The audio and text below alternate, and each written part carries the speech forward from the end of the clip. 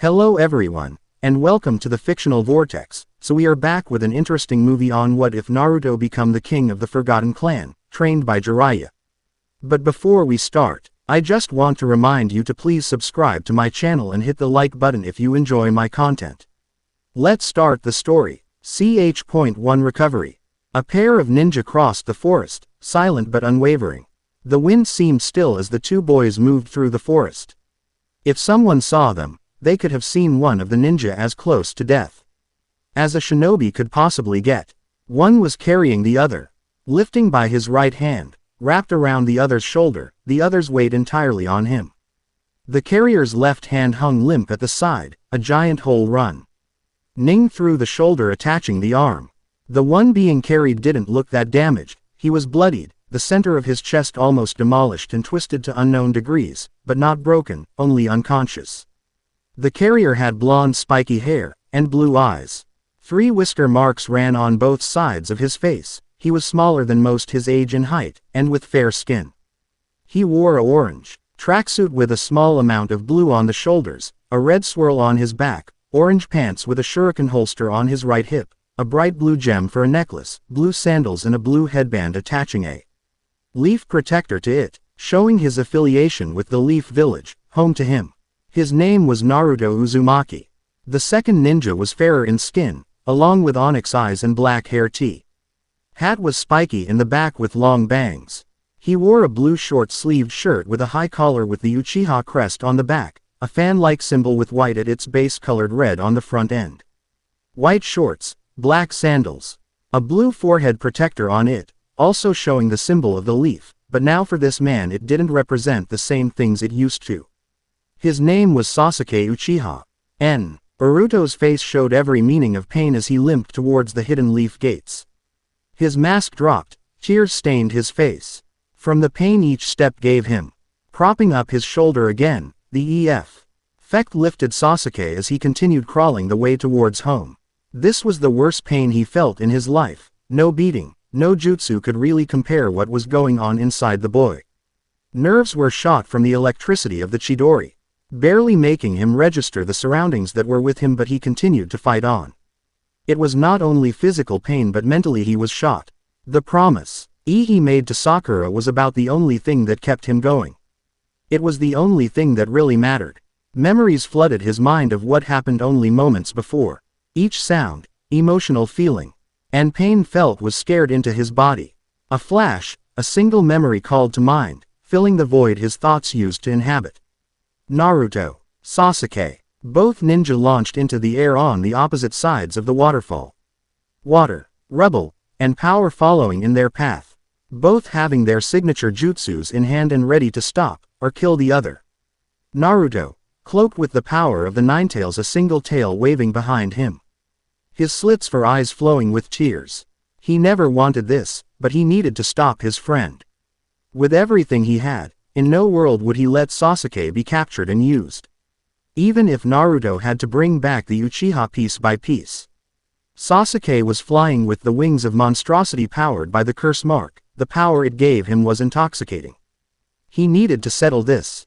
Nothing would stand in his way. No bond, no friend, would stand against him, not even Naruto.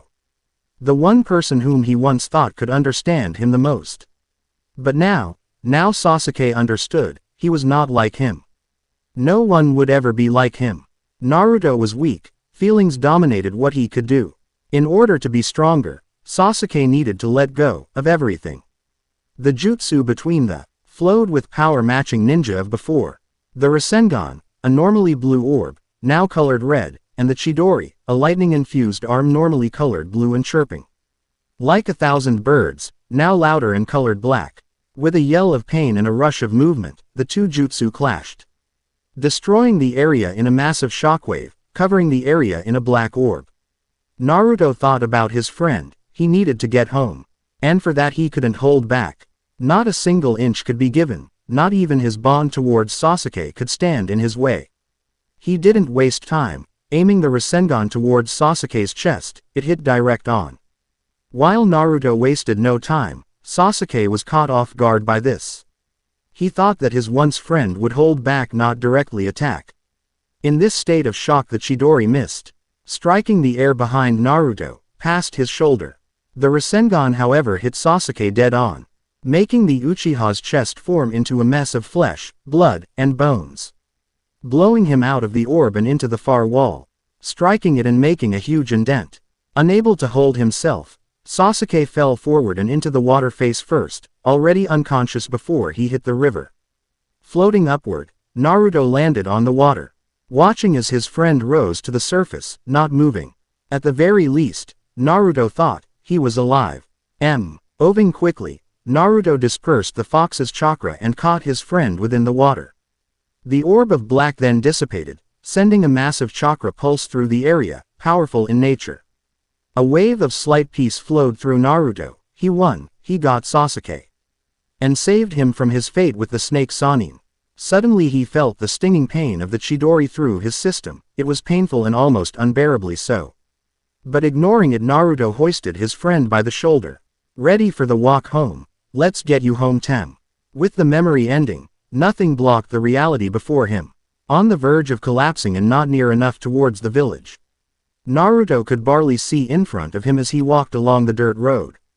As time passed, he wondered on how the others within his team did. Choji, Neji, Shikamaru, Kiba. They were strong, of that there was no doubt. But those others, the ones working for Orochimaru, they seemed different, strong, but their strength was wrong, almost artificial. At first there was hope of finding them, but as time went on, the slight search for others failed to bear fruit. Never finding the other ninja on his team, he continued, hoping the village was near and that his friends were safe. At least one ninja's hold have been sent out to search for them. It had been a while since the group left. But it did rain, and the only chakra running through Naruto's body right now was the fox's. He only hoped that Sasuke had some as well. He wasn't the smartest in the 12, but he knew the consequences of not having chakra for a period of time. Hopefully Naruto could get there in time. If anything, at least someone find them. I will save you, Tem. I will get you home. Naruto turned to his comrade and friend as he limped along. Well aware that he was knocked out, Naruto began to speak to him. You are something, you know that. I hope you can buy me enough ramen to cover this. Sasuke's finger moved as Naruto's face brightened, finally a sliver of hope for the ninja. I will get you home, I promised. And I always keep my promises. The sunlight hit him hard as it rose over the horizon, brightening the world with a golden glow. But at the same time dampening his already horrible vision. For the first time in a while, he had hope. Somehow I have a good feeling about what's to come. Naruto smiled, thinking about his welcome home party for bringing Sasuke back, and limped on. Naruto was on the verge of collapsing as he reached the gates. For some reason, no civilians were outside the gates. It almost seemed on lockdown. Not exactly surprising, since one of the Leaf's most honored ninja went on the run. The imposing wooden gates stood wide, allowing him entrance, barely keeping his eyes open as he limped towards the village through pure force of will. Someone stood in the distance, almost waiting. His face brightened when he saw Sakura standing there, waiting for him. Naruto was happy. He fulfilled his promise. Maybe she might notice me now.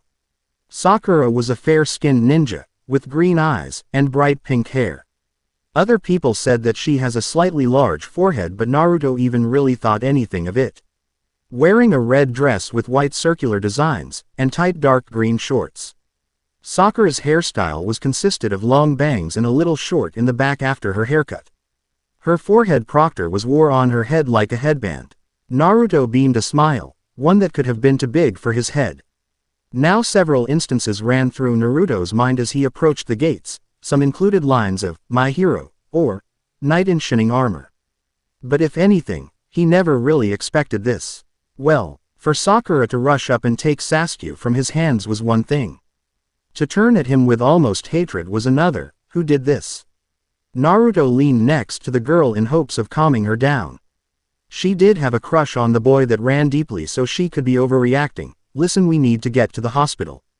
Her eyes widened again at the hole in Naruto's chest, deep and running straight through.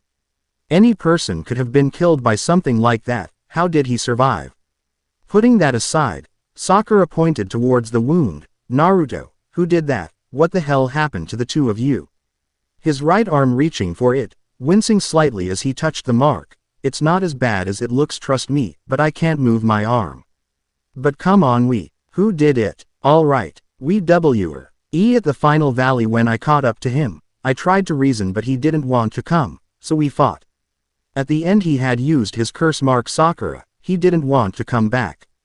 But I had to keep my promise to you, so we clashed. Sasuke did this to my chest, and I gave him a Rasengan in return. Not enough to internally damage him but enough to keep him unconscious. He stopped as Sakura's yes grew wider and wider as the story went on. Naruto could see her mind not accepting it, that she wouldn't and couldn't accept Sasuke as the bad guy. Even if it was the truth, to her it was a bold-faced lie. Nothing could replace her version of Sasuke-kun, even after the Uchiha struck her back, even after he left for the sound, even after he almost killed Naruto. It didn't make sense to the spiky-haired ninja though. How could she not see it? How could she not see his side of the story and claim that his was the only truth? He did this for her, no one else but her. Why could she not understand? Maybe if he just explained a little more it could help, but by now his vision was growing darker and his voice more tired by the second. How he wanted to sleep. Look Sakura, I can explain later but. Go away. Sakura, go away Naruto. Get away from him, you have done enough. The words stung like ice. He had pleaded for her to listen but she just couldn't understand. He guessed. No, I can take care of him. Why won't you listen to me? Why won't you ever listen to me? At this moment multiple villagers had begun to take notice of the argument. What they weren't listening to, they were piecing together themselves. Sasuke, the pride of the leaf, unconscious. The demon fox standing above him, with another ninja telling him to leave. That was all they needed. Screw the Hokage, justice was theirs finally. Nothing would stop this now. Each approached the gate with a less an imposing aura but still with a dark intent. With a slight turn of his head, Naruto saw the approaching villagers. Sensing the approaching conflict and the situation he was in, it looked bad, horrible actually. Seeing this, Naruto began raising his arms to try and defend himself. Wait a minute, this isn't what it looks like, right Sakura? The woman didn't listen, she would never listen, all she had in her mind was Sasuke. The man himself groaning at her touch. Naruto was on his own, it didn't look good either. There was at least 20 of them. An immense pain raced through him, burning straight to his nerves. Falling over, he kneeled before the approaching mob as they spoke curses at his name, so, finally decided to break. Knew you couldn't control it. I almost believed that show at the Chunin exams. How could the fool of a Hokage even believe in you? Each of these words were meaningless, but still hurt. He drew a kunai, in safety for them, he didn't want it to get out. If it did he would be the monster they claimed him to be. The kunai gleamed off the sun and the glares they gave. If he could speak Naruto would have tried to warn them, he could feel the fox brewing. It was ready but he wasn't. The last of his willpower was coming to control the fox but it was slowly breaking the barriers. Please, get back, I don't want to hurt you. Look, he is threatening us. Like he could hurt us, look at the hole in his arm. Demon, fox. The first blow to his face didn't hurt as much as it should. The second kick to his stomach, as he lay on the ground did though. Something inside of him cracked. The tears he had been holding back flowed. In the pain he reached for the form of his teammates, both of which ignored his pleas for help. Flowing into insanity, the pain didn't matter, what only did was the fact that he could feel it, he was alive. At some point he had been moved, to Kami knows where. An alley maybe. The blows came faster, no, stronger, smarter. They aimed for ribs, skull, they gorged out the hole in his chest, but he still felt pain, he was alive. He blacked out maybe twice. It didn't seem to matter, this is how he was going to die. Suddenly as the blows came, they stopped. He saw a few figures, around his height. Voices invaded his mind. Crying out for them to stop did nothing. Darkness closed in, he could feel the cold grasp of death. Naruto embraced the darkness. Until a light shined through it, he could barely make out two more figures in the dark, a man and woman. One with blonde hair, the other with red. That was when he lost consciousness, if he had any to have left. Hinata had never really been a social person. But when friend needed her, It was in her to help. Well, not really friend, she wasn't as sure he considered her one, but he was clearly distressed in any case. Talking seemed to calm the nerves though, he was always a more controlled person. Too lazy to show really any emotion besides tired. But for now, he needed friends. Naruto was gone, seemingly vanished as Kakashi returned with almost no word on the two, Sasuke included. The rest of his team was unconscious, in surgery, or worse. He had left battle with a scratch on his finger, that was one thing that hurt him the most. The fact they almost died for something he clearly survived. Returning back to reality, she was walking through the main village street with Shino, Tenten, Ino, and Shikamaru, the one in distress. Shino Aburame was one of the three on her team, besides Kiba. He was a quiet ninja, never really socializing like her and forgotten a lot, much to his dismay. But he was loyal to a fault, if he accepted you as a friend. He had pale skin, and dark hair spiking upwards. Kiba had described it as an afro, but she couldn't see it. Nothing could be said of his eyes or face. He wore dark sunglasses at all times, ing with a seriously high-collar gray coat, and his protector hanging around his forehead finished his relatively simple look. However, looks can be deceiving. Although everyone found his ability creepy, she found it quite interesting. Shino had the ability to control bugs that bred and lived within him, absorbing chakra and doing his fighting for him. Hinata thought it was cool, but somehow others couldn't see it. Tenten was also someone she didn't really talk to much. She had decided that since Lee had been sedated enough and Neji wasn't going anywhere, she would try to talk to Shikamaru in calming him down. Hinata didn't really know much about her. She was particularly upbeat in most situations and happy. She also knew that her abilities consisted of mainly ninja tools, shuriken, kunai, and the like. She had buns for her brown hair, on both right and left sides of her head. Her eyes were dark brown, her skin was fair, and her outfit was made of a pink sleeveless blouse, dark green pants. Forehead protector also on her forehead, and green sandals. Ino Yamanaka was a bit different to Hinata. A bit fangirlish, or a certain Uchiha didn't help her opinion of her. But in most cases she was with Shikamaru or Choji, she was more calm but still in the upbeat attitude. Hinata only really knew of the girl's mind transfer jutsu, but besides that she didn't really have any special abilities. She is fair-skinned with green eyes, long blonde hair that ran into one ponytail down her back with her right bangs hanging down the right side of her face. Her outfit was a purple vest-like blouse, a purple apron skirt, bandages on her stomach and legs, and finally her protector was hung around her waist as a belt. Hinata sometimes envied her looks but never said anything of it. She seemed nice when she wasn't fangirling. Shikamaru Nara, the final person in their group, was the one they were trying to console. He seemed fine but was too lazy for Hinata's standards. She had seen his fight in the Chunin exams. He was something but never seemed to apply himself. His clan's abilities allowed him to manipulate shadows. It was a certainly handy ability.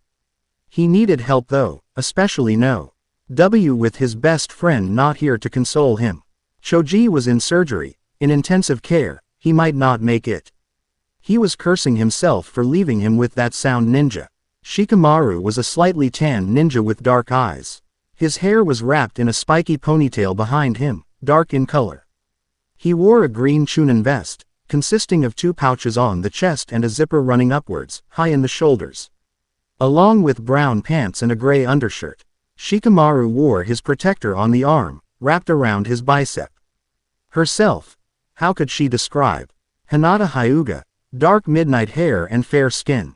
Her eyes the pure white that belonged to her special clan, with a slight touch of lavender. Her hair is short and leveled just above her forehead with chin-length stands framing her face, along with it being short in the back. Her outfit was a cream hooded jacket with a fire symbol on the upper right and left sleeves, with navy blue pants, and her protector around her neck. She was extremely shy and, like she said, unsocial.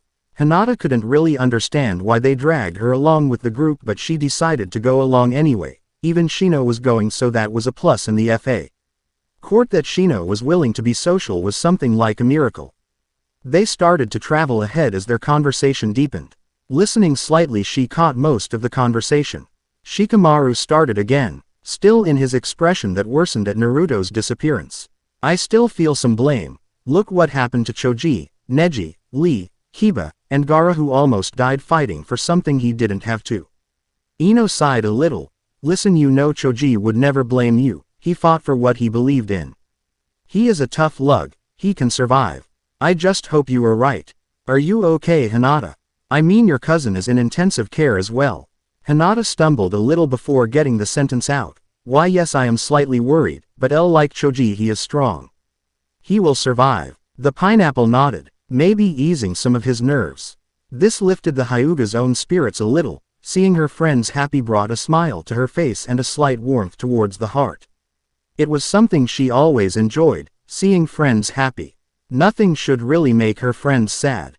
But then again, she wasn't the happiest person in the world right now. The object of her affections all but gone, but hiding her feelings slightly. And dodging the questions about the ninja. But inside, she was almost a reek. At the very least Neji was back safely, that was something to be happy about. Returning to reality, the sound of an Anbu landing woke her from the nightmare in her mind, taking the moment from them. Anbu, she never really liked them, imposing and designed to drive fear. All they wore was black leather armor with a white mask painted with the marks of a certain animal. This one depicted a cat.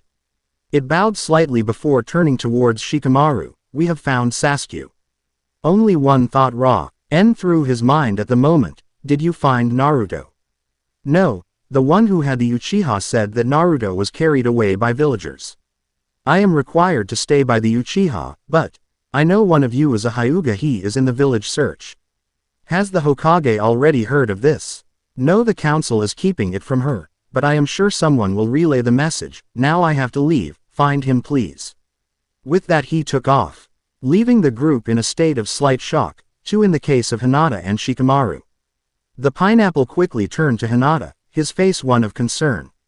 You heard the man. If he is in the village you can sense him out. Ino was turning to leave when Shikamaru already caught her. Shadow. Oh no you don't, he needs our help more than the Uchiha. The blonde sighed but accepted the position she was in as Shikamaru released her shadow. The pineapple then turned towards Hinata, giving a quick and silent command. With a quick acceptance her Byakugan blazed. Her pale eyes pulsed. With chakra and the veins around them bulged from the jutsu. Quickly looking around she spotted a familiar chakra, along with a few others that weren't so. She quickly gasped before taking off, the group she was with moments behind her. Dashing through the village, she came to stop at an alleyway, facing Naruto, bloodied, bruised, and broken, being destroyed by several villagers muttering curses at his name. Throwing punches without care or remorse. She didn't pause. She didn't wait, she only struck. The first was down by a blow to the back, her palm smashing into it, cracking bones with an audible crack. The second turned and tried to swipe at her, but as she caught his arm and pressed upwards on his elbow, breaking it, then hit his stomach with her palm, sending him flying into the wall behind them. The rest started to try and run but were stopped as their own shadows caught them, stopping and making them struggle against the restraints. The group landed then with Shikamaru, Shino, already sending a wave of bugs that encompassed them, eating away at the chakra inside them before leaving the villagers and rendering them incapacitated upon the ground. Others got a bit further but then were pinned to the walls by Shuriken and Kwani, a certain blonde and brunette smiling at them, the villagers trying to pull against the tools but failing. The final one turned, seeing as his mob left and were disposed of by children. He turned to the Hyuga and brandished a small knife. Don't make me do. That was all he could say as Hinata moved faster than he could see, and with one chop enclosed his windpipe. A collective gasp and groan of pain from the group, save for Shino, who raised an eyebrow at the strike. The man struggled for air, clawing away at his hollowed neck. But taking pity, she delivered another blow to the back of his neck again, popping out the windpipe, allowing him to draw breath, knocking him out in the process.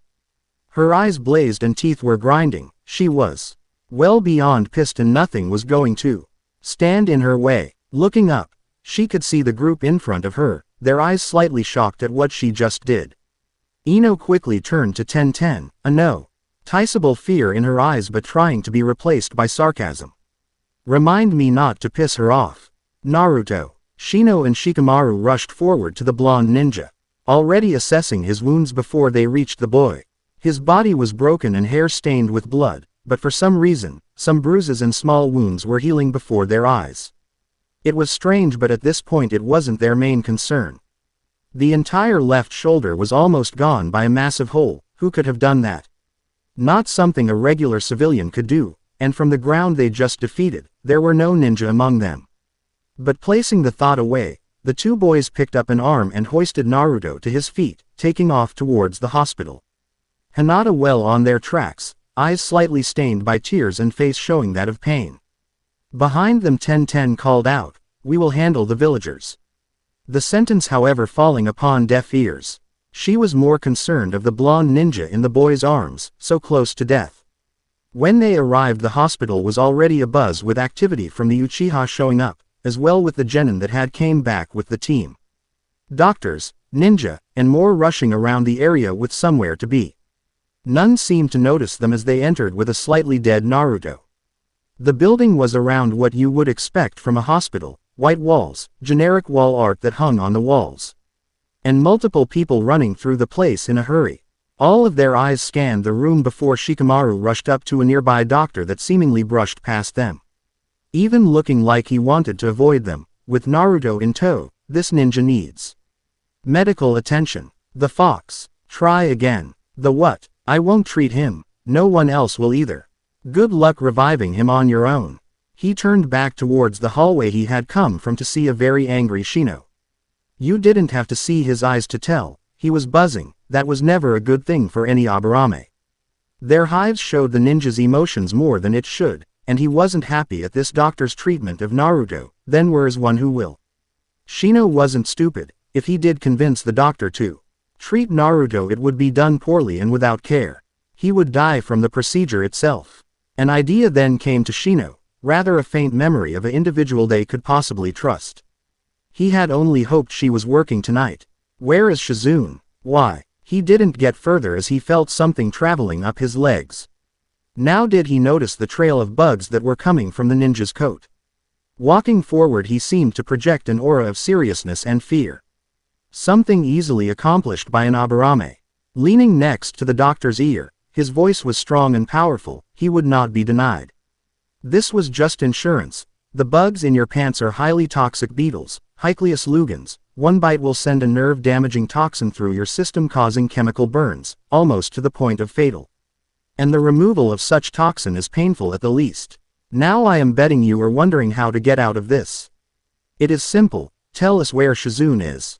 Or the literal ants in your paw. NTS will put you in a very painful state, and remember, don't say the wrong answer, they may get a little jumpy. Hinata didn't know if Shino was joking, he never joked. Then again, she shouldn't judge. She did almost kill a man. Well, he would heal. Nothing important was broken, except his dignity. But still it felt exhilarating. Sure, she shouldn't do it in the first place, but in protecting Naruto she had to do it.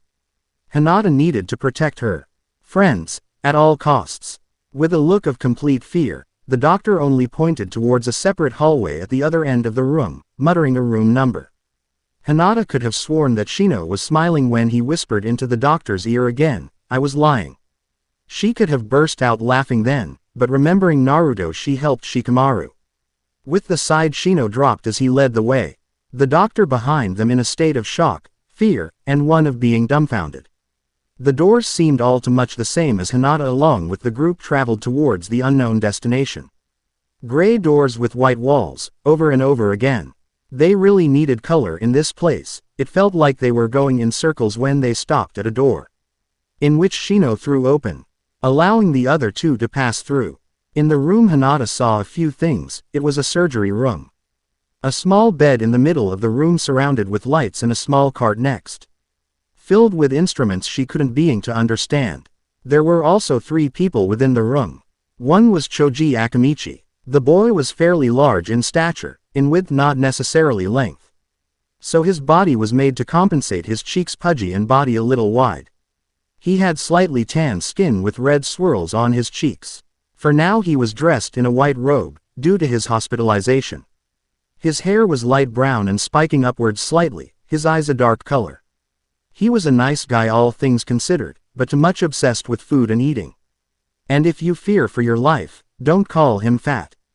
The second one was Shizune herself. Fair-skinned, black eyes and hair, styled straight and shoulder length with bangs that cover her ears. She seemed to be wearing her regular outfit. A long black dress that ran down to her legs with white open-toed sandals. She seemed all right, extremely close to Tsunade, the Hokage, almost like a protege in some cases. The final one was the Hokage herself, Tsunade. The leader of the village, an exceptional ninja as well as a healer. She was a light-skinned woman with brown eyes and straight, blonde hair that is tied into two loose ponytails reaching her back. Along with that she was a violet rhombus mark on her forehead. As much as Hinata dislikes talking about it, the Hokage has a rather large bust to match with a slender figure. Shizune she was wearing her normal outfit, a gray blouse with no sleeves, a grass green long jacket with no hood, dark blue pants, and open-toed sandals with high heels. As they entered the room it seemed as if Choji was getting a checkup. Well, until they walked into the room where all of their eyes stared at Naruto with fear for his life. Tsunade quickly turned to Choji who already promptly got off the table allowing Naruto to be placed upon. The woman turned to the group who brought him in. I will do all I can for now, I will ask questions later, wait outside. It had taken a while to explain what had happened to Choji. And each detail drove more anger and sadness into the boy. He had been munching on a bag of potato chips but put them away after the story had been told. Hinata didn't really blame him, she too was angry, scared, and fearful for what would happen to the young blonde. All of them waited outside for a while, minutes turned into hours, and the hours kept moving on. Eventually it became dark outside, the moon shining brightly against the sky. The stars however were missing, blocked by darkened clouds. Ino left, being called away by her father having to go home. 10-10-2 left, but having to check on Neji and Lee. Shino detested when an Aburame stated his father had called for him, but with a nod from Hinata he left as well. Next was Choji, having Ing called away by other doctors who needed to check on him, them having to literally pull the boy out of his seat. Leaving only Shikamaru and Hinata. No words were spoken, they both knew the risks he had.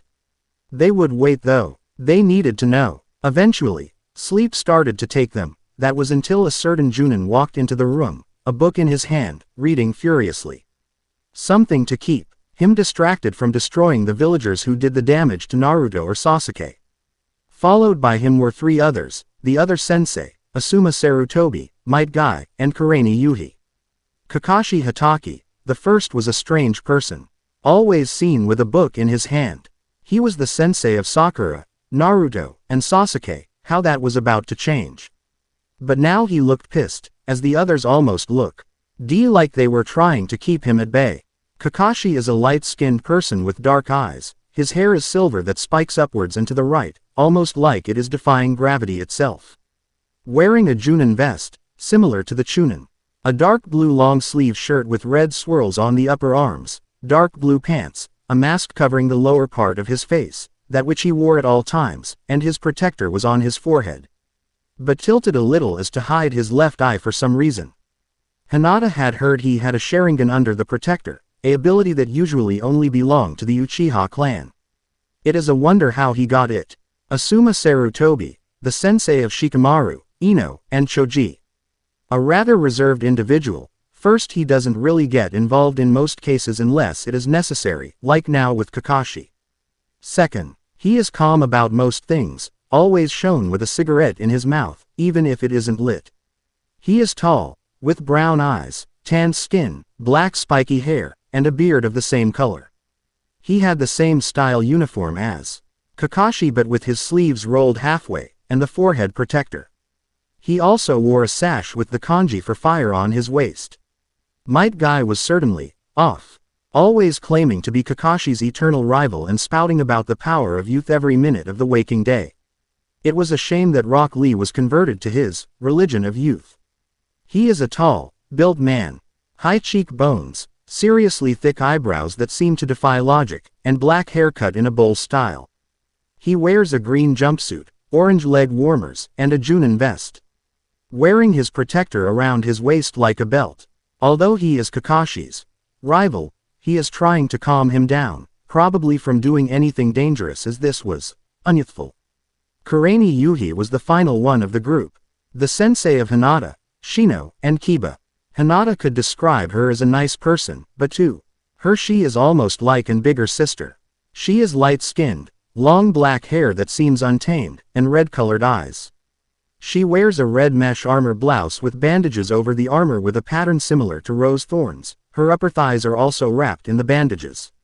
The group of Junin stopped at the duo. Kakashi was the first to turn to them. Fear, anger, and more within his eye. The pained expression on his face was only matched by the pain within the voice. Where is he?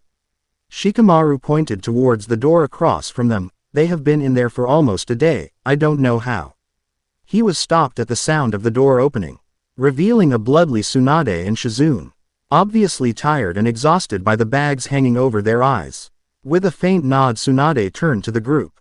A smile across her face, not even forced. He will be fine, the kid is strong. He survived for that long is still a feat in itself. Can we see him? Kakashi, calm down. I know. I missed him. As I checked every inch of the forest, I missed them both. How could I? I have no idea how I did, but this is on me. If I did find them, he wouldn't. Enough, Kakashi. He will be fine. If you want to, you can wait till he regains consciousness, but it won't be for a few days at the most. So I would advise that all of you go home. With a small grumble, Kakashi promptly sat down by the door and began to read at a furious pace. No one really wanted to even talk to him at this point. It looked like he was on the verge of exploding. Except for one, Might Guy, who sat next to his rival with an almost saddened look. He began to meditate. This was to be expected. The two were not usually able to be separated. Tsunade sighed at the two and looked over to her student. The woman next to her was in the same state that she was in. They both had worked through the night, feeling the saint rain of sleep coming to them and the need for a drink. Come on, let's go, Shizune. With a quick nod, the duo left across the hall. Probably to the next patient. Asuma was the first to turn to Shikamaru. He noticed that the man's cigarette wasn't lit. Possibly for this being a hospital. Come on, Shikamaru, I'll walk you home. There was no fight left within him. Standing up, he gave a small wave to RDS Hinata before leaving with his sensei, into the hallway where Tsunade went. Kurenai then turned to Hinata. The girl already looked out of it, barely even paying attention that her sensei was here. Putting a hand under Hinata's legs and one behind her back, Kurenai picked her up, the small girl already sounding like she was asleep.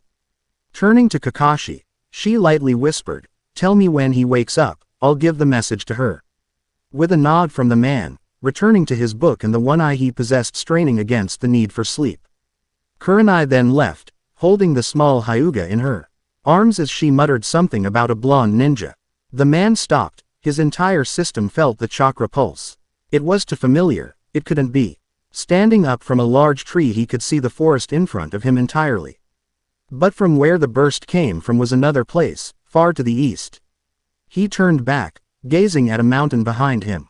It stood imposing in the land of green. The tall and wide, it was the only one of its kind within a few thousand miles. Would they allow him to go? I mean, feeling that chakra was not just a coincidence, and if he brought him back, maybe he could help. It was midday by now, and he had no supplies, and it would take about a day before he could reach the place, but he would be damned if he was kept away. With the faintest decision, he leapt from the branch and towards the chakra signature. His feet already blazing, from the amount of force he was driving into them. The sun shined above, cloudless. He smiled to himself. Naruto, finally.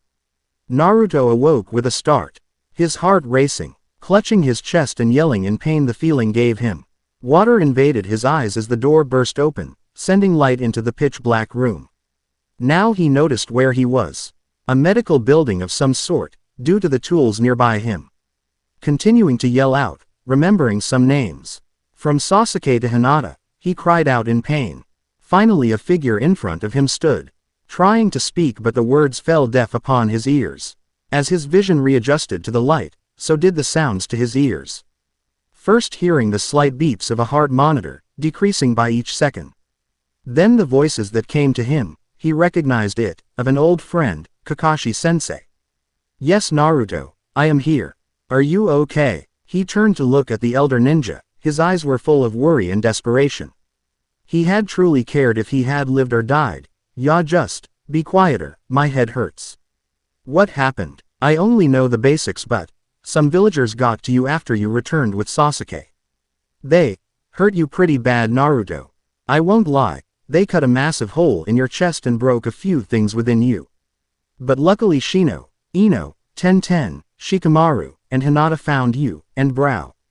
GHT you here where you were treated by Tsunade and Shizune. They were lucky to get to you, that hole would have killed you if it sat any longer.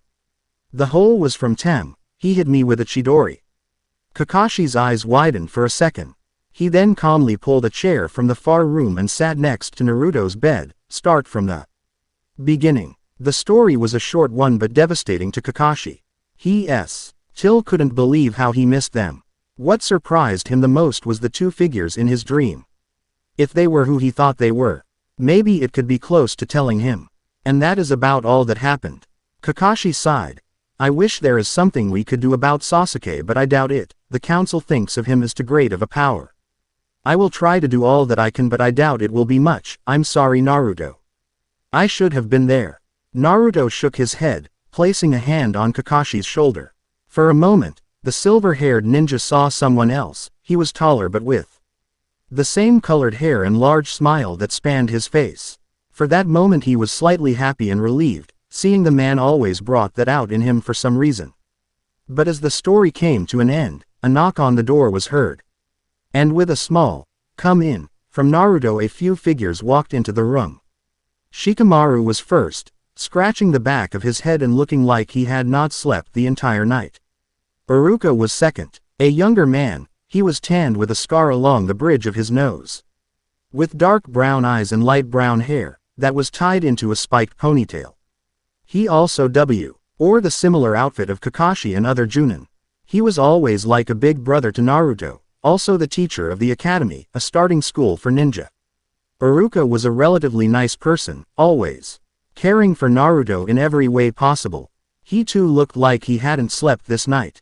Hinata was the last. Her eyes, however, were a bit bloodshot for some reason.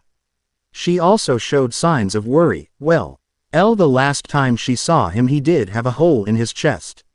That tends to bring worry in some people's eyes. Naruto scratched the back of his head a little as Might Guide entered the room. I tried to get the others, Kakashi, but they were all busy and promised to be by soon. Good to see you again, Naruto. I see youth has failed to leave you so soon. A smile graced Naruto's face as Might Guy drew his nice guy pose, one thumb up and a huge smile on his face, his teeth almost gleaming from light. The others, however, missed this pose as Shikamaru next spoke, his voice slightly heavy. I'm sorry, Naruto, I should have been there. It's all right, Shikamaru, there is nothing you could have done. I am just lucky enough I got Sasuke back. A small laugh escaped him. Just don't go getting another hole in your chest again and you should be fine. By the way, thanks Tsunade for your quick treatment. Actually, from what Kakashi-sensei told me, I should be thanking the both of you, along with the others. Hinata grew slightly red at this and Shikamaru nodded as Naruto continued, by the way, how is everyone else? Iruka spoke next. Everyone else is fine, or in a stable condition. Kiba suffered some major cuts, Neji as well. Choji was chakra exhaustion, but you saw him perfectly fine. Lee is also almost done recovering. The boy really knows how to bounce back from almost any injury. I am more worried about you, Naruto. Are you alright? Yeah, like I will be defeated, believe it. I am not talking physically, Naruto. First fighting Sasuke, then being attacked by them. Are you alright? Naruto nodded. Ed a slight trace of venom at the word them, but nodded anyway. He was fine, although it did hurt a lot. He would recover, as he always had. Don't worry, it's not the first time I got attacked by villagers. The room suddenly grew dark at the sentence, no one really wanting to speak. A sigh escaped the pineapple at a faint memory. Listen. Naruto, I'm sorry. Apparently I have a mission with the rest of my team. I need to go. Good to see you are alright, I'll be back later. Iruka then cut in, scratching the back of his head and shrugging slightly. I need to go as well. I dropped the lesson today. To come here and I doubt parents are happy. I will try to come by later. Alright, the two Junin as well began to head towards the exit, Might Guy speaking for the both of them. We need to head out as well, ninja do not rest. And I still need my next rematch with Kakashi. You're not getting one today. Oh come on Kakashi, just race me around the village, just once. Cut it out. The door abruptly slamming behind the two of them. The last image of them to Naruto was of Might Guy grabbing onto Kakashi's leg, begging for the rematch he always wanted. With Shikamaru and Iruka staring at the two as if they were complete idiots. Which they probably were in all cases. Hearing a slight laugh he turned to his side, seeing Hinata in the chair Kakashi had left. A sudden need struck his mentality, the walls seemed to be closing in. The feeling of needing to feel the sun against his skin. Facing Hinata, a small smile graced his face. So Hinata, wanna get out of here? She probably couldn't have fainted faster. Seeing the village in his sights, the man slowed down, feeling his chakra almost drain entirely. For a moment he began to take a look at the village. It was roughly the size of his homeland, maybe larger. The mountain is where his attention was drawn the most though into the head of the fourth, Minato. His eyes stopped, feeling the air leave him. Putting his head down, a silent prayer was spoken by the man. Then, collecting himself, he proceeded through the village. Towards the boy he had been searching for. Team 10 walked slowly towards the gates of the village, each step slightly heavy. Choji had been cleared for missions yesterday, his chakra coming back from the amazing amounts of food he had digested. Thank his clan for processing food into chakra. Two of them were slightly still sad for Naruto, while one was less so. It wasn't that Ino didn't like the guy, just that she liked Sasuke more. She wasn't heartless for that, right? Shikamaru still couldn't help but feel slightly guilty for what had happened. While Choji still had trouble digesting that Naruto was able to bring Sasuke back, not that he didn't have faith but he wasn't the strongest of the genin in Konoha. They walked in strange but comfortable silence towards the gates, till a man slightly running through the village ran into Ino while rounding a corner, causing the young girl to fall upon the ground. A small intake of air came from the man at the contact, shaking his head slightly. Oh, my bad. Quickly sticking his hand out, Ino accepted bringing her to her feet. The trio quickly assessed the man. He was exceptionally tall with a slightly muscular build, with bright red hair laying messy and flat on his head, thick and wild in nature. Black long-sleeve shirt, silver armor chest piece over it with red swirls on both shoulders and his chest, solid black armor leggings. His eyes were a piercing pure blue, slightly tan, and a scar along his cheek colored a lighter shade than the rest of his face. One major thing though was a crimson sword at his side, without a sheath allowing it to be seen. The blade was made for battle but yet had a beauty to it. It was around 3.5 feet in length, possibly longer. The sword was also curved slightly. Its guard was also star-like, with 4 points, one for each side, made for catching blades, but unlike a regular katana it was sharp on both edges and came to a point, not cutting off. Its crimson glow was almost unnatural, it radiated power. The man had an air of confidence and pride around him, but a good aura. His chakra level was also nothing to scoff at. Matching probably Asuma Sensei's, even greater maybe, but no one can really be stronger than him, right? He turned to Shikamaru, noticing the vest he had on as a sign of high rank. I am sorry if I am distracting you, but do you know a Naruto Uzumaki, or where he might be preferably? Yes, I do know him, but why do you want to see him? The man's eyes seemed to light up, and his mood improved to a happier one. I need to talk to him about his stay in the Leaf. What? Sorry, or rather I am here to ask him about what has happened since I was gone. I am an old friend. Does he know you? No, but I am an old friend of his parents. Shikamaru noticed a slight change in his voice. Maybe one of sadness. Should he tell this man? It is not like people are rushing up saying that they know Naruto's parents. If what he said was true, then this might be one of the greatest things to happen to Naruto. Shikamaru needed to know if he was telling the truth, and with the looks his team had, they were wondering the same thing he was. Turning back to him, Shikamaru's expression turned to one of complete seriousness. Are you lying? You're a Nara, aren't you? You should be able to tell me. He was true. Shikamaru could see if he was lying, but it didn't look like he was. His pupils didn't dilate, his heart rate didn't increase, nor did his state of breathing. This man, whoever he was, did know Naruto's parents. What are your intentions with him? To at the very least talk to him, but if all goes well I would like to give him a gift. I am not going to hurt the kid, you make it sound as if I would. Quote. The man still wasn't lying, and this made Shikamaru a little irritated. No one knew Naruto's parents, at least no one claimed. Kami, this was getting troublesome. If he isn't lying then just send him on his way, he is at the hospital, and by the way, what is your name? The man turned towards the center of the village, an alleyway behind the trio. Call me Kenshi. With that the man took off towards the center of the village, leaving Shikamaru in a very confused state. Why do I got the feeling he is going to be troublesome? Kenshi quickly saw his destination after talking to the three ninja. A fairly large building surrounded by a fence. Taking a deep breath he entered the building as smelling pain, medication, and death. Taking this all in for a moment, breathing it in. Kami, how he loved this smell. With a slight sigh a small pill was produced from his pocket, entirely black in color and small. With a slight crunch and tightening of his face the pill was chewed and swallowed. How he hated doing that. Entering the building the white overtook him in an instant, the absence of color showing out more than anything. The building was also oddly empty, strange for a hospital. In any case, it wasn't his problem, only one person was on his mind right now. Looking forward, his vision saw a woman at the front desk gazing in his direction, a bit strangely actually, but having to start somewhere he approached the desk, a slight smile on his face. Excuse me. Can I please see Uzumaki Naruto? She scoffed and smiled at him, irritating the man more than anything. What do you want to see that demon for, handsome? Before she could even react she saw a crimson-red blade at her throat, already cutting the skin of her neck. Room, now. Chapter 2. Ch.2 Finding Naruto. Kenshi rushed through the hospital furiously, stepping with increased aggression and anger from each passing thought. I can't believe what she told me. They treated him like trash all his life and all he ever did was help them. When Cage hears about this, hell is going to be unleashed. The nurses and staff that ran into him immediately backed off from the killer intent he was giving off. Each cowering like ants before the man.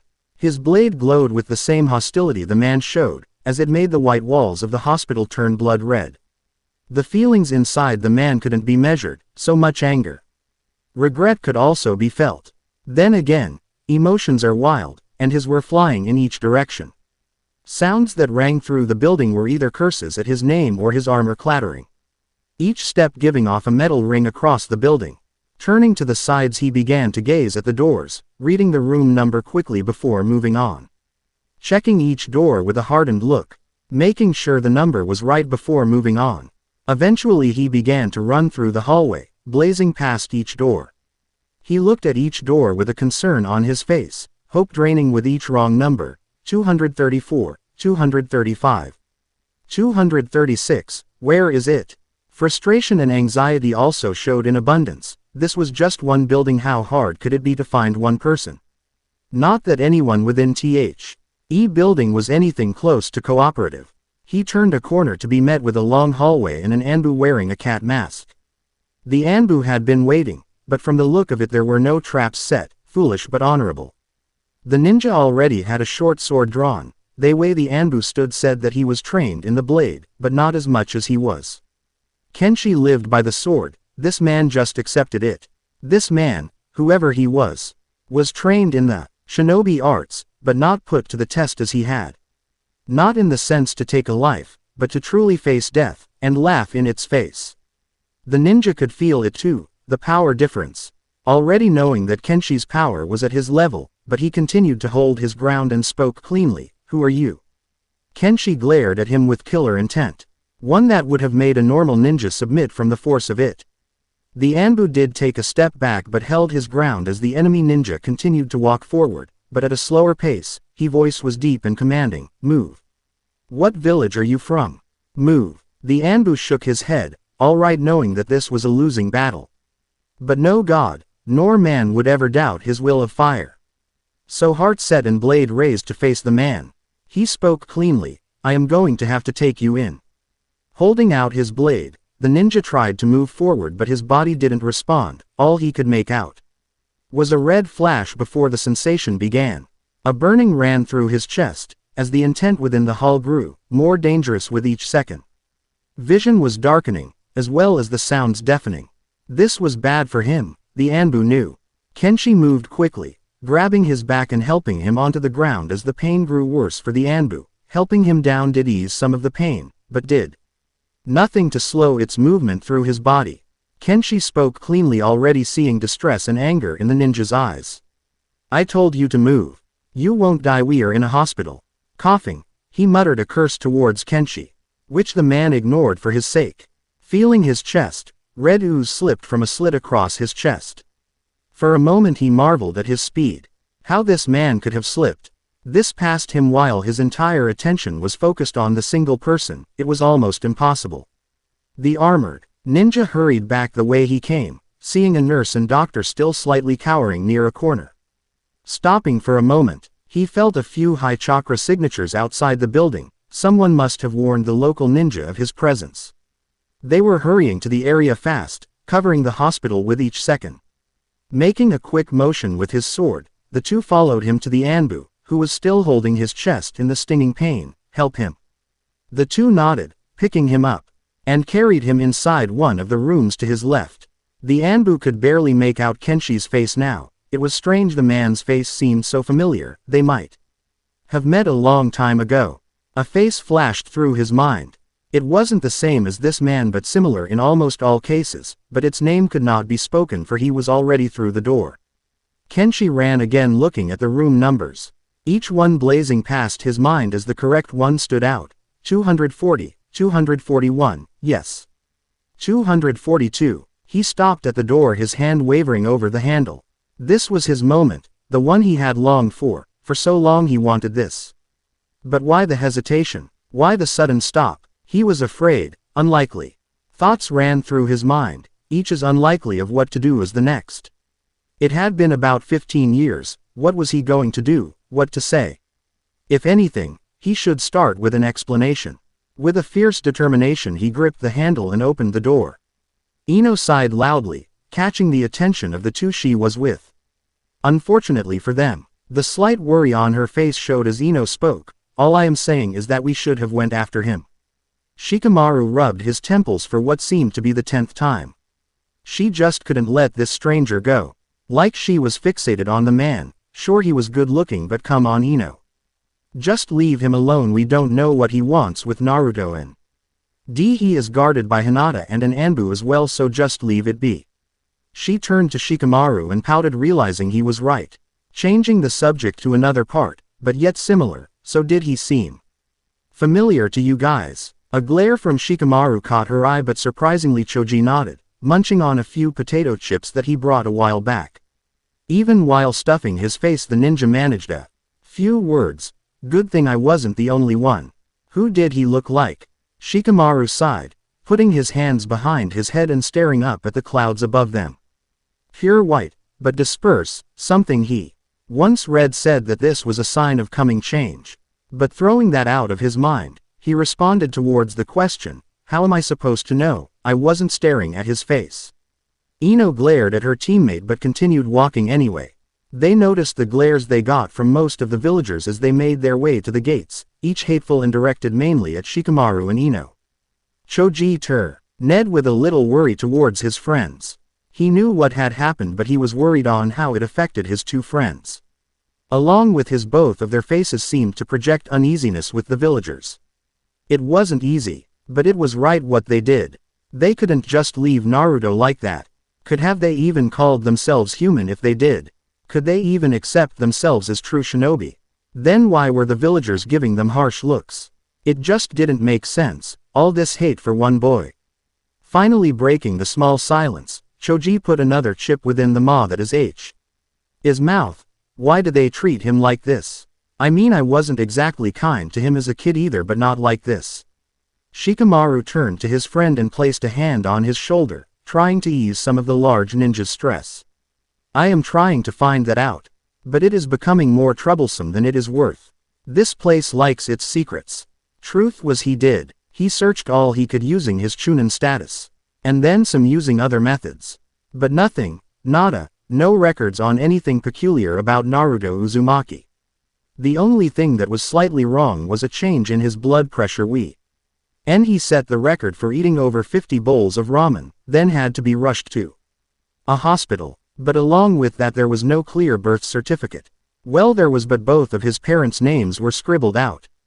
Then cast over with genjutsu, which Shikamaru had found out that they were fake names.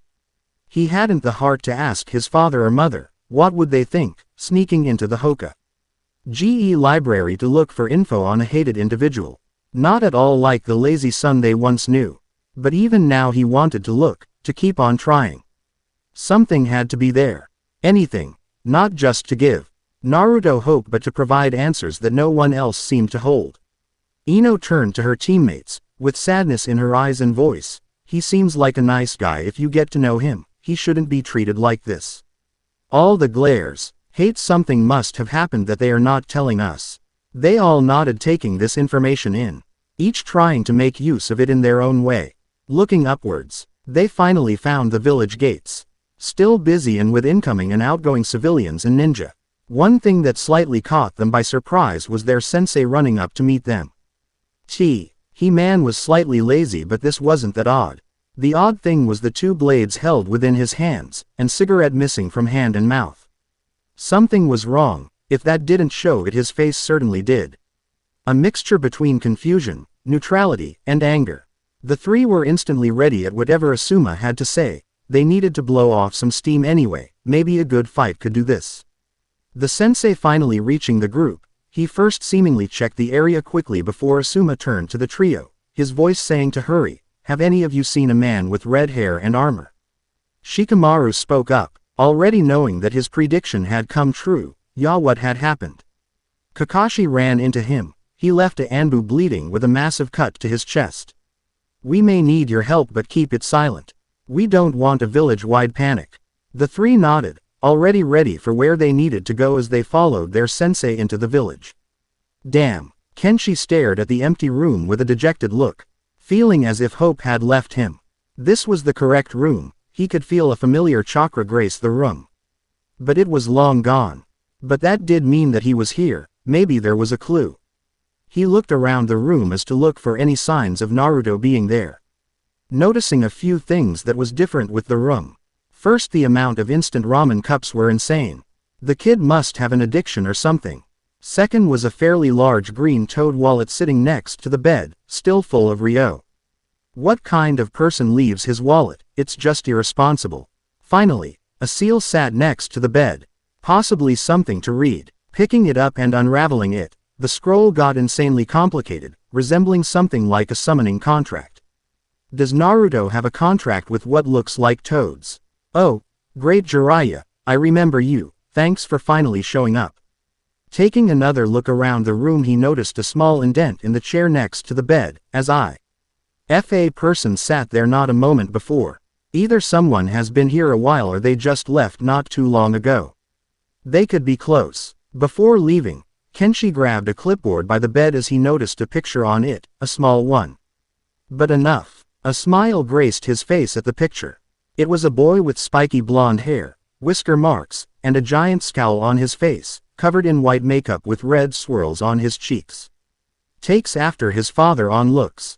But I highly doubt the white is natural. Well, if in any case it is better than nothing. Maybe a few people can see through this mess and show me the right way towards him. Quickly tearing the picture out of the medical report and headed out the door, quietly closing it behind him. Continuing to look at the picture, he smiled, feeling as if he had finally done his duty. Nothing could ruin this moment, well until a voice spoke in reality, "Hello." Kenshi turned around to be met with a peculiar-looking man. Gravity-defying silver hair, a small book in his right hand. Angled headband. In an instant he was recognized. This ninja was famous in more lands than just this one. This man has been on the bingo book more than once. Maybe he can help. Kakashi of the Sharingan Eye. Am I right? Kakashi nodded as Kenshi held out the picture. Have you seen this boy recently? Kakashi made a quick mental note that he was searching for Naruto. He had encountered the injured Anbu a few rooms back. knowing that this man was fast, extremely fast to get past Tenzo and majorly injure him. Several thoughts on why he wanted Naruto raced through his mind, but one stood out, the fox. But if anything, it was his duty to not let this man get to him. If not for being a sensei, then for not being there, when he should have. Placing the book away in his pocket, Kakashi already figured that his full attention would need to be on this one. I don't know, but you are coming with me. Kakashi's own face turned at Kenshi's turning tone of confusion, as if he had done something wrong. Excuse me. He readied his Sharingan, holding his left hand at the base of his protector, ready to lift it at a moment's notice. Kakashi's voice was calm, but his aura was not. He could quickly feel this man's chakra becoming increasingly dark, as much as it already was. You assaulted a Anbu member, and for that you need to be brought before the Hokage for punishment. Kenshi held up his hands apologetically, shrugging and giving a grin that seemed too big for his head. He attacked me first. But anyway, I don't have time for this, so, bye. Kakashi activated his Sharingan as Kenshi glowed for a moment and disappeared before his eyes, not even vanishing within a smoke ball, almost in a flash of red. This was becoming bad. If he had an ability to transport himself, almost like the fourth, he could become dangerous if he wasn't already. He needed to warn Naruto. He should need to know that this man may be coming for him. Putting his Sharingan away within his protector, he headed for the exit to the hospital, hoping to find Naruto before this man did. Naruto walked through this village now out of his hospital robe and back in his jumpsuit. How he loved the orange. True, sore was the lightest feeling he had, but it was great not being in a room covered with white and only his summoning contract to read. He turned to the two behind him, one pressing her fingers together, the other walking on a leg brace and smiling as well with glee. Naruto didn't know how Lee had managed to get out of the hospital without the doctors noticing, but here he was. Rock Lee, a nice guy if you forget that he is a spitting image of Might Guy. Naruto could bet he was his secret father or something. But he was a fair-skinned person, black hair cut in the bowl shape like Guy's, massive black squares for eyebrows, and huge onyx eyes. He wore at all times a green jumpsuit, with orange leg warmer that hid a surprising amount of weights inside them. His protector was also fashioned around his waist like a belt. The only arguable difference between the two outfits are the bandages that Lee wears around his hands and wrists. Naruto first turned to Hinata, giving her a large smile. Hinata-chan, you don't know how much I wanted to get out of that place. She smiled while walking with him. After some arguing on Naruto's part, they were able to walk around the village without being in trouble. The girl at first was seriously worried about the condition Naruto was in, but he had healed at a ridiculous rate. Only a day and his chakra levels were back to normal, and almost all injuries were either minor or gone completely. Of course, Naruto knew the reason why this was, but failed to divulge the information. He only hoped to keep it secret for a while longer. Hinata blew shed as she watched the sun hit her crush's face. It seemed to give him an unnatural glow. It wasn't fair. Naruto turned back to her, with a small amount of worry in his eyes. You alright, Hinata-chan? You look really red. In other cases this is when she would have ran for cover, but he need her now. She knew that. No, Naruto-kun, I am fine. What about you? Bushy brows holding up. Lee smiled, the sun hitting his teeth, giving it almost a gleaming look. Of course, Naruto-kun, I couldn't be better. They were about to reset my leg today, and as much as I would love to get back onto the field, that would involve them giving me morphine or some type of shot. I don't like needles. Are you sure? It doesn't sound like they would need to do that. I am taking no chances with needles. And you know what happens when I get well woozy. Naruto nodded, hearing the stories on how Lee defeated the ninja that could use bones for weapons.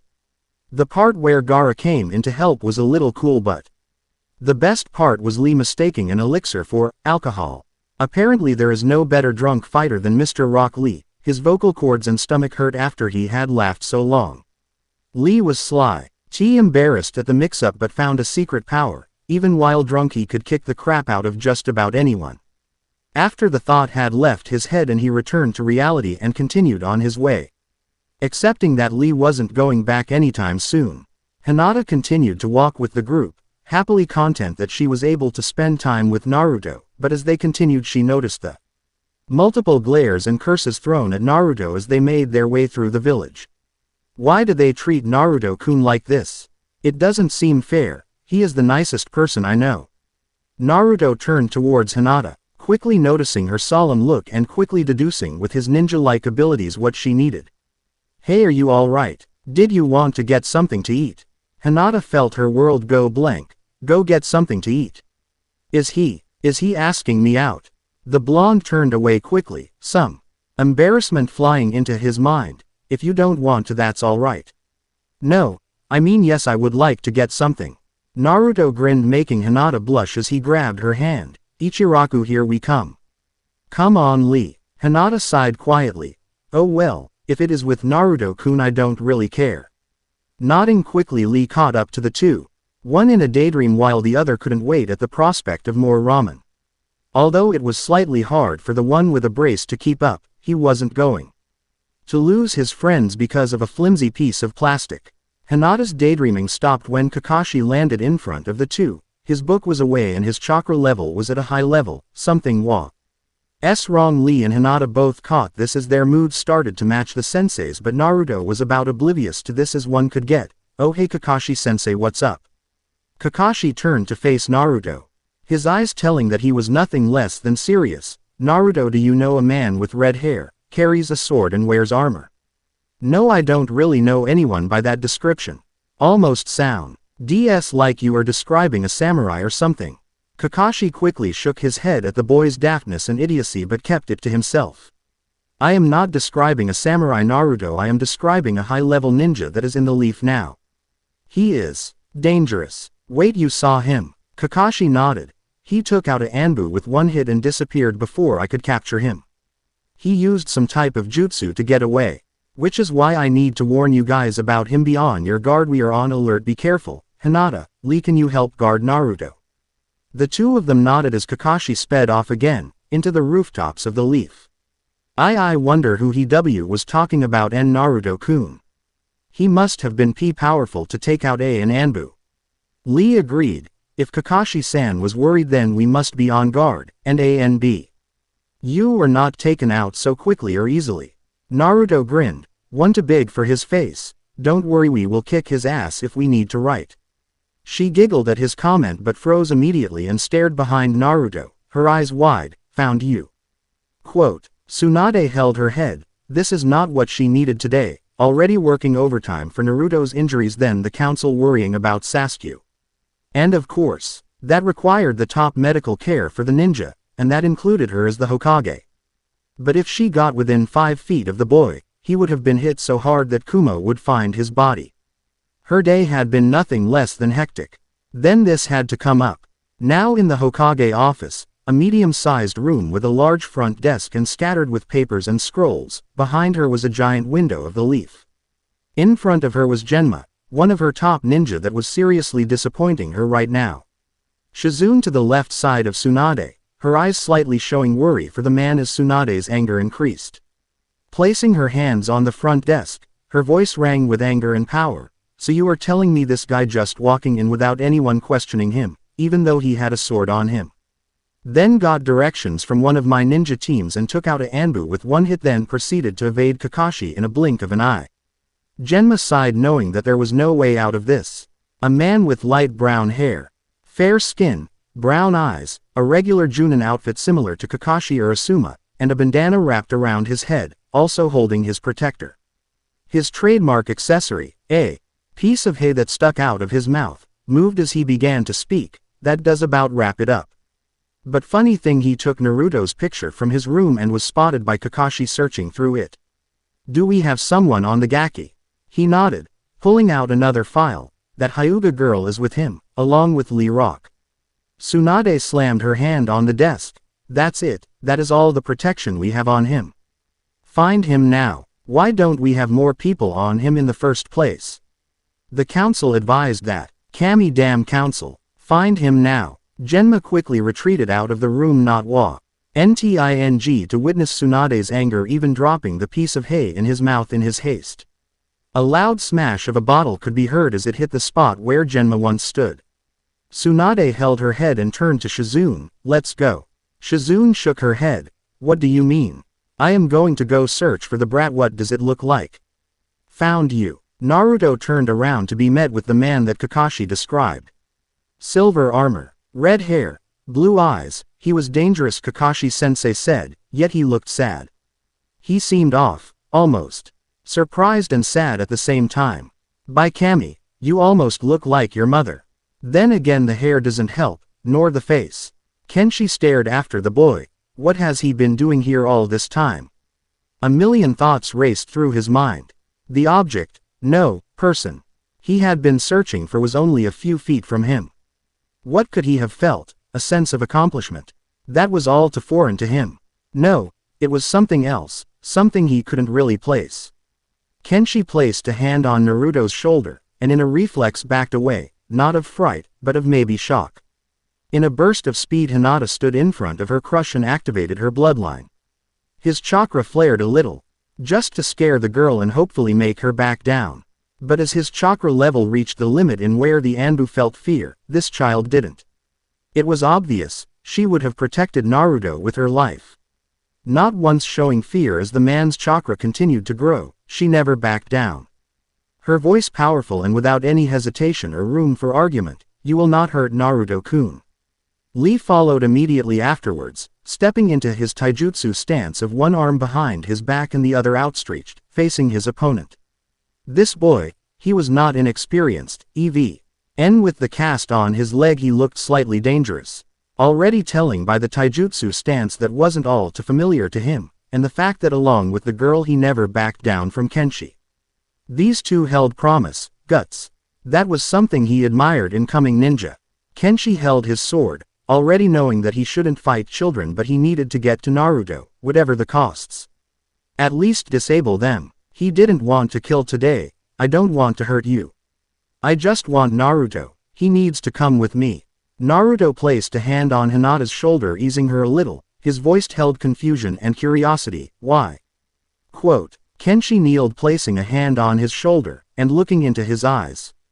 It was a funny thing for Naruto. He could have sworn that this guy's eyes were the same as his if you looked closely. That was pretty weird. The man spoke again. This time his tone was calmer, more understanding. What did they tell you of your family? Why should I tell you?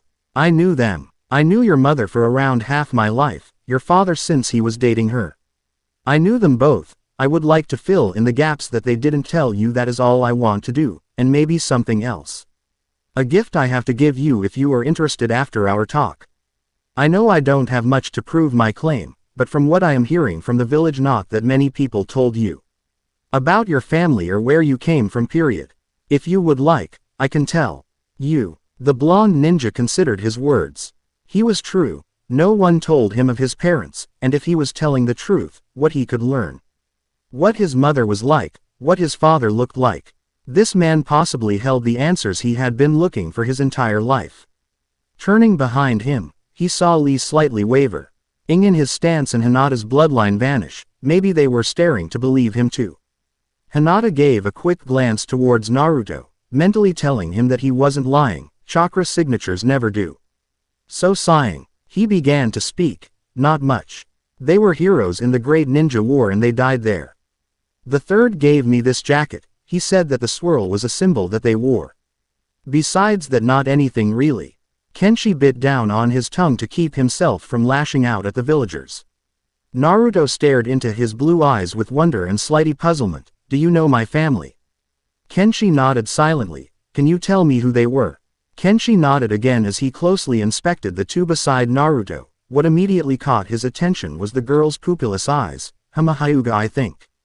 By the way she protected Naruto, she seems to have some type of relationship with him.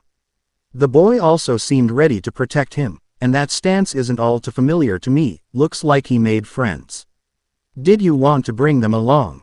Naruto turned to Hinata as she blushed a little and tried to hide herself, and Lee now out of his stance. Yeah, they are my friends and I trust them both, almost with my life.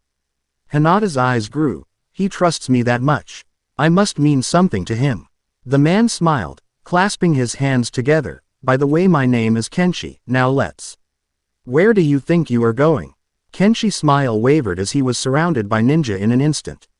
Some were the team he met a while ago, Kakashi, and the person he was sure was Hokage, due by the nature of her voice and the way others seemed to group around her, also those kids that he met in the front of the village, great. Others were there but it didn't matter. The villagers that were in the area quickly ran away from the impending battle, not wanting to be caught in the crossfire. Kenshi had hoped that he wouldn't have to fight, but if he had to, nothing would stand in his way. He stood up, slowly unsheathing his blade as the sun hit the blade, making look even more deadly, the metal ringing across the street. His chakra also changed, it was powerful. Now, matching Tsunade at this rate, Naruto comes with me. Fear shot through Tsunade's body as she stood her ground. His chakra is insane, but I will not let this happen. Tsunade stood in front of the man, her eyes showing pride and confidence, over my dead body. The joking aura was gone from Kenshi's form as he spoke the next sentence. That can be arranged. As he brought his crimson sword up for attack, Naruto gripped Kenshi's arm. Stop, don't hurt them. Kenshi nodded. As much as he wanted to cut into these people, for ruining his life, he put away his sword. The others didn't, however. They knew the man could be dangerous and kept up their defensive stances, ready to strike, but the man seemed to listen to Naruto, for now, but for whatever reason it escaped them. Shikamaru sighed. Good thing Naruto calmed him down. His chakra level was beyond the Hokage's and he didn't even start fighting yet. If he actually got serious, I'm not sure if even the all of us together could have beaten him. Naruto turned to Tsunade with a sadness in his eyes. He knows who my parents were. To say the ninja were shocked was an understatement. Kakashi slowly put down his hand that held his Sharingan. He knew who Minato sensei was. How? Tsunade turned to him with the same shocked expression as the others around her. How? My full name is Kenshi Uzumaki. Chapter 3. Ch.3 Truth. To say that the new Uzumaki was a shock was a bit of an understatement. The clan itself had been thought dead for years, with Kushina and few others as the only survivors. If what this man claimed is true, then a whole other ninja society had been hidden from them for all these years. A powerful one at that. The Uzumaki clan was destroyed for a reason, how powerful they were in the Shinobi World War. But now that the clan has resurfaced, how will they have been forgotten? Immediately after Kenshi said those words, a meeting had been called of the council, and under Kenshi's request any and all friends and people who at least cared for the boy were to attend the meeting. So along with the council was the Konoha 12, including Sakura, Iruka, Jiraiya, and the rest of the Junin sensei. The only ones in the room at the moment though were Kenshi and the council members, each staring at the man with a curious intent. Every test had been administered, DNA comparisons, chakra levels, everything. This man had told that he was an Uzumaki. Special jutsus were also cast to tell if he was lying. None were being set off as of yet, and none would be. Tsunade could already tell of that. Kenshi was glad, however, that at least Jiraiya was here. Someone he could slightly count on if what Minato said was true about him. The room was fairly large, with a large curved desk that sat the leaders of Konoha, the ninja authority to the right of the Hokage and the civilian to the left. Kenshi stood in front of them as if he was on trial, crossing his arms and showing dominance over most ninja. The armored ninja recognized few people in the council: Hiyashi Hyuga, Sum Inuzuka, Shibi Aburame, Choza Akamichi, Inoichi Yamanaka, and Shikaku Nara. Each of these people were powerful in their own right, and had considerable sway over the civilian council. However, he couldn't care less. Hiyashi Hyuga, the leader of the Hyuga clan, father to the one Hyuga he had the pleasure of talking to earlier. Unlike his daughter, his face looks a bit more stoic in nature, almost like the life was taken from it long ago. He is slightly pale, long black hair that reaches his back, pale eyes like the rest of his clan, strong facial features and a built-in scowl on his face. The man wore a simple white loose-fitting robe that reached his feet with a dark brown jacket, along with brown sandals. Sum Inuzuka, the leader of the Inuzuka clan, Mother Toa's son Kiba if Kenshi thought correctly. She has long, spiky, untamed brown hair, brown eyes with vertical slit-like pupils, and elongated teeth and nails. She also has the clan fang markings over her eyes and cheeks in a dark purple. Wearing the standard outfit of the leaf, similar to Kakashi. Shibi Aburame, father to Shino, leader of the Aburame clan. Along with the other members of his clan, his eyes are hidden with dark glasses. His featuring a tassel that hangs down one side. Slightly tanned skin, short, spiky black hair and a mustache. He wears a high-collared pale, hooded cloak with a small gourd on his back. Possibly filled with more of his clan's bugs. He has underneath said cloak a high-collar black jacket with similarly colored pants and ninja sandals. Choza Akamichi, leader of the Akamichi clan, father to Choji. Part of the Ino-Shika Cho trio, famous for their battle tactics and strength. Long, red hair, purple marks on his cheeks, his eye color unknown since they seem closed most of the time. He wears a samurai-like outfit with a black suit with a silver armor chest plate, a giant kanji for food on the front of it. Along with a rope belt, hand guards, and a large bandana tied around his head. Along with a pair of silver, hooped earrings.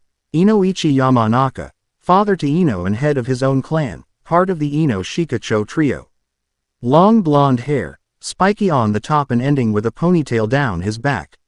Blue-green eyes and strong facial features. He wore the standard outfit of the Leaf but with a sleeveless red jacket over the large green vest. Shikaku Nara, father to Shikamaru and leader of the Nara clan, the final part of the Ino-Shika Cho trio. His most noticeable feature is the two large scars on the right side of his face, most likely gained during battle. He had dark hair tied up into a spiky ponytail, dark eyes as well as a goatee. His ears are also pierced but missing earrings. Wearing a meshed shirt underneath the Leaf vest, a deerskin coat over which and hand guards. Dark pants as well. There was one however that drew his attention, a elder man, tanned, wrapped almost completely in bandages from his left eye to both his arms and chest, his right arm in a sling of some kind. Danzo Shimura, what a bad feeling Kenshi has from this man. Danzo sighed at the amount of people in the building waiting on the other side. This man, whoever he was, just gave him some of the worst news. And best he could have heard in all of his years.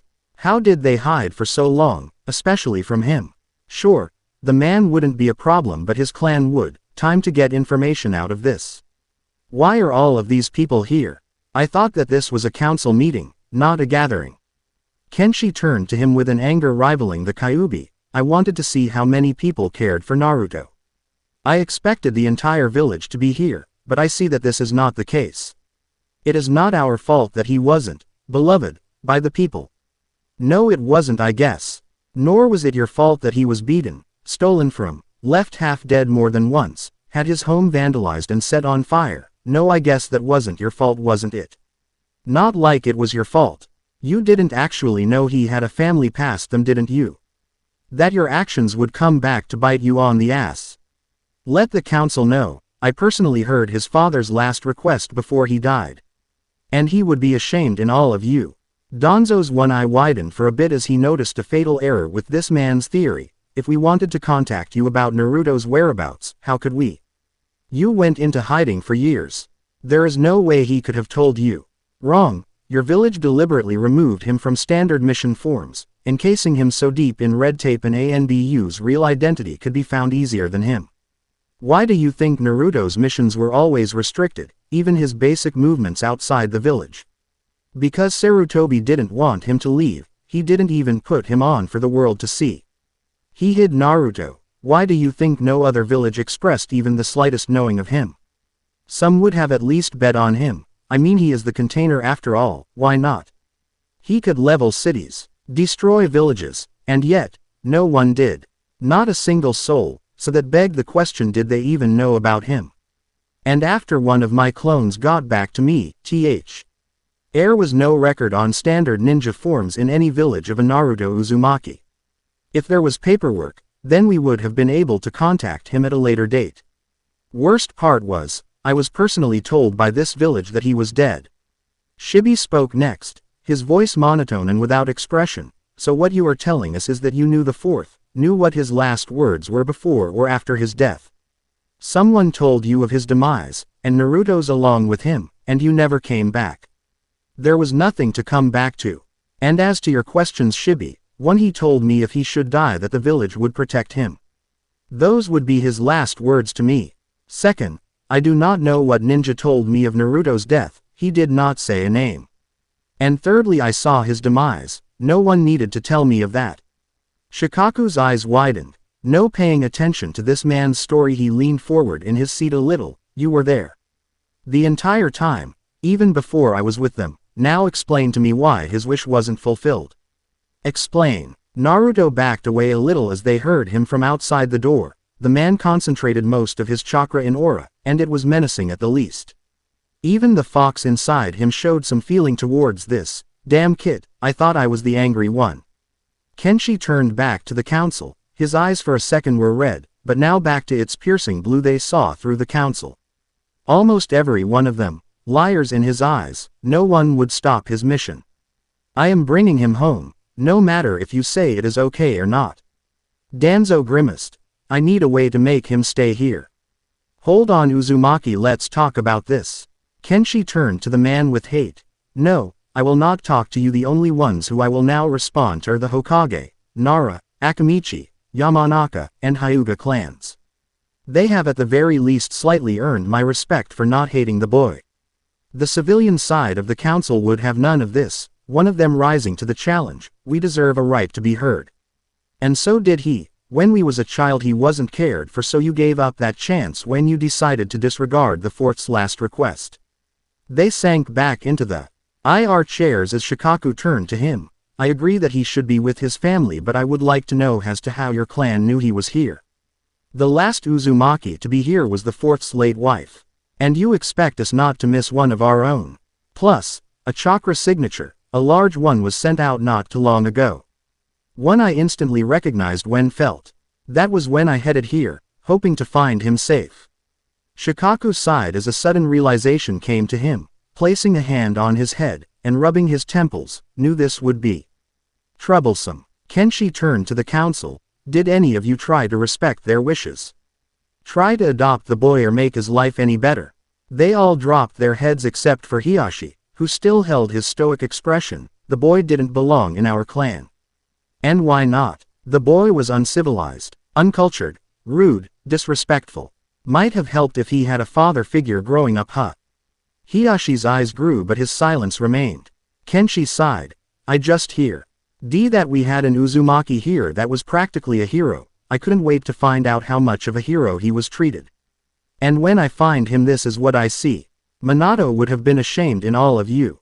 Tsunade jumped at this. We tried to help the Gaki. Oh really? What actions did that fool of a Hokage Sarutobi make to help his life in any way?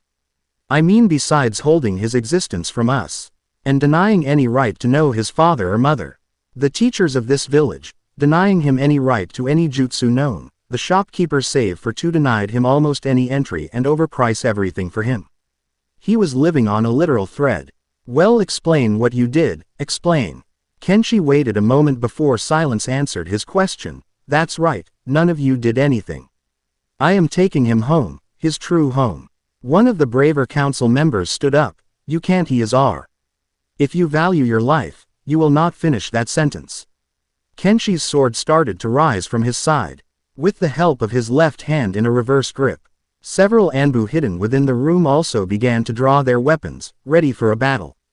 The Uzumaki knew that it was foolish to try and fight in this situation. Even he couldn't last against the entirety of the ninja council.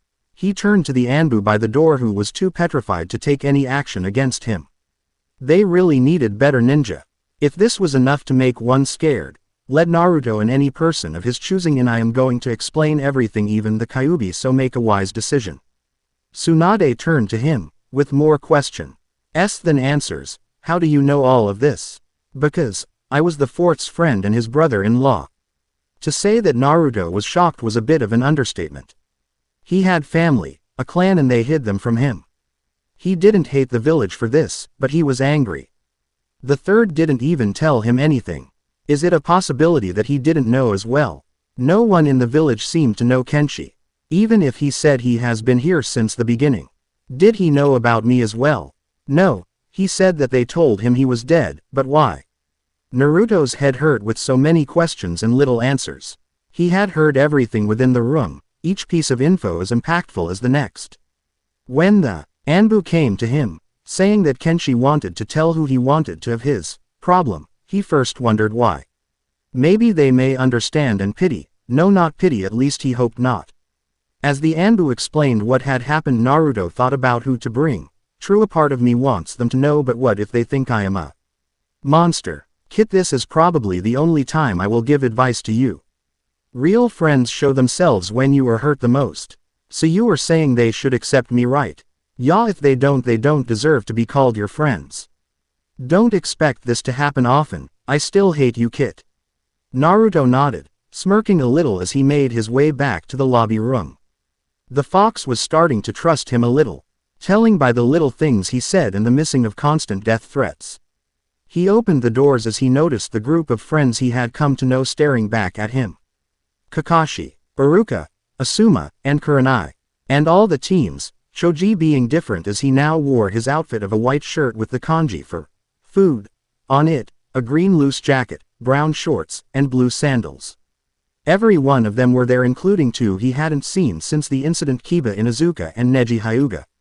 Kiba was one of the few he could probably trust. He was slig. HTLY hyper and overconfident most of the time. He was a lightly tanned ninja with dark eyes with slits for pupils, red fang marks on his cheeks, and elongated fangs and nails, and messy brown hair. He wore grayish pants reaching his calves and a gray, hooded fur-lined coat with the hood up, his protector hanging on his forehead. His partner, Akamaru, a pure white fur puppy with brown-tinted ears, in the hood of his jacket. Resting on Kiba's head, Naruto often wondered if that ever hurt after a while, but he didn't seem to mind Akamaru being in his coat. Neji, another he could slightly trust, especially in these recent moments. A man who had a problem with most of his clan, including Hinata, almost beating her to death. But after a good beatdown and a talking to, his attitude had defiantly improved. Especially after a talk with his uncle, Neji seemed to get better. Maybe he got the explanation he needed. But even now he was trying to redeem himself, in both Naruto's and Hinata's eyes, trying to seek forgiveness. Neji has long, black hair that reaches his back, tied near the end into a loose ponytail, fair skin, two straps attached to his forehead protector that frame the sides of his face, his eyes pale and wide. Along with the rest of his clan. A light brown jacket, which he wore over a dull blue shirt, and mesh armor underneath it, dark brown shorts, and blue sandals. He also wore bandages around his right arm, chest, and right leg. He was missing someone though, important but annoying. Where was he? In that moment a middle-aged man walked into the small lobby. A tall man with waist-length, spiky white hair that was tied into a small ponytail, with two shoulder-length bangs that framed his face. He also had red lines that ran down from his eyes and wore a horned forehead. Ad protector with the kanji for oil on it. He wore a green short robe with matching color pants, under which he wore mesh armor that showed coming out of his sleeves and legs of the outfit, hand guards, a black belt, wooden sandals. A red haori with two simple yellow circles on each side, and a scroll on his back. Naruto beamed a smile, happy that the Toad Sage had arrived. What took you so long? Hey, I got here, didn't I? Be glad I didn't want to do research today or you would be out of luck. The man moved next to Kakashi, his face turning from happy to serious in an instant. What is this about Uzumaki? Apparently the entire clan survived, or most of them. He is here to get Naruto, stating that the village didn't fulfill the fourth's last wish. I wouldn't blame him. The kid did go through a lot. Did he know Minato? Tenzo is telling me that apparently he was his brother-in-law. Jiraiya's eyes widened for a moment. Kushina had a brother. They must have wanted to keep it secret if even Minato didn't tell me. But hiding for so long, what were they waiting for? Maybe they were scared. They were almost wiped out in the war past. I wouldn't be surprised if someone tried to do it again. The Uzumakis are powerful. Kushina was just an example. But I am surprised at this Kenshi man. I wonder why Minato-sensei chose to hide him. One of the many things we will never know about him. Naruto's mind blazed with different emotions, each different from the last but similar. Mainly focused on confusion and anxiety. The fear of not being accepted filled his mind, but if he didn't tell them now, it might overtake him for the rest of his life. He also noticed that they were looking for answers as well, Shikamaru mainly. Even the man with the IQ that Naruto could ever obta. Failed to see what was truly happening. It would eat away at him as well. There were also others, in needing of enlightenment and deserving of this. Taking a breath, Naruto readied himself for the worst. Hey guys, could you follow me for a moment? Kenshi and I need to tell you something. The group nodded as they walked by him, Jiraiya and Kakashi still talking about something. Sakura brushed past him and whispered, "Don't think because you are from a clan that you are any different, Baka." Naruto wanted to destroy her in that moment, the anger welled up inside wanted him to. But staying his rage, clenching his fist and muttering a few words, Naruto turned, realizing that the group had left, save for one. "Come on Hinata, let's go. Are you alright Naruto-kun? I mean with everything that is happening. I would be lying if I said it didn't bother me. But I am willing to believe Kenshi, I want to meet my family. This man could be dangerous and Naruto-kun. He could want to hurt you or worse. I will take that chance. I have never known my family. If what he says is true then I will go with him. This is the first time someone has even mentioned them to me, not even the third had that type of knowledge. I need to know, and don't worry, I can handle myself, believe it." "Okay Naruto-kun, I am just worried." Turning back to the door, he began to follow the group that had left them. Giving Hinata a small smile. "Don't worry Hinata, no one ever has." Kenshi smiled as the entire group was brought in, he hadn't realized that he trusts them all this much. Naruto and Hinata head into the room as Tsunade sighed, "Alright, get it over with." One of the council members tried to speak but was silenced by a quick glance by Tsunade and Kenshi, the man defiantly had control over the room. Kenshi nodded towards Tsunade as he turned to Naruto, "Last chance kid, you sure?" Naruto nodded, "If they don't accept it, they weren't my friends to begin with." "Who told you that? Hey I could have said it. Oh I know you for 5 seconds and I know you couldn't have come up with something like that." Naruto glared at him before smiling, "I am sure." Kenshi turned back towards the group. The Junin he had noticed moved slightly towards the right corner of the room. He guessed that they already knew of the secret, although he would hold that fact against them he shouldn't outright, for Naruto's sake. Clasping his hands together, he got the attention of the group. "Alright class, pay attention, I am only going to say this once, about how I know why the village doesn't like Naruto and why we never came for him. A long time ago a person in this village housed a being you all know as the Ninetales. This person was the 4th Hokage's wife Kushina Uzumaki. Now after a while this person gave birth to a child.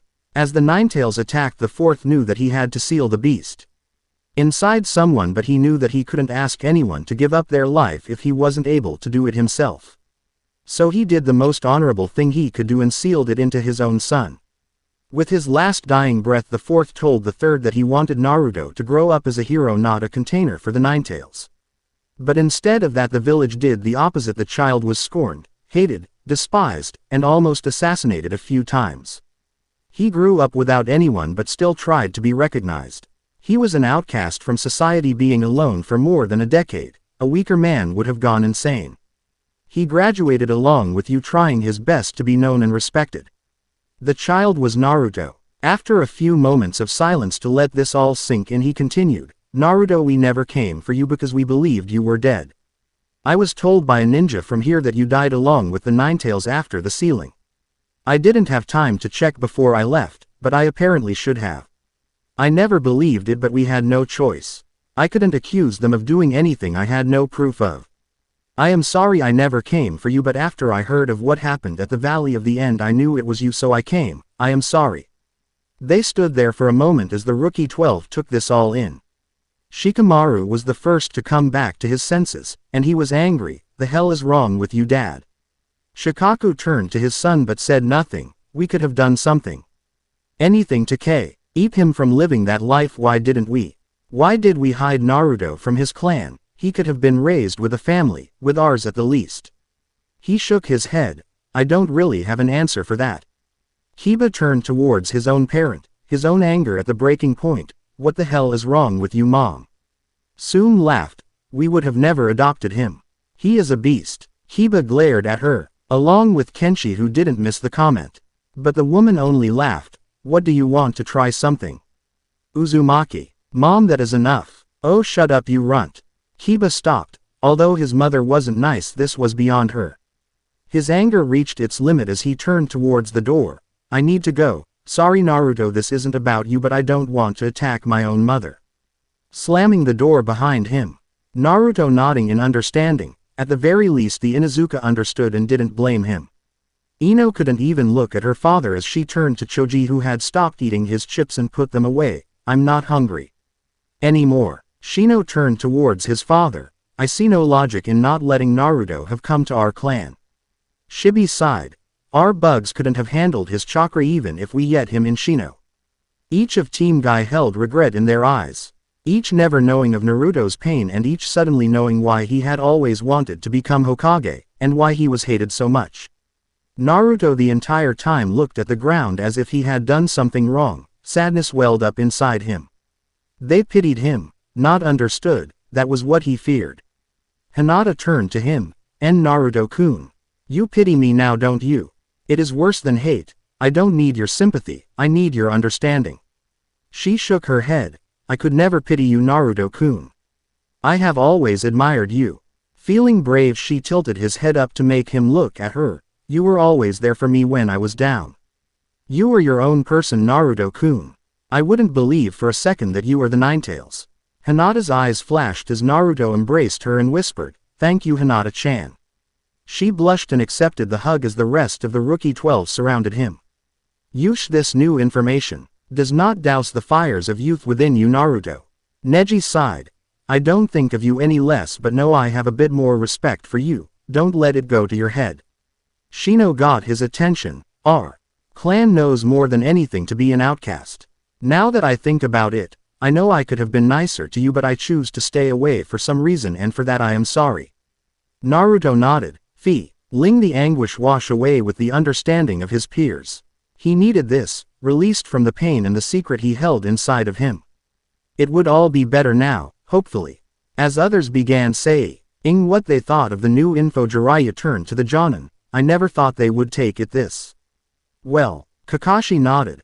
I was sure one of them might have harbored some bad will, but apparently they see him with a bit more respect now. Asuma sighed and stomped on the cigarette he had been smoking. He didn't really need it right now. His mind was also concerned for something. How come his father hid Naruto from the world? It didn't make sense. Maybe it was just to hide him, maybe something else. Whatever he felt, his trust for his home faded a little. I didn't even know about my dad doing this. I would have said something if I knew about him having a clan. Iruka nodded. I sure we all would have. The silver-haired ninja slowly pulled out a book from his pocket. Along with almost everyone else, his mind was going haywire. Why would his sensei hide this from him? Didn't he trust him? Maybe Minato wasn't as Kakashi saw him to be. No, but still, everyone has secrets. He should know that more than everyone.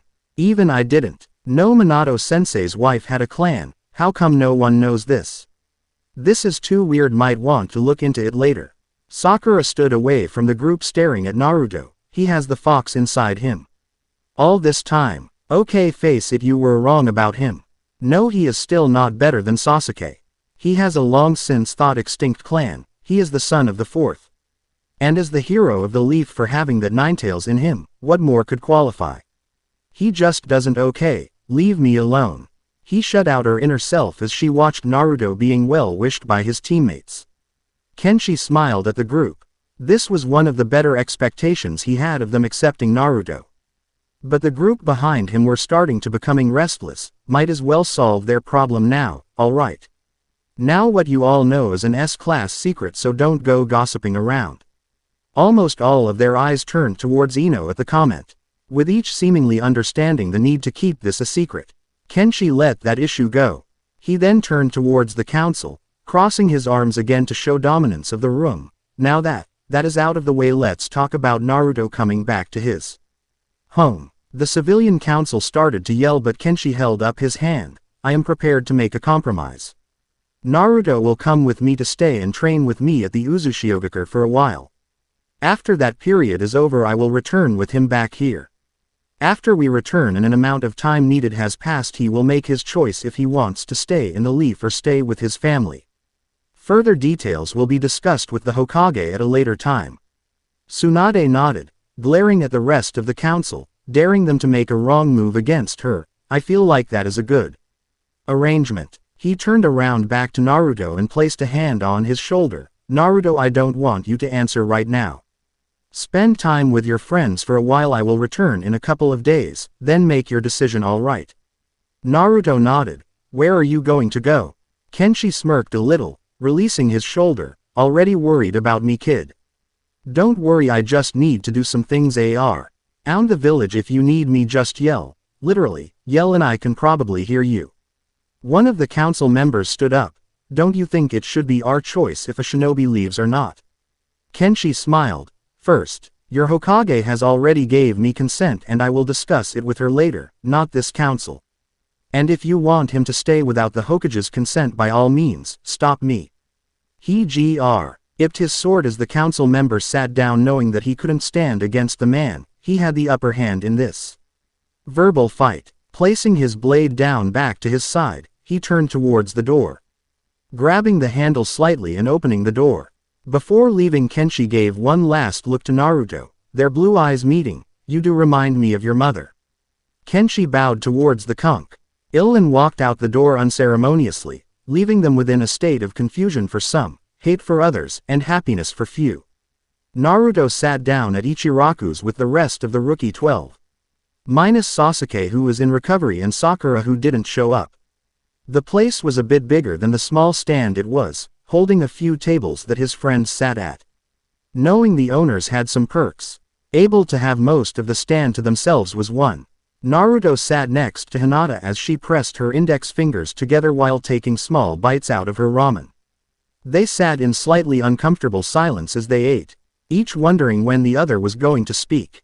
Shikamaru broke the silence as he turned to Naruto. I think you should go. I mean, this is around the only time you will probably get to see your family. I want you to go, man. Naruto nodded, slightly grateful that someone had finally put in their opinion as Lee sat up in his chair, being careful to not hit his injured leg while waving his hands frantically. I can feel the fires of youth in you, Naruto. Kenshi will no doubt lead you to greatness. I suggest you follow him. Naruto smiled at his friend's antics as other people. He agreed with the two, but the train stopped with Kiba. Hey man, don't get me wrong, it is cool that you found someone who knows about your family, but don't you think it is just a little off that someone randomly appears saying that he knows your family and wants to take you away? Hinata turned to him. I was using the Byakugan when I met him. He wasn't lying, Kiba. The man nodded as he turned back to his ramen. Hinata was never wrong when it came to chakra signatures. Why would she be wrong now? But still, this seemed slightly off to the Inuzuka. Maybe it was just his nerves. The man did smell weird. Naruto turned to the person he really wanted her opinion from. Hinata-chan, what do you think I should do? Kiba turned to him, a few noodles sticking out of his mouth and speaking while his mouth was full. But he just couldn't resist. Whoa man, when did you start calling her Hinata-chan? Naruto shrugged. When I got back. Is that a problem? Kiba smirked, slurping the last few noodles and swallowing his mouth of the stuff. No. Don't have a problem with you and your girlfriend. Hinata felt her eyes bulge as Kiba laughed hysterically, holding on to Shino for support with the later staring at the man as if he had gone insane. Naruto turned a new shade of red and yelled at him. We aren't dating, Kiba. Why are you so upset then? Ha. I knew it. Neji turned to Naruto. You break her heart. I break your face. Quote. Naruto turned the same shade of red as Hinata when he turned to him. We aren't dating, Neji. Tell that to your increased heart rate. What about Tenten, huh, Neji? His pale eyes grew a little and Tenten turned away shyly. Ha, I knew it. Lee stood back up, tears almost flowing from his eyes. The fires of youth are exploding with romance. So Neji is at why you asked to have that spar time alone with Tenten. Neji activated his bloodline and turned to his friend. Shut up, Lee. Shikamaru sighed. This is far too troublesome. Ino turned to her teammate. Shut it. We all know you are in love with that sand girl Tamari. She is just another troublesome woman. Naruto could have sworn that his cheeks grew slightly pink. The debate continued on, growing with intensity and fury. eventually leading to a full-on war of a food fight, in which others stood back, while Kiba, Lee, Choji, Shikamaru, and Naruto went to town. A silent Kenshi smiled at the group as they ranted on about who liked who throughout the night. Chapter 4. Ch.4 Rain. Kenshi stood, overlooking this so-called village, with an intense glare. The anger he had was encompassing, to the point of controlling him. Only standing here calmed the man down, this being as close as he could get to his former friend. Shifting his footing, the rock beneath stood silent and unmoving. The Hokage Mountain, a cliff that overlooked the entirety of the village, and upon it was the faces of each Hokage of the Leaf. The first, to the late fourth. Each man had been responsible at one point in their lives for the overlooking of this village and its protection. These ninja were the pride and joy of their culture, if they had any pride left. He could admit, there were few that earned his respect slightly. Kakashi, Jiraiya, Tsunade, and most of the group that Naruto was with. There was still a few things that they could have improved on, but they showed remorse. But one, Jiraiya still had a lot of making up to do for being his godfather. His thoughts then went to the past, especially of the one he stood upon. How he had also failed them. For not being there, not knowing was not an excuse. It was his duty to be there for him. Why couldn't he have been there? It was useless to wonder what if now. It only leads to regret, which leads to only more sorrow. And like he didn't have enough of that already. Hopefully he had enough time to repent for what he had done, or at the very least help sustain the sins by helping Naruto. Lifting his head, Kenshi saw the sky had began to darken. A storm was coming, and with it rain. Hatred was only a slight meaning to the fury towards this course of nature. Closing his eyes, a burst of wind sent his bangs shifting to the right, instead of the wild untamed mess it had been. A smile graced his lips. Would Minato ever stop doing that? A pain struck him. Something within him was starting to burn with pain, not enough for an extreme reaction but to catch his attention. Reaching into his pocket, the man produced a single pill. Black and small. How he hated these things, and the hate was not light either. Swallowing it, and with a slight crunch it was absorbed into his system. Sighing, his eyes went back into the sky, just in time to see the first of many raindrops. Cling. Hazy eyes found the lone raindrop upon the silver armor, running due. His forearm before dropping off the elbow. Kenshi following it with intent with each second. Sorrow was shown as Mother Nature rained down upon him. Eyes closed, listening to the almost haunting sounds that the rain made on the armor. Many feelings went through the man, but in this moment, all he truly felt was peace, a state of non-existence. How wonderful it was. A smile graced the front of his face as the music that danced his armor began to speed up along with the rain. The blade that hung on his side had unknowing to him turned a light blue. A relished memory flowed easily through his mind. One of a better time within his life. Kenshi couldn't believe that she dragged him all the way out here in the middle of nowhere, to meet a guy. The blonde in front of him shifted. He was a chunin from what he had heard and read.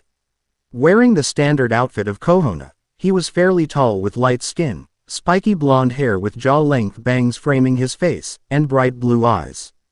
The man tried to maintain an air of composure. But he was nervous. Good. He looked to be of Kenshi's own age of 17. His sister stood beside the man. A similar scowl on her face saved for her dear brother. She was fair-skinned, violet eyes.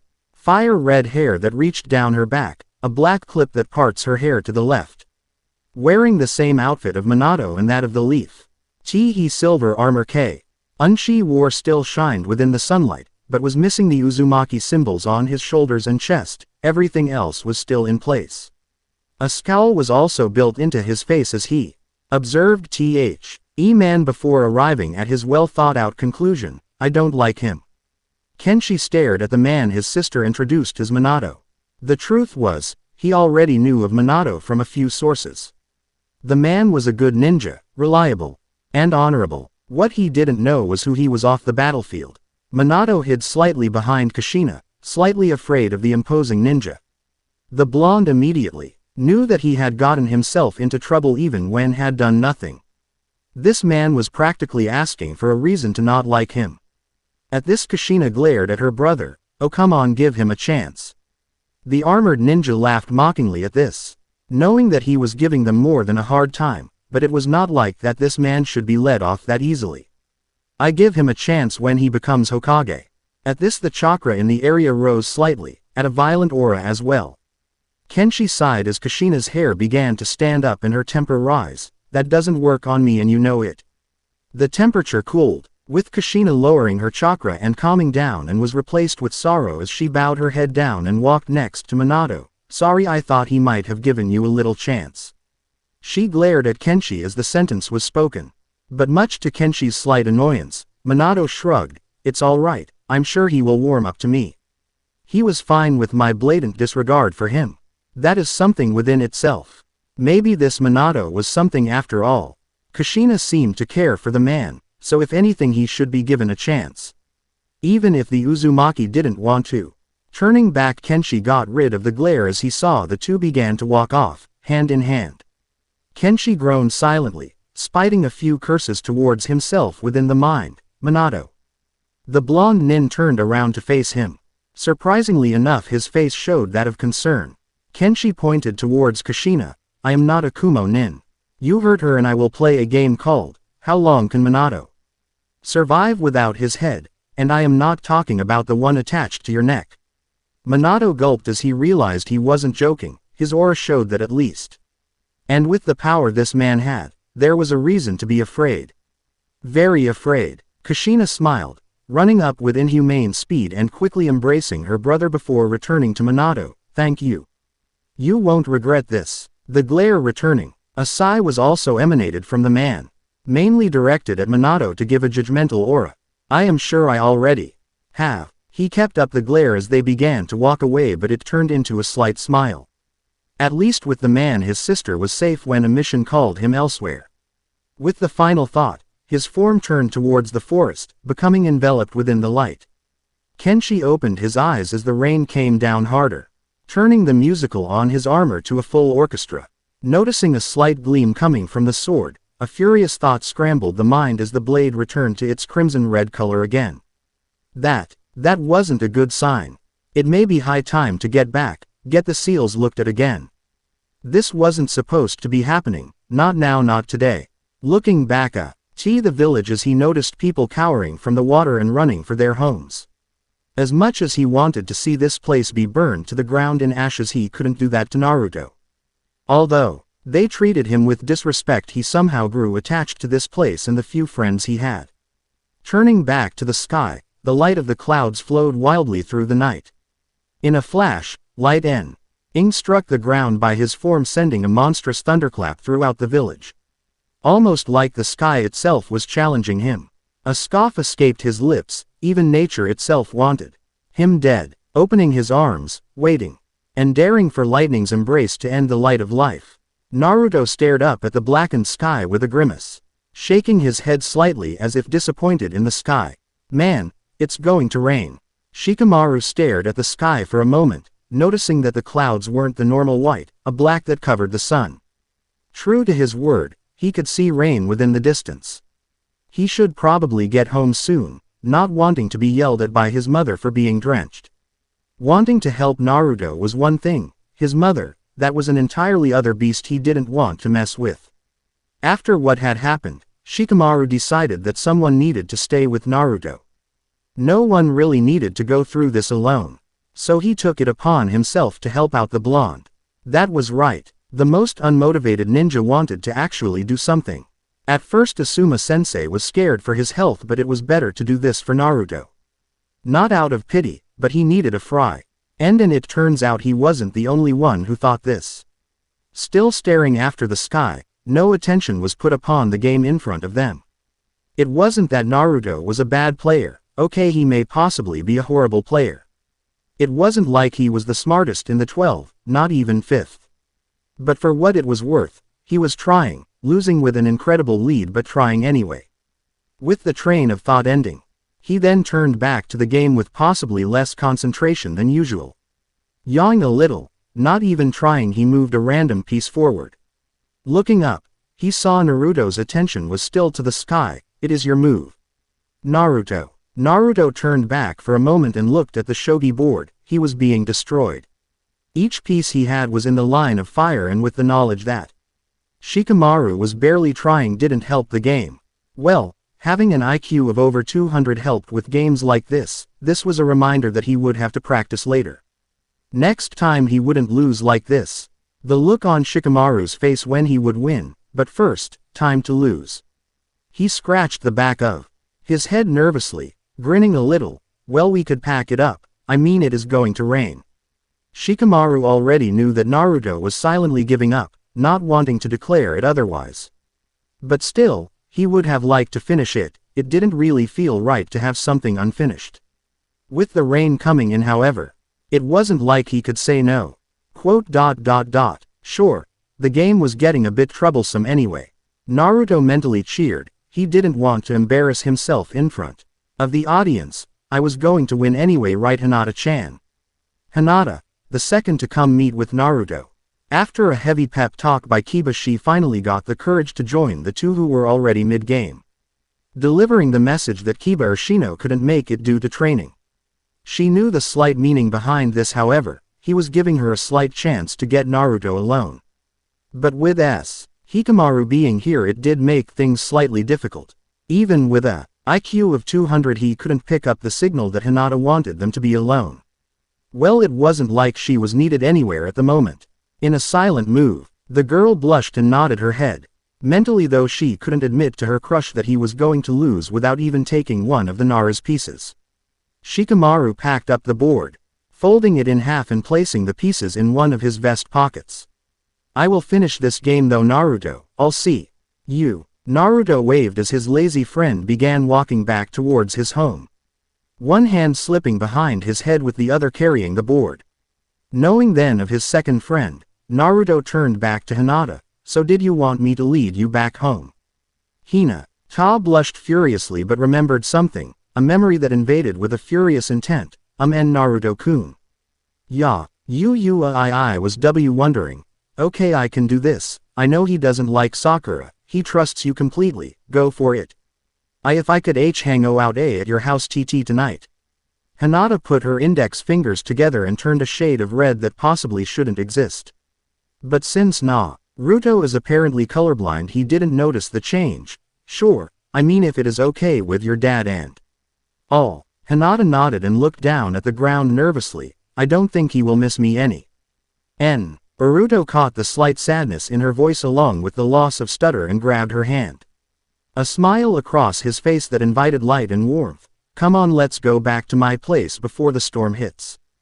Hinata mentally squealed with delight as she took the hand Naruto had held out, and was led with a light force towards the blonde's apartment. Naruto stood by the door to his apartment with Hinata at his side, fumbling with a few keys to open the room. If only he could find the blasted key. But in all cases, this was probably happier than he could have been. Is this the first time he had actually invited someone over? I mean, the third came over sometimes but not invited. Maybe this is. Naruto's eyes grew when he remembered something fairly important. Crap, my house is a mess, I can't bring a girl in here. He turned towards Hinata and scratched the back of his head, giving a slight grin that still encompassed his face. Could you give me like 5 seconds to clean up? At the moment she nodded, he bolted inside the house and closed the door without Hinata being able to see the inside of it. Sighing slightly, he turned around slowly as his jaw dropped. What the hell exactly happened within this house? The thousands of cups of instant ramen lying around were gone. His furniture was back to its original position. Everything looked clean. It was horrifying. In the shing of actually having a clean apartment, Naruto noticed a small note lying on his couch. As the boy read its contents, his face grew slightly red with each word. Dear Naruto, I couldn't believe how much this place smelled. You're an Uzumaki, for Kami's sakes at the very least clean like one. I took matters into my own hands knowing that you would have had a friend over at some point and didn't want them to come to a pigsty. So, you're welcome, and I also replaced the noodle disaster in your fridge with actual food. Learn to eat something else for Kami's sake, kid. Kenshi. P.S. Say hi to Hinata for me. Naruto scratched the back of his head in confusion. A small smile also gracing the front of the blonde's face. How did he know I would bring over Hinata? Oh, Hinata. In a rush, Naruto bolted over to the door and threw it open as the pale girl still stood outside. Well, at the very least she didn't leave. Scratching the back of his head nervously, the ninja half expected her to be at the very least slightly angry. Hey. Sorry, that was a little more than 5 seconds. It's alright, Naruto-kun. If I had to, I would wait for however long it took. Opening the door widely to his house, he smiled. One indeed encompassing his face again. Want to come in? Hinata blushed as she nodded and entered the home. In the moment her jaw dropped at how clean the home was. Personally, she would have thought that it would have been horrible. Not saying that Naruto was a pig, but he didn't have the best structure or organizational skills, so it would have shown on his home, but no signs of any mess showed. Is he that fast? Naruto turned to her in slight confusion at her gazing of the room with interest. What's wrong? I thought it would have been dirtier. Naruto mentally thanked whatever go. D brought Kenshi to his home and cleaned it for him. And added a reminder that he probably owed him one. I can do a lot in 5 seconds apparently. In a flash, Hinata's mind went blank as she thought tons of different meanings for that. She was not perverted, only just curious. Y'all, let's go with that. The woman grew more red by the second as Naruto turned to her, waving a hand in front of the young girl's face. Hey Hinata, you alright? Quote. The heiress nodded, still thinking about what the blonde said as her eyes continued to grow. Stop it. Don't faint. Don't faint. Don't faint. Finally Naruto placed a hand on her shoulder, seemingly returning her to reality. You alright, Hinata-chan? Seemingly waking up, the thought drifted finally from her head. Maybe she needed help in the near future for that.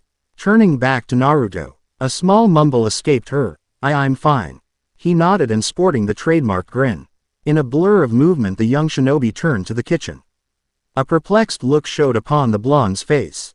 Turning slightly towards the woman. So did you want something to eat? Hinata nodded, but with a slight disappointed look on her face. I am sure that it is that noodle abomination, but I don't care. With a smile from the heiress, Naruto turned towards the fridge and opened it with a force. Inside was various fruits, vegetables, and anything not ramen. His face looked like it was about to cry when he noticed a small note on the front shelf. It had 3 words, deal with it. Naruto mentally cried at his loss of the flavored noodle but kept his composure as his vision found something, igniting a spark of hope within. Hey Hinata-chan, you like cinnamon buns, right? After an hour of almost burning the apartment complex and going through a few fire extinguishers, they finally got the cinnamon buns out. And they were burnt so surprisingly.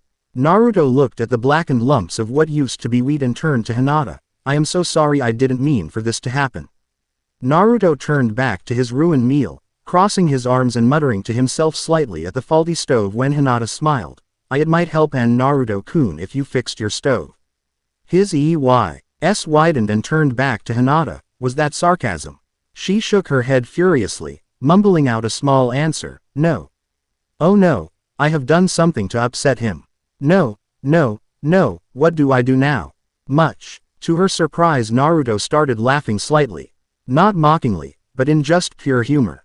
I have never in my life heard you use sarcasm. Hinata hung her head slightly as the blonde laughed. Noticing her expression, he quickly stopped and turned to her with concern upon his face. Hey, you didn't do anything wrong. It's normal for people to use sarcasm. What, did you think you did something wrong? Hinata looked back at the man. Slight confusion in her eyes as well. If something like that had been said at home, Kamishi wouldn't have heard the end of it. This was new to her, of someone who took her playful mockery as a joke. You don't think badly of me. Come on, how could I? Hinata nodded slightly, taking notes that she could be more comfortable around the ninja now. This good thought was stopped as they turned towards the window, raindrops coming down with a violent force. Naruto shrugged with acceptance. We will wait until the storm passes and you can go home, right? Hinata nodded, really wanting to say that she didn't want to go home or anywhere without him, but stayed her tongue. Hinata turned to Naruto as he began trying to clean up the monstrosity that had occurred a while ago. A smile appeared as he tried to remove the buns from the tray but were firmly stuck. Then couldn't suppress a giggle when he even turned the entire tray around and they still stuck, sending a look of shock and anger towards the man's face for being beaten by a pastry. In desperation, Naruto summoned a clone as they both tried to rip apart the meal from the tray, each showing strain at the movement. Hinata was holding her mouth to suppress her laughs as both Narutos couldn't figure out how to get rid of them. Finally, in a showing of rage and acceptance that these buns were not coming off, the clone grabbed the tray and threw it out the window, hearing a loud metallic noise outside as a signal it had landed without hitting anyone. The clone turned back slightly, smiling at Hinata before disappearing in smoke. Naruto then slumped down on the couch, trying to hide from not even being able to get rid of freaking buns, those black monstrosities. After trying to get rid of the buns, he decided that someone else could figure it out and threw them out the window. And at this point, he didn't really want to be talked to after being outwitted yet again. After a short while, Hinata sat by him, each wanting the other to start the conversation. The silence between them continued as Naruto turned to Hinata, finally with a topic that the heiress mentioned a while ago. So you said that your father wouldn't miss you much. Did you want to talk about it? Naruto knew that he had struck a nerve when her face turned a shade of white. Oh, sorry, you don't have to talk about it. I will. It's alright, and Naruto-kun. In a surprising move of bravery, Naruto placed his hand on hers, making her blush instantly. You don't have to talk about it. She nodded, but continued, my father has been especially mean to me recently. He calls me AF failure to the C clan and that I am weak.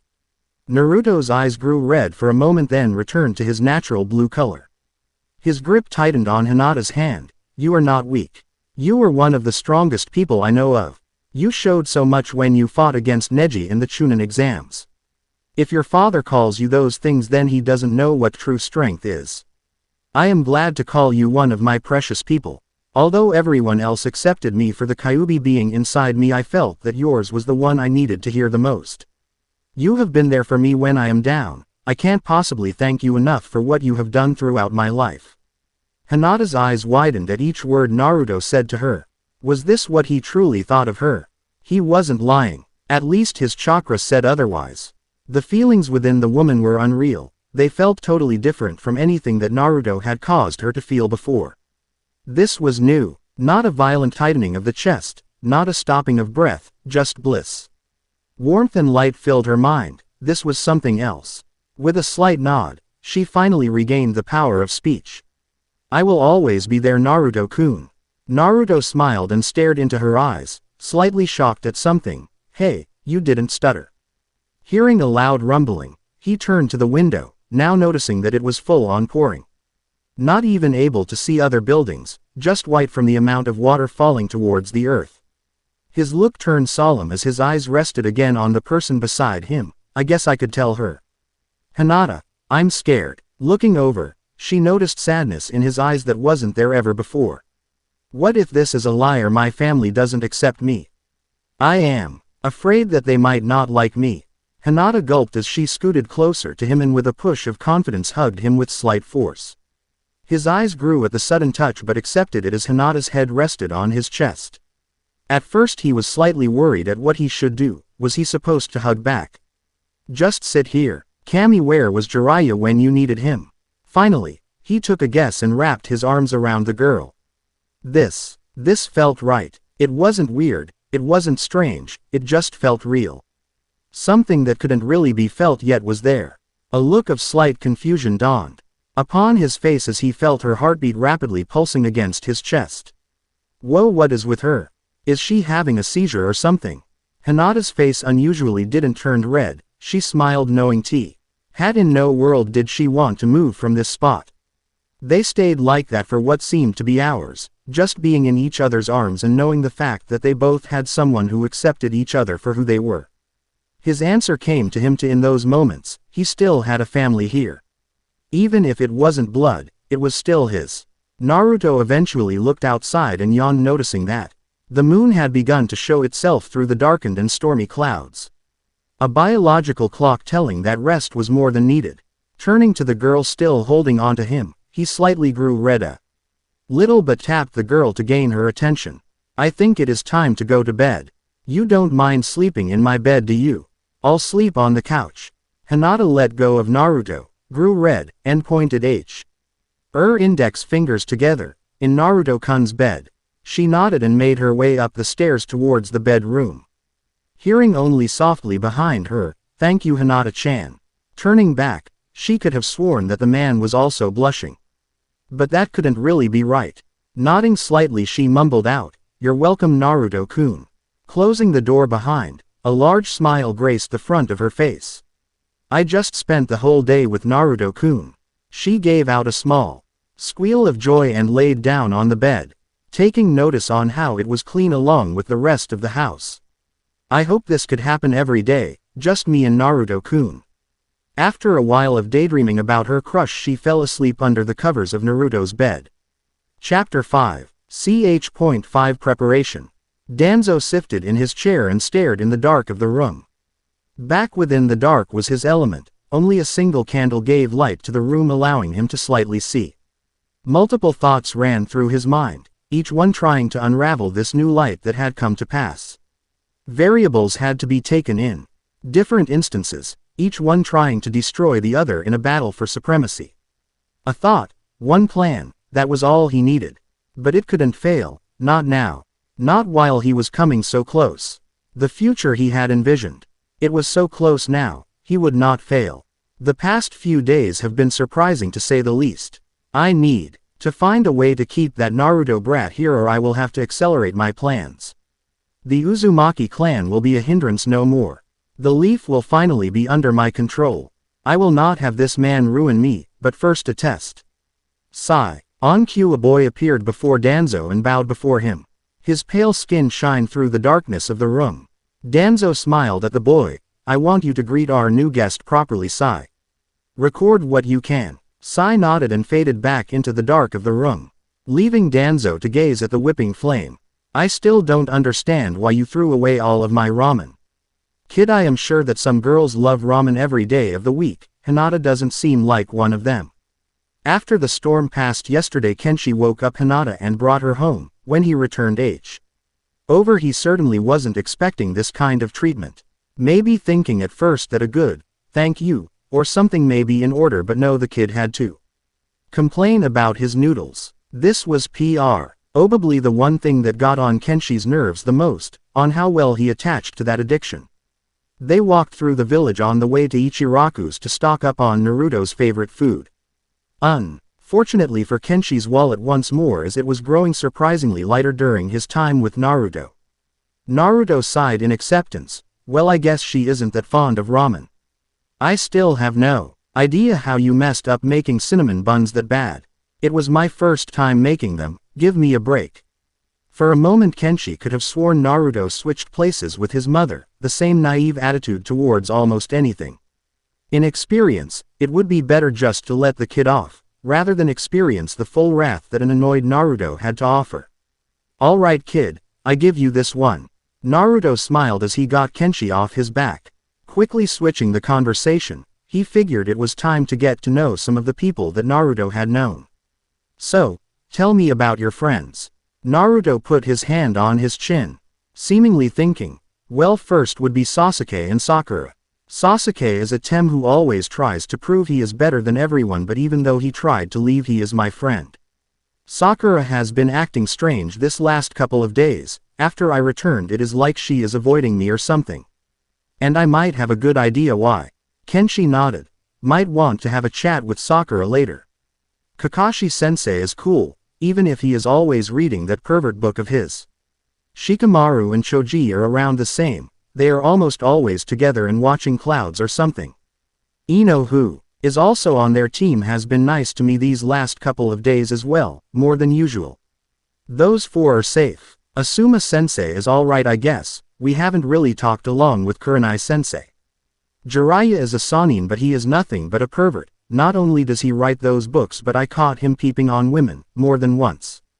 Rock Lee and Might Guy are crazy with training. I once saw them run 100 laps around the leaf, on their hands. They are weird but are really dedicated people. Hud didn't know he knew the word dedicated. Neji and Ten are fine. Neji used to be a jerk, but after I beat him in the Chunin exams he has been nice to me. Don't tell anyone, but I am sure they are in a relationship. He beat the Hyuga genius. I will have to check onto that. And Kiba and Shino are cool. Kiba is always loud and annoying, but Shino is quiet. They don't act like it but they are like brothers. He looked like he was about to continue but stopped, talking for a moment as they continued down the street. Naruto. Aren't you forgetting someone? Yeah, I just don't know how to describe her. Naruto stopped walking. I mean, she is a little weird but in a good way. She never gives up or stops trying. Although a lot of people call her weak, she is seriously strong. Now that I think about it, she is one of the only people who have believed in me from the start. His thought was cut off from Kenshi's laugh. If I didn't know any better, I would say you had a crush. Oh, not you too. Naruto turned around and faked pouting. Alright, Naruto, I'm sorry. Come on, let's go get your ramen. Naruto didn't follow but stayed put. Kenshi turned around to see that Naruto hadn't moved. Hey, are we? I think I will go. Kenshi's eyes widened as he continued. I want to meet my family. Everyone says I should go and I want to, but what? Even what this village did to me, even through the pain. Well, there are some things that I don't want to leave behind, things that are precious to me. Quote. Kenshi nodded, knowing what he was talking about. They will wait, if you give them a reason to, they are your friends. And remember, you can bring one person if you wish, but the person can't be from this village, maybe Jiraiya. We will go tomorrow. Naruto nodded as Kenshi stood back up to his full height, towering slightly above Naruto. Alright, let's go replenish you addiction for tonight. Two figures sat at the training grounds. One was hastily eating his food while the other seemed to stare in awe of the other. It was disgusting, horrifying, and amazing at the exact same time. There were almost no words towards Naruto's ability. As the kid finished his fifth container of the food and reached for the next, Kenshi tried to stop the boy. Don't you ever get full? Naruto shook his head as he continued slurping down his food, absorbing the food within a few seconds. Kenshi smiled at the boy as he downed another container. The forest was devoid of noise, allowing them to enjoy the moment. And that had Kenshi worried. No noise, birds, insects, anything. Something was here, watching them. Before Naruto could even react, Kenshi was behind him and a few senbon lay on the ground, seemingly deflected by the angle they were thrown in. And in that angle, towards Naruto's neck. How was Kenshi that fast? The man looked around the area slightly, before resting upon one area in the trees. Show yourself. Naruto stood up and looked at the figure that landed in front of the duo. He was seriously pale and wearing the leather outfit of an Anbu, but instead of an animal mask he wore a blank one. It was different, almost no emotions showed from the boy. He spoke in a very monotone voice, barely showing emotion as he bowed respectfully towards the duo. Hello, my name is Sai. I am here to judge you. Kenshi sighed. Look, I rather not kill you in front of Naruto, so I will give you this one chance to go. I will count to 10. Sai pulled out his scroll and paintbrush in a flourish, not wanting to wait till the man even began counting. Ninja art. Super beast. Scroll. Sai put brush to scroll as seemingly paintings of war dogs came to life and rushed out of the paper, charging at Kenshi with a murderous intent. The man only shifted slightly to the side as black dogs came charging after him, only seeming to touch his sword, and in an instant they exploded in front of him, back into their ink form, covering the area in front of the man in a black ink, as if they returned back to art. Kenshi only seemed disappointed, sighing slightly and shaking his head. Fine, your choice. Sai grimaced as he wrote again, this time producing a giant hawk, soaring into the sky quickly and diving back towards the ground Sai stood upon. Leaping upwards, Sai landed on the back of the giant winged creature and charged after Kenshi with a short sword he had produced from his back in hand. Whatever shall come, whatever shall happen, nothing would allow this mission to fail. Kenshi sighed, turning to Naruto with an almost saddened look in his eye. He had hoped not to use this jutsu. It was horrifying, even to himself. Maybe the kid shouldn't watch this, it wouldn't give the greatest impression. Naruto, cover your eyes. As the child charged with full intent to kill, Kenshi turned towards the hawk, the crimson blade at the ready before the hawk made contact.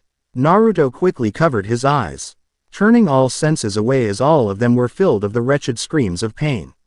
They echoed throughout the forest as Naruto tried to block them out of the mind. This was worse than pain. This was torture. Whatever he was doing, whatever was happening, it was maddening.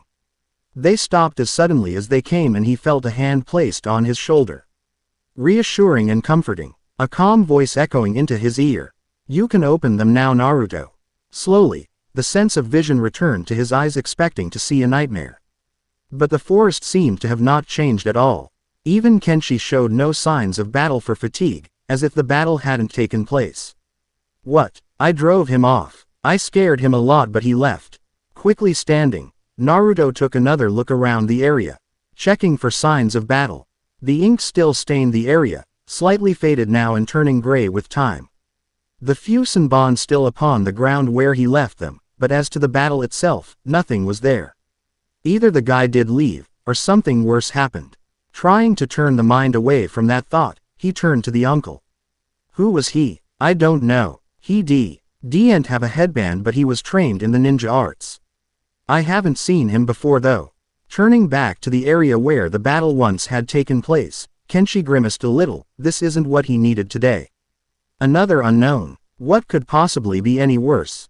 Come on, let's go back to the village. Nodding once again, Naruto followed the silent command of picking up after himself. Collecting all the scattered containers before returning to the armored ninja's side. Danzo looked at Sai with disgust in his expression. Even with the boy in pain, he did not care. Only the mission mattered, and he had failed his master. His savior. What did Sai have to say for himself? The tone of Danzo's voice showed as much, a sense of failure laced on every syllable. How could you fail me? Sai, now missing an arm, and a large slash across his stomach, showed. He bowed painfully. Barely noticing the state at which the body was in, only his master mattered now, and he was not likely to be happy. Red ooze dripped from the large cut held by the right arm, keeping slight pressure on the wound to stop the bleeding. But as the blood continued to drip, and breathing came as a great pain, Sai continued to show humility. I am sorry. He was beyond my abilities. How so? He was fast, beyond the word. Actually, I don't know how. He seemed to use almost the same technique as the fourth from what I read. But his style of the jutsu was different. He wasn't releasing much chakra but seemed to use his sword, but the problem was, not once in the battle did he unsheath it, only barely releasing it from his side. Sort of like the style that Mifune wields in the Northern Iron Lands. He must have been superior in genjutsu as well. He made me feel fear. Danzo grimaced. It is no surprise that he knows that jutsu. He was his brother-in-law. And to make you feel is also quite a feat. How did you lose your arm then? Like I said, Lord Danzo, he was fast. If he did unsheath the blade, I didn't see him do it. I am sorry I failed you. It won't happen again. You were right. He quickly pulled out Sai's own sword from his back and cut his throat, his body falling on the floor in a pool of his own crimson. Without hesitation, without hatred, he had failed, plain and simple. There was no use for a broken or useless tool. It was only a matter of time before Sai had run his course. He was never one that would make it far. His brother showed more promise. How unfortunate the other survived. Maybe then the tool wouldn't need to die, and the flaw in the plan would be removed. If the man saw you again, he would capture you, Sai. I don't need anyone giving out my secrets, so it is better this way. Fu, dispose of the body. A orange-haired nin appeared from the shadow of the room, picking up the boy's body. Removing it from sight before Danzo could gaze at the boy anymore. The pool of crimson still filled the room, however, that would need to be dealt with. You are becoming a problem, Kenshi. But no matter. You will not get in my way. Kenshi stood in front of the Hokage as he gave the report from being attacked. The words flowing easily, and the battle quickly described. Tsunade kept her head in her hands the entire time. It didn't help that she had a hangover when he told her this. After disposing of the addiction, the two went to the Hokage, hoping that she could give some light on the situation. But unfortunately for them, she sighed. I'm sorry, I don't have a ninja by that description. Kenshi nodded, accepting that Tsunade knew just about every ninja on the force. So not recognizing one would be a suspicion. Maybe the child belonged to another village. But that was sincerely doubtful. Removing that train of thought, however, there was another thought on mind. And on another note, Naruto has made his choice, right? The blonde nin nodded as he turned back to Tsunade. The voice coming from the child was slightly heavy, still slightly uneasy about this decision but ready anyway. I am going with him. She nodded, smiling. Good, I hope you learn something. How long do you expect to keep him? Maybe until the next Chunin exams. Making a quick note, she quickly a sheet of paper from her desk. Skimming it slightly. That's not that long away, actually only a few weeks. Actually no. We sent out word to the other hidden villages, minus the Kumo village, for they were the main force in destroying us in the last war, but the Sand has agreed to send the message for us.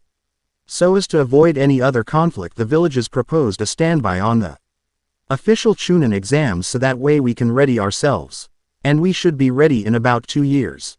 In the agreement, the villages can produce Chunin if absolutely needed. I guess the other villages really want to meet us as well.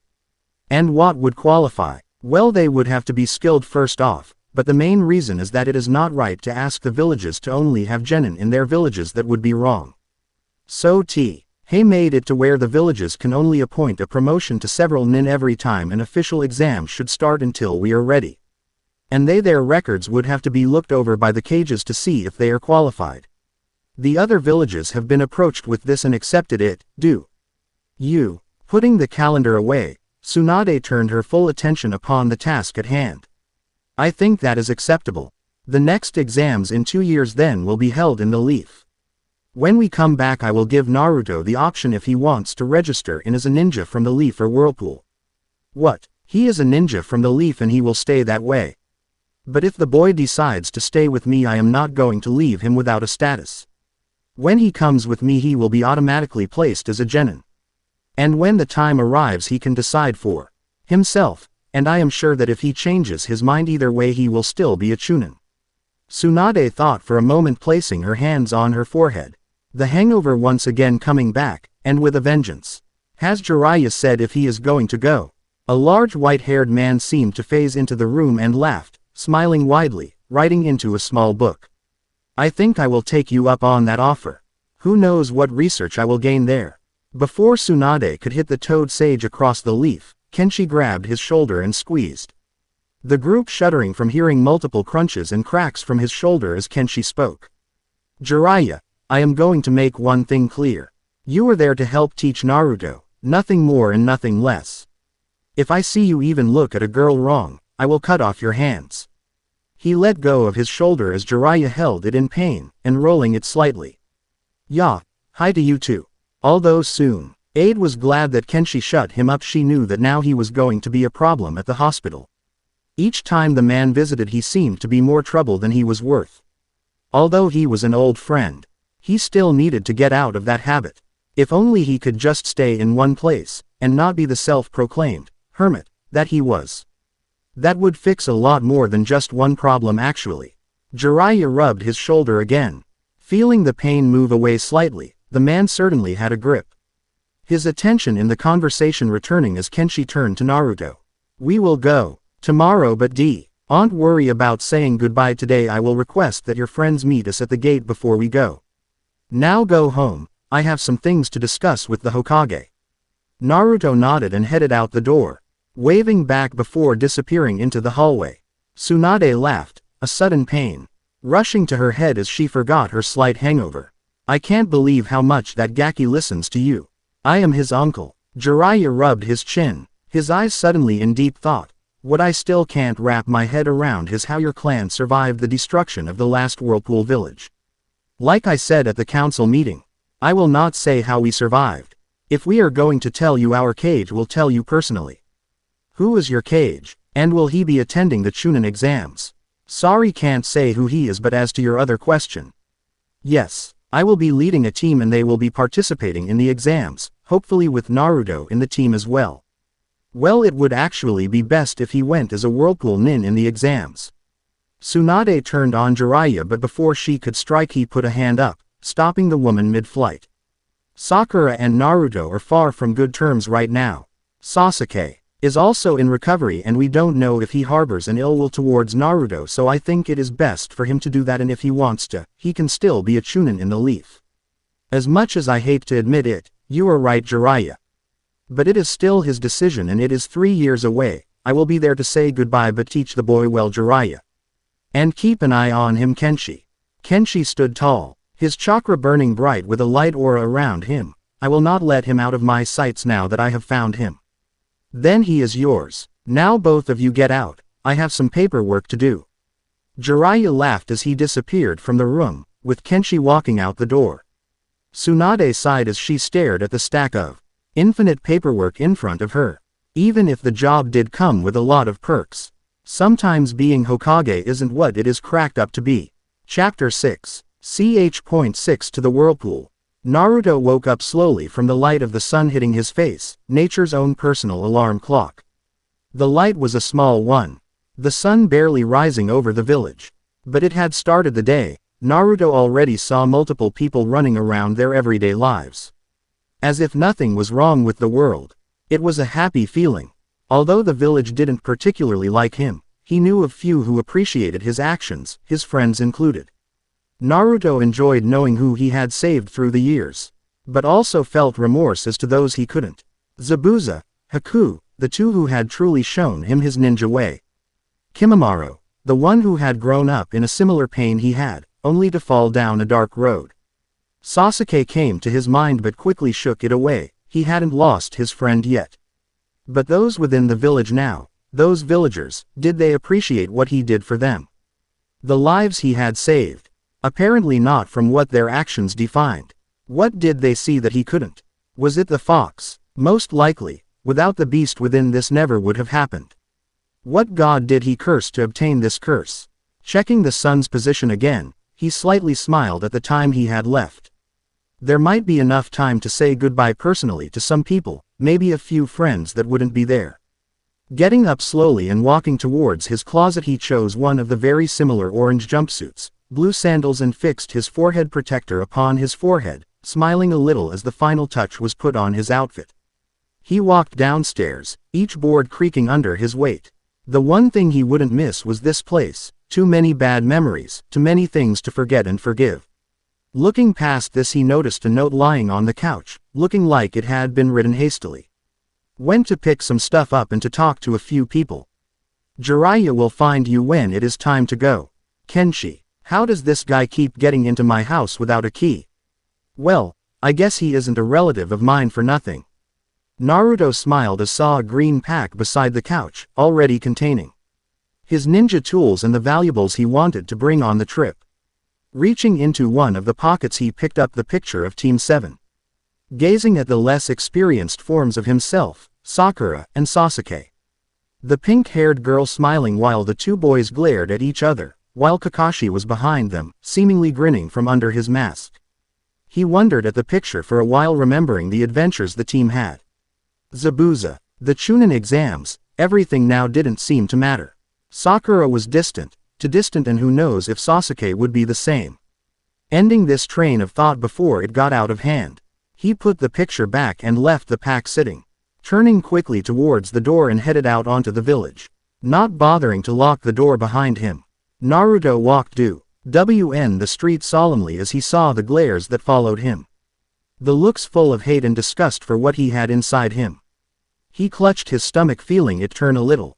Naruto knew that they knew of his father, but they didn't care. He was still the demon that no one wanted, until now anyway. The hope that they would accept him was the one of the only things that kept him running. A few waved over to him, smiling a little. Naruto guessed that some people were thankful for what he did. Not everyone hated him, at least he had that to count on. Walking for what seemed like an hour, thoughts were freed from his mind. Not thinking, just moving. It felt better that way, living without a mind to think from. Without worries, without hate, hope, fear, it felt good. He looked up to see that he was at the familiar site of the swing in front of the academy, a place full of bad memories. Mainly loneliness, but many other things filled his head as the wooden swing was still before him. Still somehow hanging from the thread that hung by the tree. How could it still be there? Weather, storms, everything that Mother Nature had thrown at it, and it still stood, but why? Why did it continue to hang? It didn't serve a purpose. No one would miss it being gone, so why continue on? Maybe there was something to learn from the plank of wood, maybe. Sitting down, the wood creaked under his weight but still held firm. Pushing himself with the tip of his foot, recollecting the sad memories that plagued him on this spot, the swing began to move back and forth in a rhythm. A shadow stood over him. As he looked up into a man's brown caring eyes, and a large scar on his nose. "Hey Iruka, what's up? What, can't say goodbye to my favorite student?" He sat down next to Naruto as the boy continued to swing himself slowly. A silence passed between the two, a comfortable one. Each just listening to the wind, passing by without another care. Both men had grown attached to one another in their short times together. Hopefully it could remain that way. Iruka sighed, wanting to break the silence, and began to speak. "If the first day you showed up and told me that you were related to the fourth, I would have never believed you." Naruto stopped swinging at this point, wondering where this was going. "I would be lying if I said I didn't have ill will towards you in the beginning. My parents did die in the Kyuubi attack. When you first showed up I would have never thought that you would become a shinobi. You couldn't even do a simple clone jutsu." Naruto was shocked at what his sensei and friend said, but stood silent as he continued. "After the years, however, you started showing something rare in the shinobi world, a will of fire. You would never give up, knowing that they would most likely never accept you. If you failed at a test or jutsu, you would stay up hours on end to perfect it. Your self-made jutsu was anything but crude, but it did show that you had talent beyond anything I would have ever dreamed. I eventually stopped seeing you for the Kyuubi in you and saw you as a person. You have made me proud to be called your sensei over the years. Beating Haku, Neji, Gaara, and even bringing back Sasuke was something no one would ever dream that you would be able to do." He placed a hand on Naruto's shoulder as the boy held tears within the eyes. "I am proud of the ninja you have become. I want you to go, and when you come back to show this village what you can do, and prove them wrong. Because real strength, Naruto, doesn't come from one's jutsu or skill." He pointed at Naruto's chest right at the beating heart. "It comes from here." Naruto hugged Iruka as he tried to wipe away his tears. The sadness finally broke. Every feeling he had hold inside of him burst. This was what he needed. A person that he could trust. An emotional release. Someone whose shoulder he could cry on. They eventually let go as Naruto looked up at him. "I will become stronger. I will show them just what an Uzumaki can do. I won't be able to say goodbye at the gate, Naruto. I have work to do, so I am saying it now. Thank you, Iruka-sensei, for all that you have done for me, but why did you say those things? I know that you have conflicted feelings about this new village. I am afraid that you may stay there. And if you do, then I would hold the regret of never saying what was on my mind. Don't change, Naruto. No matter what happens. Are you kidding, sensei? I will never change, believe it." Iruka nodded, smiling, patted his head and turned back towards the academy, closing the doors behind him, leaving a smiling Naruto swinging happy with a grin on his face. It was noon now as the villagers made their way across the city, continuing with their daily lives. In the Ichiraku stand you see Old find a young blonde-haired boy and a pile of ramen bowls to the side of him. The two cooks behind the counter making small talk to the boy as he ate, enjoying each other's company. On closer inspection though, one could find a closed sign on the front of the stand.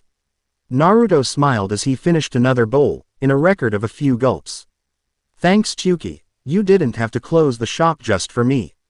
The elder man shrugged as he made another batch of Naruto's favorite, a tall and tan man. He was well into his elder years but still running the stand strong. Wearing a chef's hat and an apron bearing the stand symbol upon it. "I wanted to treat my favorite customer personally before he goes.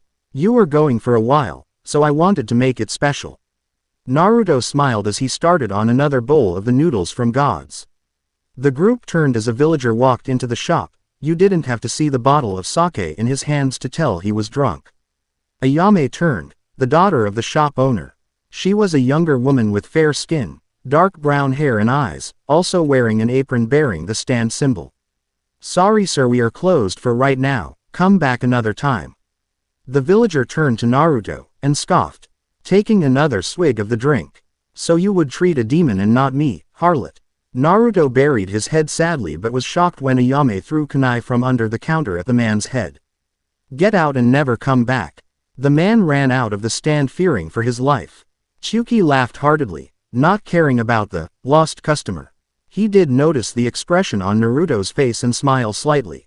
"It's what he gets. I didn't know you guys cared for me that much." Ayame turned to the boy, a wide smile on her face. Of course we do, you are practically family to me. Chuki laughed again behind the counter. And I don't make tens upon tens of bowls of this stuff for anyone you know, you're my best customer.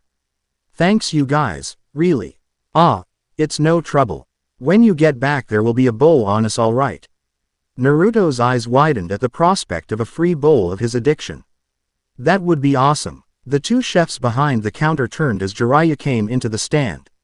His face was a little saddened at the display, but it disappeared as he pointed towards the gates. Sorry kid, time to go. Chuki quickly put the new bowl of the addiction into a container. For the road, Naruto happily accepted the food and thanked Tatu as he left with the white-haired Sannin. Naruto and Jiraiya made their way towards the gates. Naruto grinned when he saw the rookie 12 and Sensei waiting for him. He looked around the group before turning to Kakashi. A look of a mixture of anger and confusion on his face. Where are Sakura and Sasuke? Sasuke is still in recovery, so he cannot see you off. Sakura, however, I don't know. I'm sure she is busy with something if she isn't here. The blonde ninja turned to Kenshi as he mentally sighed, wanting to be back at the whirlpool at the earliest. I will give you 2 minutes. Smiling, the boy left to join his friends for the last time in a few years. Turning, the sliver-armored man saw the 1KN own as Kakashi and the Junin waving over towards him, wanting to talk from what it looked like. He did despise meeting new people, but they did trust him enough to take Naruto on a training pilgrimage. Even if Jiraiya was coming along, it must have taken a lot from them. Walking, he took measures to generate his imposing aura, just in case they wanted to try something, as unlikely as it was he didn't want to take chances. Each of them held a semi-grimace and scowl, save for Guy, as the best he could muster was a neutral expression due to his youth. Kakashi was the first to speak. You know of the dangers that Naruto holds, right? Don't worry Kakashi, I and my village have taken precautions for the fox. In fact, it is going to be one of the things we focus on in training. Making a connectio, and at least allowing Naruto to access his chakra without losing his mind. Asuma coughed a little as the declaration was made. You realize that is impossible, right? The thing is a beast, not Naruto the fox. I know what you meant. No need to explain. And these things to have minds of their own. Maybe he felt threatened when he attacked the village. Threatened? That thing. Haven't you been taught by your mothers and fathers that usually the most scary things are more afraid of you than you are of them? This may be the case, but in any way you shall see when we get back. The group nodded, even considering this new fact that Kenshi had brought to light. As the group scattered, Kakashi handed him a small scroll. This contains a way for Naruto to communicate with. Keep it. What? I would like for Naruto to concentrate on his training and learning about the village. To do that he would need all attention on the task at hand, no distractions. He won't forget his friends, or his original sensei. He will be back, no need to be so heartbroken. Kakashi nodded, slowly putting the scroll away with some hesitation before looking back at Kenshi. This man was defiantly not like his sister. More serious and to the point, although having a slight air of naivety around him. It could be switched in an instant. Well, at the very least, Naruto was in good hands, and hopefully he would learn something from this. And maybe come to forgive the Leaf for what they did. He sure as hell won't forgive these villagers so easily.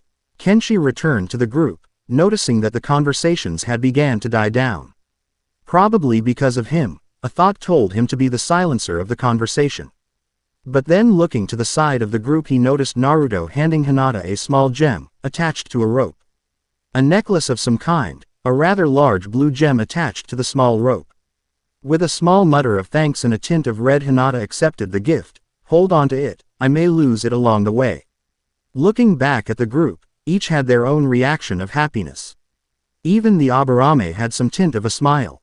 Did everyone know of that girl's crush on his nephew? Well, it didn't look like he did. How long has this been going on? Whatever the case, it wasn't his business, for now. After Naruto left, Kenshi walked up to the Hyuga and handed her a small scroll, the small girl shying away from the man. What's this? He leaned in to whisper in her ear. This is one of Naruto's techniques, or so I heard from Jiraiya. It contains everything you need to know about the jutsu.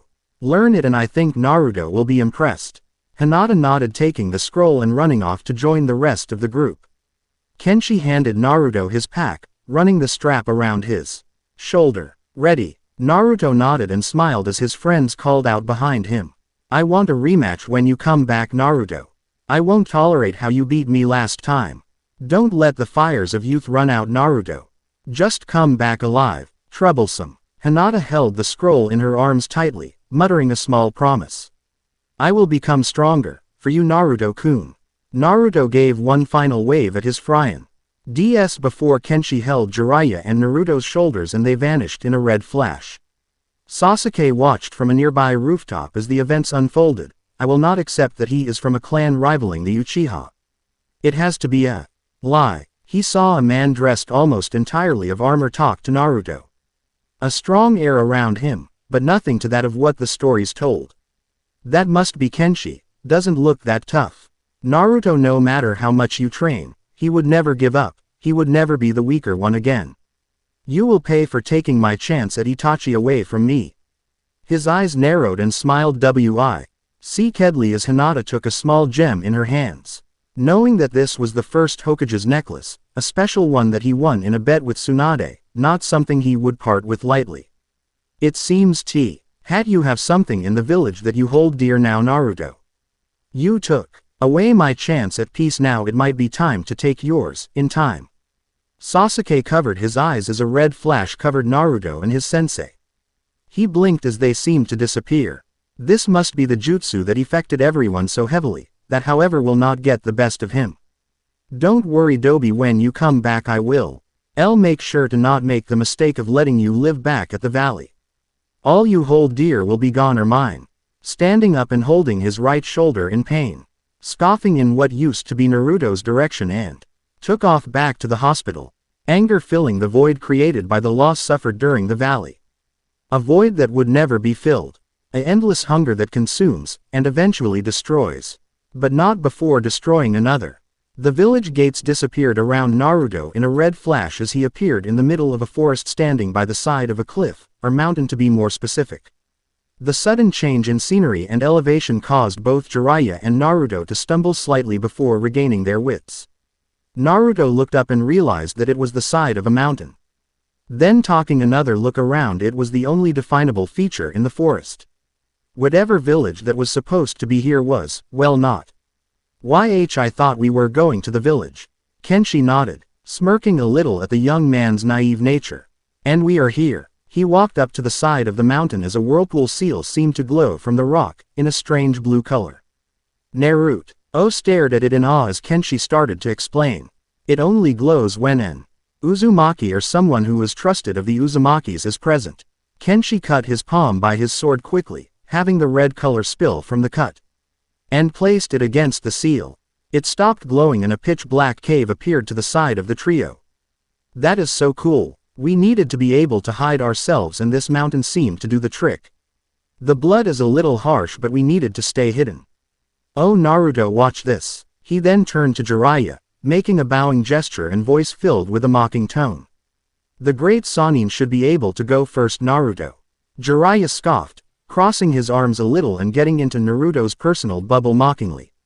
Almost oblivious towards Kenshi's mocking tone. Well, at least someone knows respect around here. Naruto turned to Kenshi as he grinned and placed a hand on his shoulder, telling him to wait silently, and to watch. Jiraiya entered the cave, and exited it the same way he went in. Arms crossed and with a winning grin on his face, in which that faded in the moment he exited the mountain. What? Jiraiya turned around and made a sprint towards the cave, and came out running. Immediately turning to Kenshi accusingly. What is this? Kenshi contained his laughter, unlike Naruto, as he explained. Another seal. If someone did get past the blood seal, they would need a living breathing Uzumaki to be able to enter the cave, or if you have special permission. So no matter how many times you tried alone, Jiraiya, you would not be able to enter. Jiraiya raised his eyes a little. Even Minato couldn't really do something like this. I heard the Uzumaki clan was good at seals, but this is ridiculous. This one was designed by our cage, so it is supposed to be powerful. Jiraiya nodded as Naruto turned to Kenshi. The man turning towards the cave and making his way inside. Come on, let's go. They nodded as they followed Kenshi into the cave. Jiraiya half expected to be at the entrance again, but when they exited the cave, Naruto's jaw dropped and Jiraiya took a double take. Welcome to the Uzushio. The village first was huge. The entire mountain was hollowed out to make room for it. It was off the ground and was supported by a giant stone pillar in the middle of the village and multiple smaller ones on the edge of the village, giving the main one more support. The village also had a tall wall surrounding the entirety of it. Besides the stone bridge that they stood on now, they spotted 3 others that came from different sections of the mountain connecting to different parts of the village, the one they were standing on north, east, and west, the southern one missing entirely. The village had to be supported because the village was surrounded by water with whirlpools appearing in random spots at different times below. Naruto looked up to see the sky but was greeted by a single hole in the top of the mountain that shone light throughout the village. Surprisingly enough, there were clouds there as well, a bright white color. Kenshi looked at him, then back to the sky, pointing towards it and explaining the existence of it.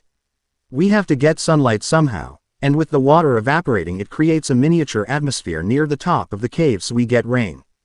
Are you not entertained? Jiraiya shook his head, still in awe. How did you get the water in here? Kenshi shrugged. I don't exactly know. Nor do I know about how the whirlpools form. You will have to ask someone else for that info. Let's go, we will have time for sightseeing later. Jiraiya shook his head and returned to reality, watching as a fairly large group of people walked past one of the bridges and exited the mountain. There seems to be too many people for just one clan. You are right, there are others here that are of their own clan or just travelers. The clans that are here rarely possess any special type of jutsu, they were just abandoned. So they help restore the village and they get a home. Jiraiya nodded, taking this in as they started crossing the bridge. After crossing the stone bridge, Naruto was in awe of the village. It seemed much more active than the Leaf, strangely happier, more down to earth. There was almost construction everywhere and people running about their daily lives, building the village from the ground up. Although the village was big, most of it was barely finished buildings and shops, it still had a long way to go. A grin was plastered on his face the entire time he walked. Naruto's smile grew bigger as people would stop to say hello to him and Jiraiya. His smile dropped when he saw a look of pure depression on Kenshi's face. He turned to see that a group of ninja from the whirlpool had seen Kenshi and had given him glares. The same that Naruto used the get in the Leaf, ones of hate. As they traveled he noticed more and more glances, curses, and other things thrown at Kenshi, but he was seemingly brushing these off like it was nothing. His head held high with pride. Naruto was about to ask him of this when he caught Jiraiya's glance that said, "We will ask him about it later." Naruto nodded as he continued to follow Kenshi towards a tower. Alright, here is the main Uzushio office. The tower seemed to be just like the Hokage office, only connected by 4 main roads that lead into a courtyard, by each direction. North, south, east, and west. It was near the southern edge of the village, where a bridge was missing. The courtyard was relatively simple, a large area set with stone. A small wall circling the tower but arching the roadways. They entered the tower. As they stepped in, a young woman behind the front desk glared at Kenshi. You found another. You left without any warning. Yes, this is Naruto Uzumaki, and I will tell the cage personally of why I was gone. She smiled at the boy, quickly changing the expression for Kenshi. It's nice to meet you, get up the Kenshi, you shouldn't keep him waiting.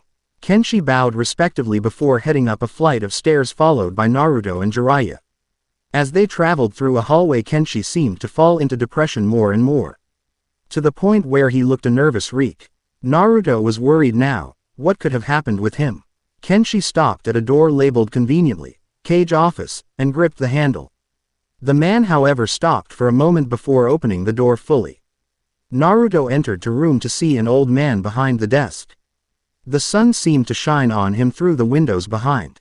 The room was almost identical to the Hokage's, covered with scrolls and papers, each looking semi-important, but instead of scattered they were organized. Ready if needed to be called upon. His hair as pure white and was long in the back and hanged around his eyes. The face was slightly wrinkled and showed many scars. wearing a pure black armor set that ran down his full body, with the Uzumaki SW. IRL on both shoulders and his chest emblazed in red. He wore black gloves and greaves, but they seemed to have writing on them that moved around the material unnaturally. The man looked up at Naruto with pure white eyes. He's blind. The old man grinned, a little lopsided, but there, like happiness, was a feeling foreign to him. Naruto Uzumaki, I have waited a long time to meet you. My name is Ayu Uzumaki. I am the Uzukage and I am your grandfather. Chapter 7. Ch.7 Training. Ayu's eyes never left Kenshi as he spoke the statement, his attention now entirely on the man. White eyes filling the void blue eyes made, his personality doing a complete turn around since the declaring of blood between the two. Going from what seemed to be easy going, to a slight level of anger and annoyance. Seems you did something right after all. Thank you for saying goodbye, by the way. Kenshi shifted a little, eyes subconsciously now focused on the floor beneath them. Jiraiya on one end was just listening to the conversation, trying to pick out pieces of the man's past and the bond between the two men, which was not looking good. Naruto on the other hand felt a rage build up inside, unleashing it upon the grandfather. What gives you the right to talk to him like that? I don't care if you are my gramps, I'll pound you into the ground. Kenshi placed a hand on Naruto's shoulder, putting slight pressure upon the touch, voice reassuring. Just calm down, Naruto. But, please, just calm down. I made a mistake of not saying that I was leaving, I deserve this. Naruto nodded as he turned back to Ayu. The older man shifting a little notably. Maybe the elder was also slightly nervous. There was also what looked to be water forming in the blank and vacant eyes, but holding them back for some reason. Why would the man feel the need to cry? Regaining slight composure, his attention turned to Naruto. I am sure you have a lot of questions for me. Go ahead and ask, I have some time. Naruto nodded, Ed never looking away from the man with a slight rage. Although he seemed to be nice in some cases, he held something against the son. It would be only a matter of time to find out why. Can you tell me about my mother? Ayu shook his head dejectedly, sighing a little before beginning. Kushina, my daughter was lost to us at a young age. Even before this village was established there were pockets of us. Scattered but still part of one clan. I was the leader of one of those pockets. After we were attacked one day I lost her. I didn't know where she was and it broke me to think that she was dead, so I created this village. In the hopes that no one can suffer loss as I did. But if you want more specific details, asked Kenshi. Naruto noticed his name had a slight venom to it but let it go again. Are you blind? The elder nodded and raised a hand. Naruto stared in awe as the writing around the hand molded into an eye with a slit for a pupil. The seals themselves weaving around the formed eye. Power emanating from within the figure. These are my eyes and ears. I have studied seals for a long time, even before I was blind. With these I can see everything that you can. The young woman from the front desk came into the room, brushing quickly past Kenshi and Jiraiya and whispered to the Uzukage. The cage looked slightly angry at the message but said nothing of it. Maybe hiding something or none of their concerns. It wouldn't surprise the blonde if it was the first option. She left the room quickly as Ayu turned back to the group. I'm sorry Naruto, but I have to send you away.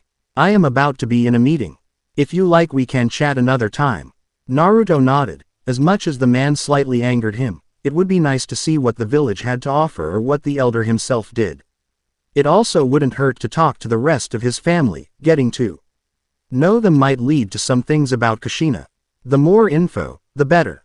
His attention returned to reality as Ayu respectfully bowed towards Jiraiya and turned his voice towards Kenshi. Take them to their rooms. Naruto will stay with I, and show them where they will train.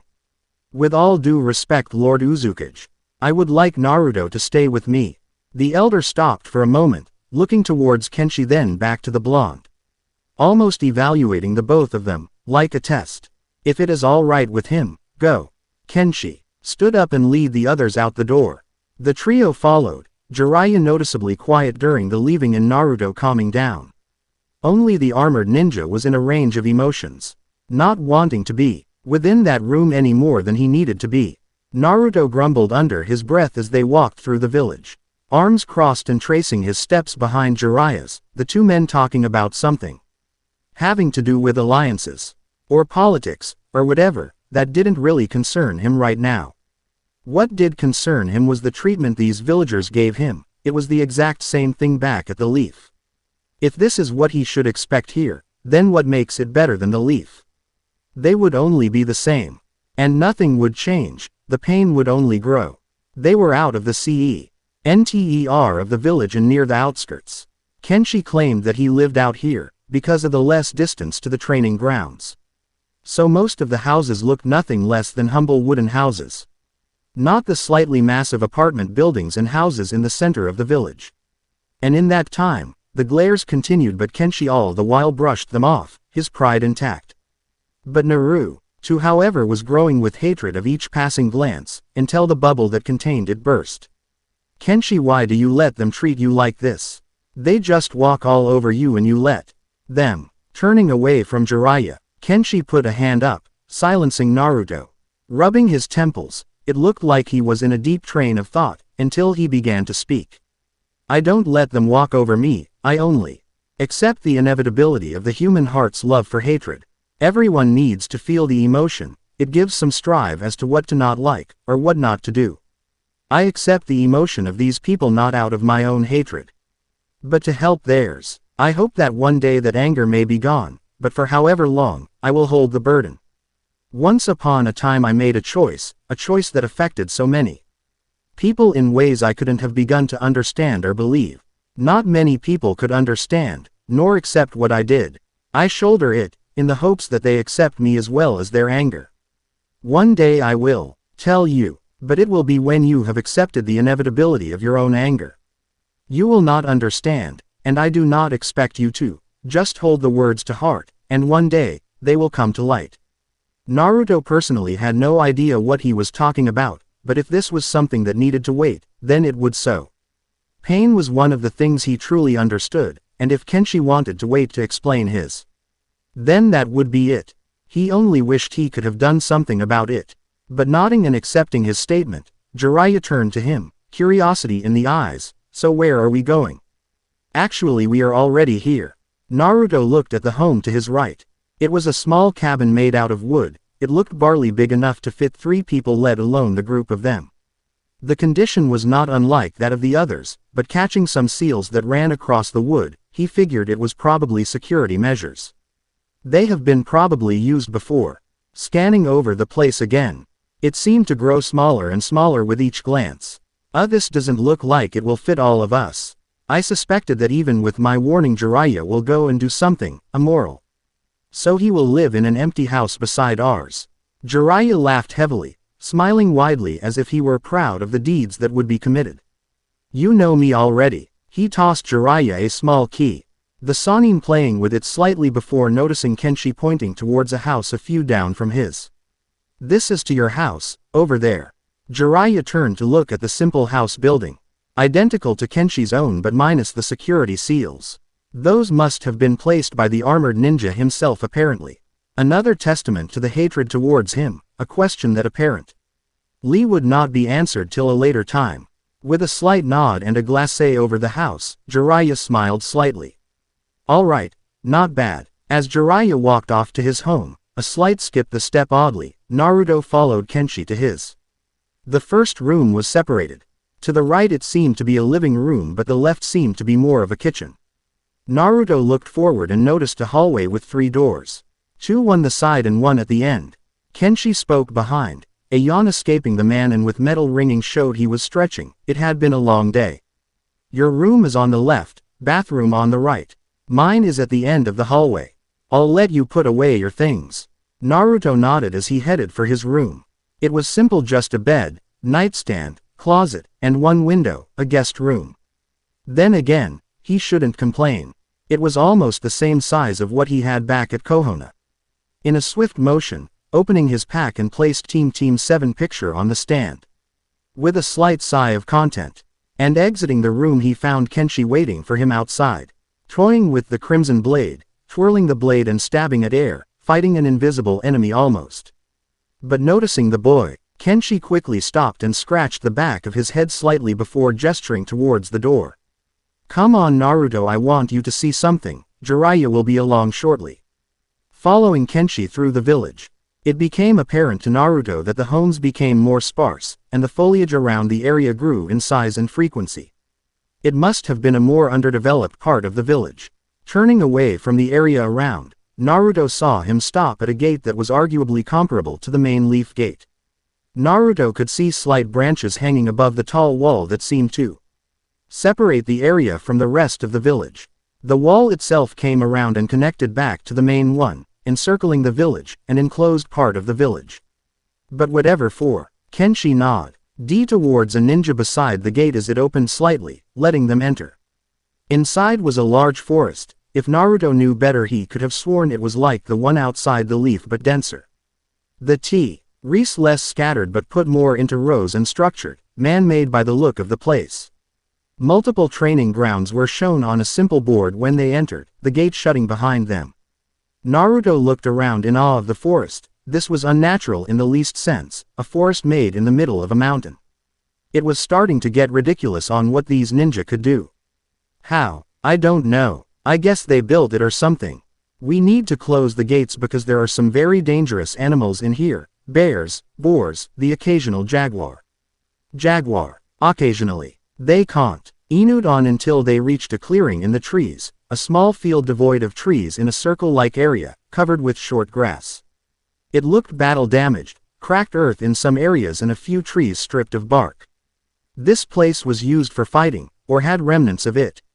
If the look of the area had anything to do with what was to come, Naruto was not going to like it. This is where we will train. We will meet here every day for the next 2 years. We have a lot to make up on, and so little time to do it. You will be worked hard, Naruto. Although I am your uncle, I did not acquire my current power by sitting on the couch. Remember, Naruto, I am also a sensei, so I will be training you in us Kenshi sensei. Naruto turned as he saw the people who called out Kenshi. They were both around Naruto's age. One was a boy. He looked skinny as the clothes he wore looked extremely loose. Hair was shaven off but not completely bald, which actually looked well on him since he had a dome-shaped head. He was also tall, more than Naruto by a few feet. What was left of his hair showed that it used to be a black color. The protector hanged on the neck, showing the swirl of the Uzu village. Wearing a face mask much like Kakashi Sensei's that was pure black, concealing the lower part of his face, and had bright green eyes, fair-skinned. By his face type, under the mask might have contained some pretty solid facial features. Even for someone as young as he. Wearing a long-sleeve shirt colored black and wore dark green pants with a lot more shuriken holders than one needed. He had his hands in one of his many pockets and his eyes seemed to give off a "I don't care" expression. The other one was a girl. She had shorter than normal brown hair in the front and back that had her bangs swept to the side. Skin was pale and had bright blue eyes. She was taller than Naruto but not by much. Her smile was wide and seemed infectious. The way she presented herself also made it seem that her personality was much kinder than the other partner. She wore a green vest with no sleeves that buttoned up the middle, wearing the proctor tied around her right arm, a mesh armor vest showing underneath the original vest. Black pants that seemed to hug her legs and had a lance attached to her back. Naruto didn't know if Jiraiya was rubbing off on him, but he couldn't help but notice she did have a figure, even for being around 16. Kenshi smirked a little at the duo's entrance. Naruto, these are my other 2 students. How long have you 2 been there? The boy looked Naruto over, a vacant but seemingly calculating expression in his eyes. Almost judging him in the same way Au did, but after his initial checkup, the glare was removed but replaced with a small exhale. We have been coming here since your absence. Kasai kept making us run drills repeatedly. I can already tell the amount of work we are going to have to put into you. My name is Doragon Midori. Midori spoke cleanly. He was not joking in any sense of the word.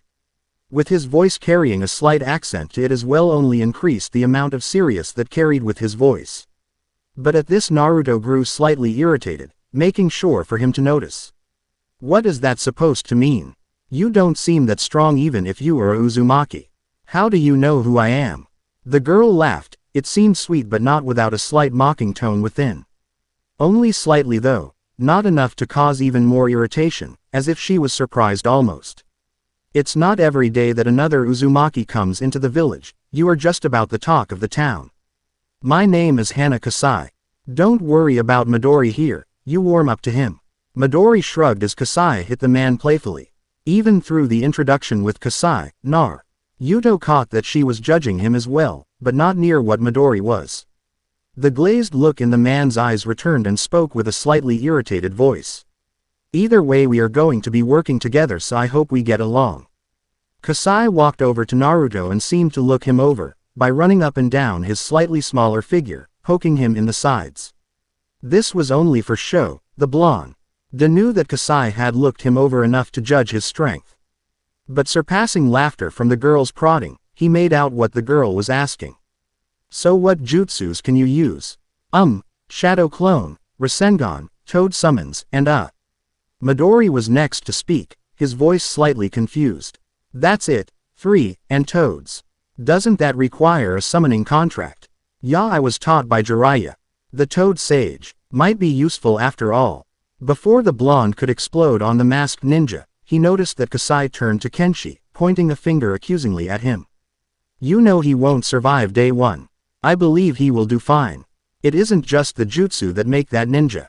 I remember a time when you didn't know squat. Kasai crossed her arms and stared at her teacher, with a slight annoyance while Midori walked over to him. The glazed look gone, and replaced by seriousness. So should we see what he can do, or are we just going to stand here and admire? I will take all of you on again. First separately, then together as a team. Kasai and Midori will go first so that way Naruto can observe your skills, then he will go. The trio nodded as Midori stepped forward. I will get my turn out of the way. Kasai turned to Naruto, a slight warning in her voice. You might want to back up. She retreated to a nearby tree as Naruto followed, sitting next to her on the branch.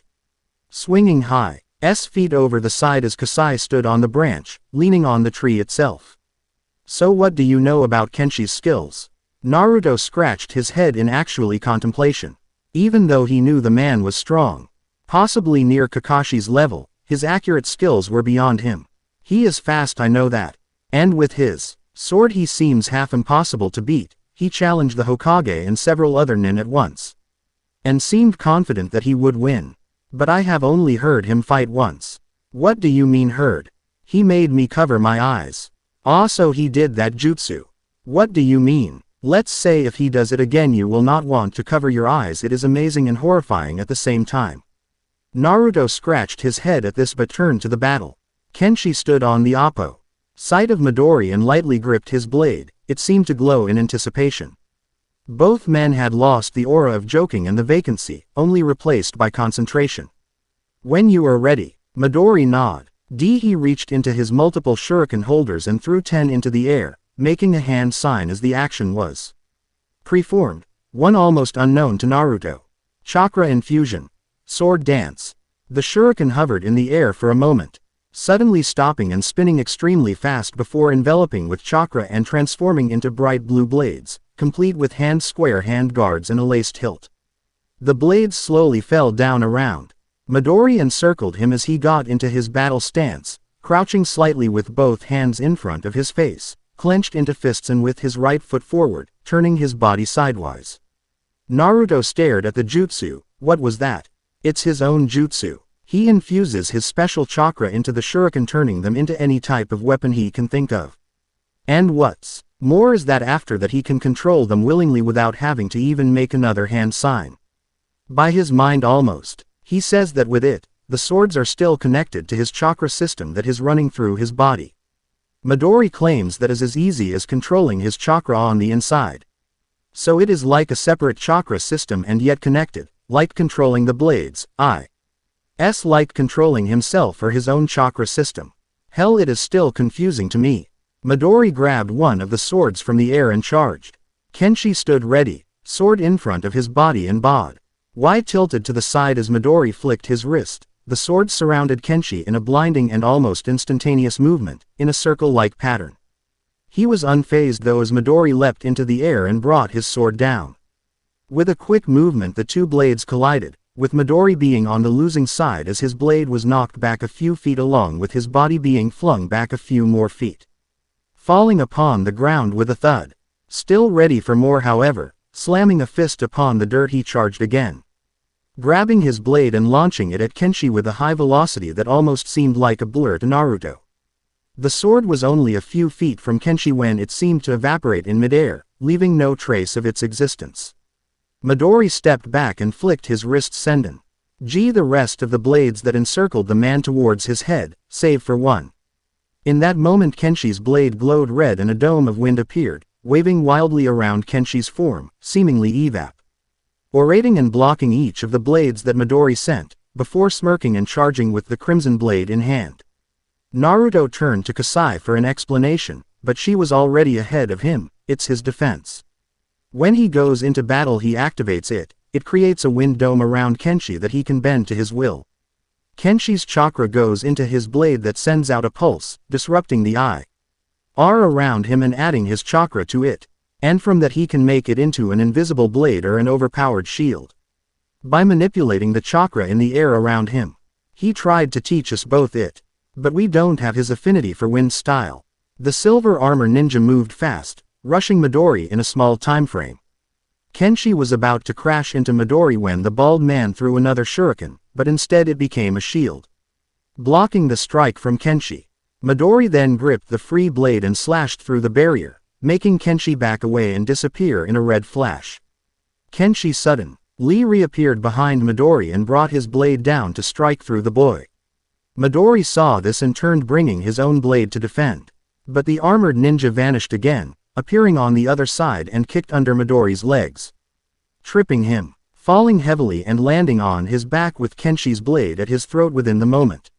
Sighing, the green-eyed ninja accepted defeat, rubbing his temples and lying upon the grass for a moment. My blades are still not powerful enough. Kenshi stretched out a hand, the other accepting it and lifted to full height. The problem lies with our chakra control. I think you are still putting too much into how the blades look like instead of how much damage they do. Also stop sending them all at once, it never works. Got to have some flair in battle. That flair is going to get you killed. He is right. Naruto turned as Jiraiya landed next to him, hanging his legs over the branch as Naruto did. Kenshi, seeing the Sannin, bowed Makan Glai and spoke with what seemed to be a high regard for the man. Nice for you to join us, O powerful Sannin. The other two students were slightly in awe of the Sannin, although they were secluded. Stories behind each one came into the village somehow. And to say that they were powerful was an understatement. Midori had a hard time contemplating on how Naruto managed to get the man to train and how he was going to train them as well. While Kasai wondered on just how powerful this man truly was, stories and rumors were one thing, but seeing it in action was another. But quickly removing their viewpoints, both returned to a state of readiness and calm. Meanwhile Jiraiya mumbled something about shoving his sword down a very dark place as Kenshi pointed towards Kasai, signaling her turn to fight. She gave Naruto a weak smile. Wish me luck. She jumped off the tree as Midori took her spot, leaning his back against the tree in the same fashion the girl had done. Naruto turned to him questioningly.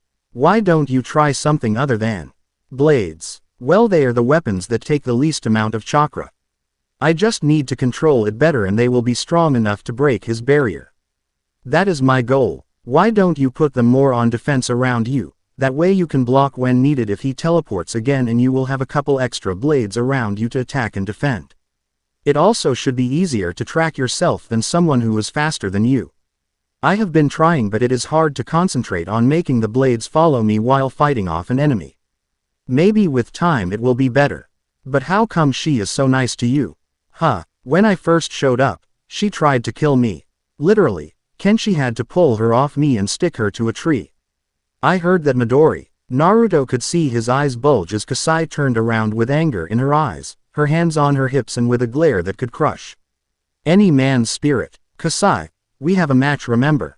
Oh right. Kasai unclipped her lance, whirling it around her right shoulder, catching it with her left hand and brining it up to a standard form, the tip pointed straight at Kenshi's head. The trick was slightly for show but gave Naruto a better look at the weapon. It was simple with a black shaft connecting the two parts. The top of the lance was a dragon that looked like it was spitting out the blade as it came to a point. the lower part was just cut off but looked like it could have been improved upon. Kenshi's blade gleamed as he brought it to his side, ready for battle and signaling he was ready. In that moment Kasai charged and spun her lance in a furious motion, before the tip rested towards Kenshi. Water style. Water dragon. A large dragon shot out of the staff, charging Kenshi. Made entirely of water and with a force. Kenshi's blade glowed. With a silent jutsu a shockwave was cast from the sword, silver in color and cut completely through the dragon, cutting it in half lengthwise. Water shooting across the area and drenching the area around both combatants. Kasai was already moving as the shockwave was thrown. Sparks flew as Kasai assaulted Kenshi, the two blades connecting with every flurry of Kasai's attacks, almost a blur to Naruto, but Kenshi was barely moving his sword to block each attack. In between each attack Naruto could barely make out Kasai letting go of her staff for a split second to make a hand sign, then beside her a blue figure rose from the earth. As it fully rose, Naruto noticed it looked exactly like Kasai, staff and all. The blue clone grabbed her own staff before charging the sensei. Midori turned to Naruto, already expecting the blonde would need an explanation. Afterimage, it is special to her clan as few can obtain the jutsu. The clone is then attached to the original's mind so that way they can fight in perfect sync. It is another being but yet connected to the same nervous system, so she can see what it sees and the two's thoughts connect. So unlike your shadow clone, it doesn't need to be destroyed to understand what the other knows, but with having two minds inside your one head, it gets a little crowded. The mind can't handle that kind of pressure for long, but she seems to come out alright. Kenshi blocked Kasai's blow as another came from her afterimage. He pulled up his defense as it blocked the second blow. Kasai took this opportunity, retreating her staff and slashed at her sensei's feet, but only for him to vanish. She felt cool metal against her neck as Kenshi put his blade to her throat. She put her head down in slight disappointment at the loss. Why are you so fast? Kenshi put away his blade, back to his side, ruffling the girl's hair slightly, and voice not without a sarcastic tone. Why are you so slow? Kasai clipped her lance to her back as Kenshi nodded towards Naruto. You're up. Naruto nodded, smiling as he jumped down and Kasai took his place. The man held the blade carefully as Naruto crouched low, a stance he was not really familiar with. When you are ready, Naruto. He made a hand sign. Shadow clone jutsu. A smokescreen appeared as around 20 Narutos surrounded Kenshi. 10 of them charged as Kenshi readied himself. Kenshi knocked away a two with his wind barrier, sending them flying, and pulled out his sword, but instead of a full-on assault waited, wanting the boy to attack. To judge what Naruto already knew, to get a feel for what he could learn. Dodging with ease and blocking his sloppy kicks and punches, he evaluated Naruto's fighting style. In all actuality he boy had none. It was a street brawl type of fighting he was using, one that he must have learned living on his own and without a taijutsu master to teach him. Kenshi smirked at this. It was possibly one of the best and no one knew it. That meant that Naruto knew how to fight dirty, using his environment and figure out advantages against his enemy. The other would be consumed with having honor. Naruto didn't have to worry about that, and with no style the enemy he could possibly have an advantage that way. In any case, it was time to end this battle, show the boy he isn't a sensei for nothing. 3 were taken out with the first swipe of his sword, a wide arc-like slash. The other 5 pulled out a kunai and leapt into the air, a fierce battle cry escaping them. Only to be met with the furious sounds of hand signing and chakra building in the air around them. The wind shifted slightly, but by that point the clones knew they were done for. Wind style. Wind pillar. A whirlwind appeared around Kenshi, blocking and throwing them back and smashing into the ground, vanishing. One of the clones threw a smoke bomb at Kenshi before dispelling. It hit his armor, enveloping the man as Kenshi covered his mouth trying to breathe. The attack was elementary, but apparently useful. The smoke around Kenshi glowed blue for a moment.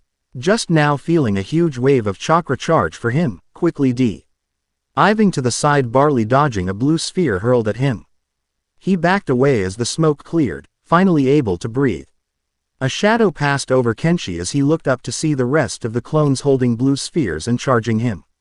Rasengan barrage. Jiraiya's eyes returned to the battle for a moment. He didn't really Know that the kid had unlocked that type of chakra yet. Either that or this was his last resort. He could barely make one Rasengan without messing up, but this many. It was a feat within itself. At least that is how Midori and Kasai as it as well, looking in slight amazement on how the kid could last this long. The kid was out for blood, that was for certain. At least Naruto knew not to hold back against any opponent. Maybe training with Kakashi had its perks after all. If this hit, however, it may be a problem. It also might hurt the kid to use the jutsu, but maybe at a light level it wouldn't do much damage. The kid could recover. At the end of the thought, Kenshi's sword glowed red. The chakra level within exploding for a slight moment. Time slowed. Kenshi felt everything, every wind shift, every spot of dirt upon the skin, and the chakra levels that were heading towards his form. Unleashing the chakra, he teleported behind the group of Narutos. They stared at the man behind him and their eyes grew wide as he flicked his sword, shouting the jutsu name as a large chakra blast rocketed through their forms. Feeling a widespread pain from the air itself and feeling as if their insides were destroyed in an instant. Zantetsuken. Naruto could see the wave that was traveling towards them but couldn't move. It was just too fast, impossibly so. The clones instantly dispelled as the shockwave hit and Naruto felt like he was hit full force by Tsunade, being sent back towards the ground with a thud and groaning in pain slightly. Sighting up, he heard slight laughter, not in mockery but in some sort of pride he noticed. The shadow that passed above him, looking up, was one of a smiling Kenshi. Nice, I never really had to use Zantetsuken before. Reaching out with his hand, the blonde accepted the arm and Kenshi picked up Naruto, the boy brushing himself off. I don't really feel that great though. You'll get over it. Kasai and Midori landed next to Naruto, the girl speaking first. That was pretty good. With those shadow clones and Midori's swords we have a force with us. Naruto nodded as the three turned to Kenshi. Now that all of you have seen each other's skills, let's see how well you work together. The trio stood side by side. Kasai stood ready with her lance. Midori had already readied his shuriken, and Naruto held out a kwani. Kenshi smiled, also in wonder on how well Naruto could take pain.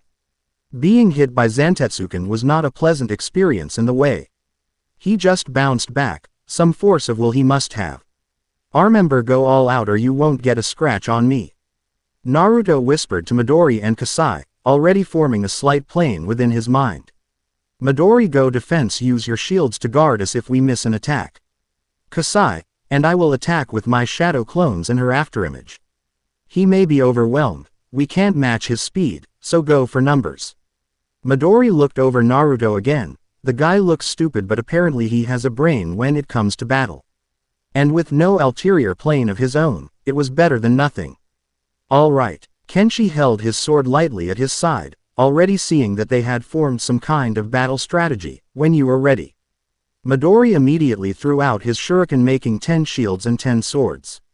The shields surrounded Kasai and Naruto as they charged and the swords hovered around Midori.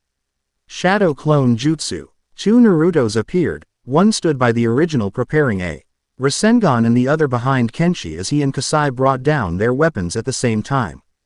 Kenshi blocked Kasai's attack and used his defense to counter the other Naruto as it flew back and dispelled.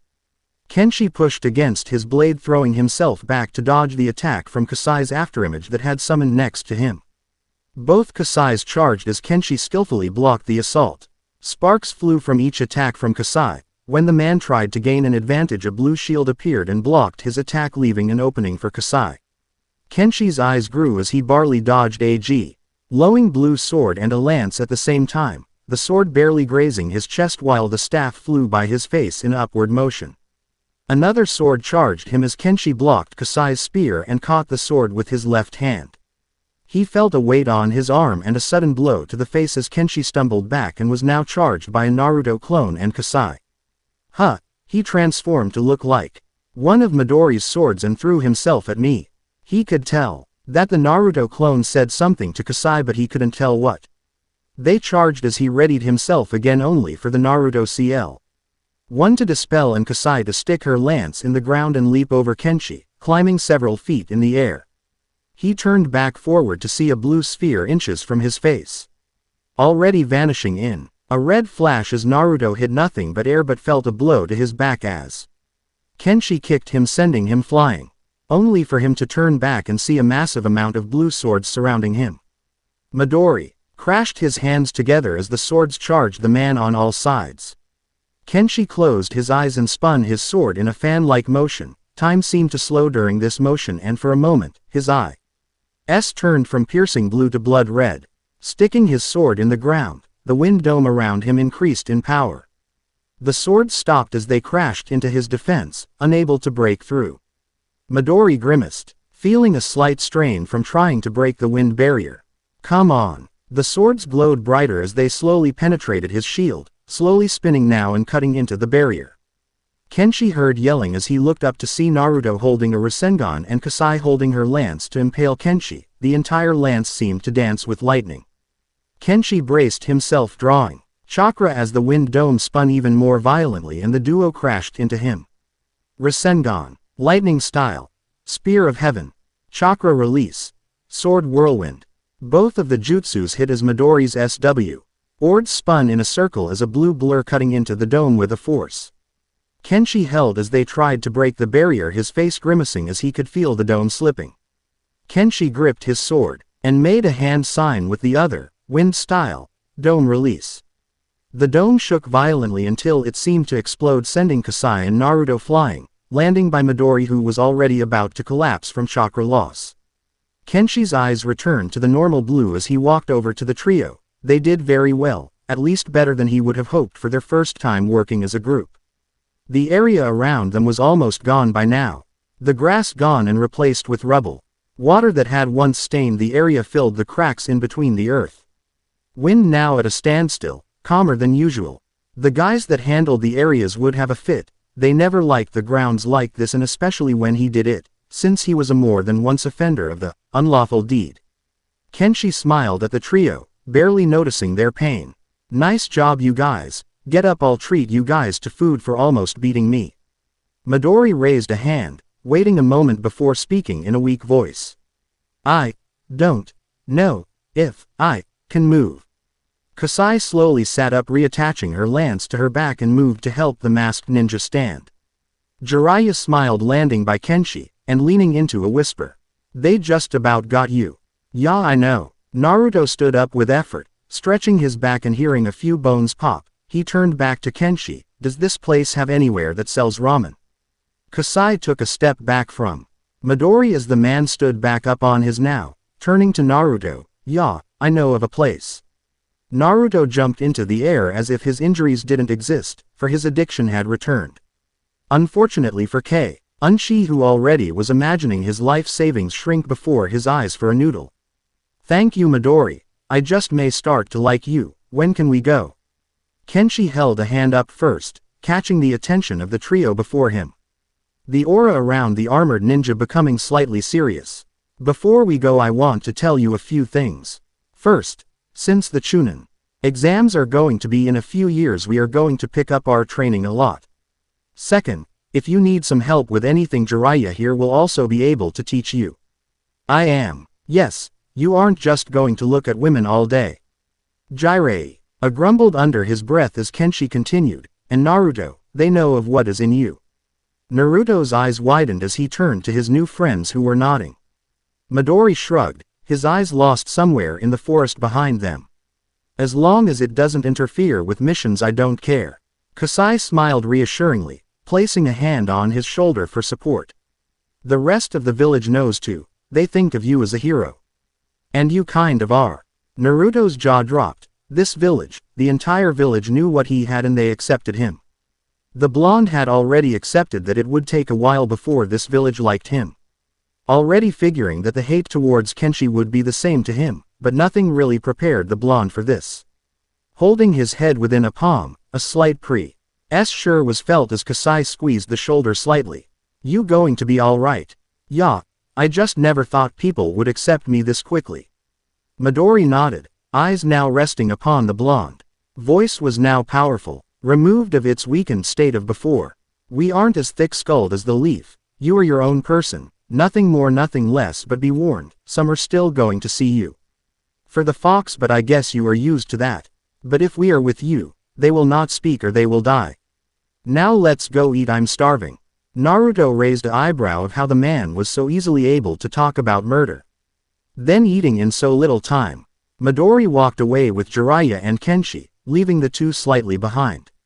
Kasai turned to Naruto as they followed them. You are a good fighter, sorry for doubting you. And don't worry about Midori, he is kinda like that. Are you kidding? You two were awesome. I didn't even know you could do half those things with a lance. And I never even heard of a jutsu like his. Kasai smiled widely, listening as the boy began to rant of how cool the two of them were. Voice being raised higher and higher till Naruto sounded like a fanboy, gloating on how he just saw the amazing Midori and Kasai fight, all the while missing out on the strange expressions the group were giving the boy, Jiraiya included. Watching with slight judgmental gazes as the boy started to reenact the battle. Kenshi already chalking up another thing he would have to fix in the boy. This was going to be a lot of work. Chapter 8. Ch.8 New Day. Naruto groaned as light shot into his eyes from his window, disrupting his sleep. His head pierced with pain, holding it did nothing to stop the noise and light from consuming him. After yesterday's fight he wasn't exactly feeling cheery today, much less wanting to get out of bed. And if this was any indication of what Kenshi was going to put him through, he wasn't going to have a fun time. After a moment a voice infiltrated his mind and he noticed a figure by the door leaning on it. Kenshi pointed towards his jumpsuit. Come on, we are going shopping. Naruto nodded, slowly getting up and putting on his orange jumpsuit as Kenshi left the room. Taking his time and trying to stretch out most of the knots that had formed since yesterday. Putting the final touches on his outfit, he stopped at the picture of Team 7 remembering the days when they got along, or at least didn't bother each other. They never truly got along, although when they needed to the team was one, but when it was just them, there was no connection keeping them together. He knew that now. He then compared it to his new team. Midori seemed alright, his personality needs some work, but he was a good person to have in combat. Kasai was really cool, she, as always, smiling and trying to cheer everyone up, but on the battlefield her personality did a full turn around. He chuckled before leaving the room. Maybe I do belong here. Stepping out of his room. Slowly he went into the kitchen, following a familiar smell, and his eyes widened at the cup that waited for him on the counter. Kenshi already sitting on the table eating what looked to be eggs but were slightly charred. A slightly hidden apron in the corner of the kitchen, that read, "Kiss the cook, oh glorious blackmail." Now noticing his figure, Kenshi gestured towards the instant ramen cup. Dig in. Nice eggs. Hey, I never said I was a good cook. Naruto wasted no time as he hastily ate his ramen, taking short breaths while inhaling his food to talk to Kenshi. Hey, I have been thinking. Oh, that's not a good sign. Shooting out a piercing glare, Naruto continued to speak. Well, Midori has his shuriken and his blue blades, Kasai has her lance, and you've got that sword. Where is my awesome weapon? Kenshi smiled as he sat with Naruto. I have something in mind, but you will get it later. Why? You are still too inexperienced. Later you will receive your prize. Naruto nodded as he finished his cup, sighing happily. All right, at least I know I am getting something. I can't wait. Kenshi nodded and stood up as Naruto turned to him. Where are we going? A loud clip was sounded as Kenshi attached his sword to his side and rolled his shoulders. Like I said, we are going shopping. This isn't what I thought you meant. Naruto stood outside the shop staring into its dark abyss as people passed him by. The unholy sight that plagued him since birth was now only a few feet in front of him. The fear that filled his being was of nothing he felt before. Naruto would have rather face D10 Garas than continue onto this place, a retail store. They stood outside the clothing store as sunlight hit the village, giving it a more vibrant look as people moved around in their daily lives. Naruto shook his head at the store, fearing what was in and holding his jumpsuit as if someone was going to take it, which was probably true. Kenshi held his head in frustration. Come on, you would rather wear the kill me jacket. I'll see that you something cool, and plus you kind of have to. Huh, he pointed towards his silver chest piece adorned with the Uzumaki crests on his shoulders. ND chest. You notice that all Uzumaki members wear armor. It's almost like a symbol that we took from the Senju and made it our own to distinguish ourselves and carry on their will, in a way. We are here because they already have your armor piece on hold, and while we are here we are going to get you some new clothes. Naruto held his chin before nodded, still looking dejected. Alright, let's see what you can do. Oh no, I am not going to do anything. What? Naruto's eyes widened as Kasai walked out of the store and smiled at him. Oh, this is going to be too much fun. Thanks for agreeing to this. I couldn't stand that much orange. Naruto's eyes bulged with fear. I agreed to this. Kenshi shrugged, but he still couldn't suppress a smirk. You did come along. Naruto yelled in fear as he was dragged off by Kasai into the store. Don't let her do this to me. I love my orange. I like my comfort zone. No. Kenshi only waved and walked off as Naruto was dragged off into the store screaming his head off. Naruto stared at himself in the mirror at the dressing room, taking a good look at himself as Kasai stood next to him, hands on her hips. I don't know about this. Kasai sighed. Trust me, for the 1000th time you look fine. Quote. Naruto grimaced. After 3 hours of trying to remove his orange jumpsuit, she finally got him into his new clothes.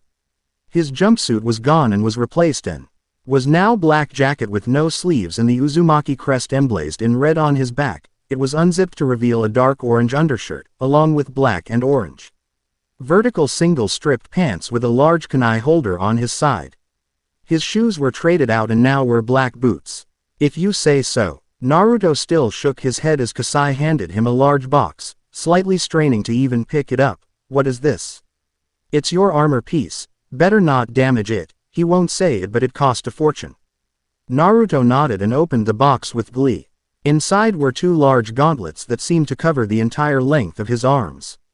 One was neon orange, much to Naruto's liking. It also carried 2 shoulder guards and gloves that fit the spots where the gauntlets missed. The left gauntlet was solid black and smooth, looking like it could absorb and strike some heavy blows, while the right was neon orange and had spikes coming out of it, mainly used for offense or catching blades maybe. The gloves were also pure black with the Uzumaki crest on the back in red.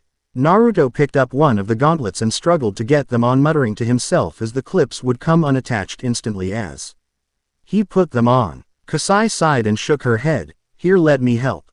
Naruto stood still as Kasai ran around Naruto, clipping the guards into place. A chill ran through his body as Kasai ran her hands around Naruto's arm, clipping the metal into place. Kasai smiled as she clipped on the final pieces on his shoulders. All right, you're good. It is supposed to grow with you, much like the other Uzumaki's armor. So you won't need refitting. How did he even know my sizes? Sometimes I even wonder at what that man knows. Naruto turned back towards the mirror, feeling out the joints on the bracers, swinging his arms and moving them around, punching the air. This is awesome. Well, that is the only time I am putting them on for you, so find out how to do that. Also, we are going to meet Midori at the ramen stand again. Come on. Kasai left the building as Naruto nodded and quickly following as he carried a bag containing his jumpsuit, running towards Kasai trying to keep up. Tsunade sighed. Why are we still talking about this? He is not to be trained. The one thing she really didn't want to talk about this week had full-on hit her in the face today by this meeting. After signing tons of documents coming in from the other ninja villages wondering about the new Uzushio and Kenshi himself, she really didn't want to be here right now. Her rather happier place would have been at the end of a bottle, not discussing the one thing she wanted to put off. Danzo showed no emotion as he spoke with his usual calculating voice. We have to train the Uchiha. He is the only one left and could be a great asset to the Leaf. Shikaku shook his head and his face showed disappointment. So let's just forget that he tried to leave and put 6 of our ninja and 3 of the Sans in danger. Soon turned to Shikaku almost with anger, but he was under the effects of the curse mark, he told us himself, and why should I believe that Naruto brat anyway? He brought Sasuke back half dead. So why? Oh, you are going to believe a boy that just tried to leave over the one that fought him with his life at the valley to get said ninja back? Soon glared at Shikaku before continuing. Then let's put it to a vote on if we should train the boy and let him become a ninja again. Tsunade's heart sank when the majority of the council voted that he should be re-enlisted as a Leaf Nin. Danzo smiled at his Vic. Tori, and daring to take it further, he spoke, I also want him automatically promoted as a Chunin. I don't think that is possible. The group turned as Kenshi stood in the doorway with several Anbu face down on the ground. They didn't seem dead, only unconscious. How did you get here? He laughed and waved his arms uncaringly. Don't worry, I am not really here, I am just a clone. But if all of you had read the report that Tsunade gave you about our village's deal with the others, you know that it is impossible to promote the boy until he passes the exams. Danzo turned to him. And why not, and why should we listen to you? Last time you were here you made a mockery of this council, and now you have eliminated several Anbu. Because 1. My Uzushio had heard about what had happened here and specifically told me not to let you promote the boy outside of the exams. 2. I warned them not to speak of Naruto like they did, but hey. 3. They attacked me first, I only asked to be allowed in here. And 4. It is not necessary, you have other nin that are more qualified than the Uchiha. Like your son, for one, Shibi. He is just about as smart as Shikamaru and he has the ability to lead. Along with him should be Neji Hyuga. The council started whispering as Danzo knew he was fighting a losing battle and faced Kenshi, but he is the last of his clan, he should be promoted anyway. If he is as strong as you say, let him compete. Show to us how powerful the last Uchiha is. Danzo grimaced as the council began muttering approvals of this. Kenshi turned towards Hiyashi. I would like to speak with you privately after this. Danzo turned to the council. Then we will train the boy for the exams, Kakashi, you will train him. All eyes turned to the man who seemed to appear in the room as he continued to read his book while speaking. No, I will not train traitors or those that betray their friends. I already let down my sensei enough, I won't continue to disgrace his name. Danzo showed no emotion as he spoke again. Then how will the boy be trained in the Sharingan? Not my problem. Hello again, Kenshi. Good to see you, to Kakashi. Danzo grimaced at Kakashi's statement. I was hoping that he would take care of that for me, but I will have to train the boy myself, it seems. Kenshi turned towards the council as his form started to disappear. This will be the last time I contact you until the exams. I only came to speak with the Hyuga, but coming here first was a good idea, I guess. And Suand, Naruto says hello. Kenshi's form vanished as Tsunade smiled and clasped her hands together. Good to know you are safe, Gaki. Well, this meeting is over then, I need something to drink. Sasuke stood on the edge of his ruined home as the moon hovered above. His eyes blazed with hatter as he made another Chidori in his hands. Still thinking about that day and how Naruto could have been that powerful. He slammed it into the side of the building, making the entire wall crash down, sending the sound throughout the complex. He held his head, wonder how he could be from such a powerful clan. His hate rose for the boy. Why is he so special? First, him being the Jinchuriku of the Ninetales, being trained by one of the 3 legendary Sannin, and now being from a clan that is as powerful as the Uchiha. No, there is no clan better than mine. Naruto is weak and I will see to that. I am an elite, I am an Uchiha. Sasuke jumped back as a figure stood next to him. The man seemed to just appear next to him, but no one had that type of stealth. The Sharingan should have caught him. What happened? He placed a cane down and spoke with an emotionless voice. Hello, Sasuke. Sasuke started at the man with hate and curiosity in his eyes. Who are you? My name is Danzo. I am here to train you and help with your Sharingan.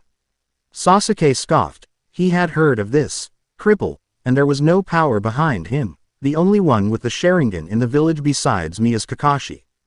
Danzo walked towards the boy, his cane hitting the ground with a loud thump each time, sending the sound through the complex. He would not train you. He saw you as a disgrace. He shouldn't have even gotten the honor to train you. But to say that he is the only one with the Sharingan is a lie. He pulled of the bandages over his right eye as Sasuke looked in shock. I also know how much you want to hurt that friend of yours, Naruto. I can help you make him suffer and help you revive your clan at the same time. I can help make the Uchiha strong again. Sasuke looked at the man's Sharingan as his flashed as well. 2 conditions. 1. I want Naruto's head on a plate after this is done. 2. I want Hinata Hyuga. The Dobi loves her and I would love the pleasure of taking her away from him. After I am done with you, Naruto won't stand a chance. And that girl will be yours. Sasuke's eyes gleamed with pure hatred as the moon shined down on the two, their eyes not leaving one another. Hiashi glared at the man who stood across his office. The moonlight shined off Kenshi's armor as he paced slowly across the room. I still have no idea what he wants to talk about, but the way he moves seems like he is nervous for some reason.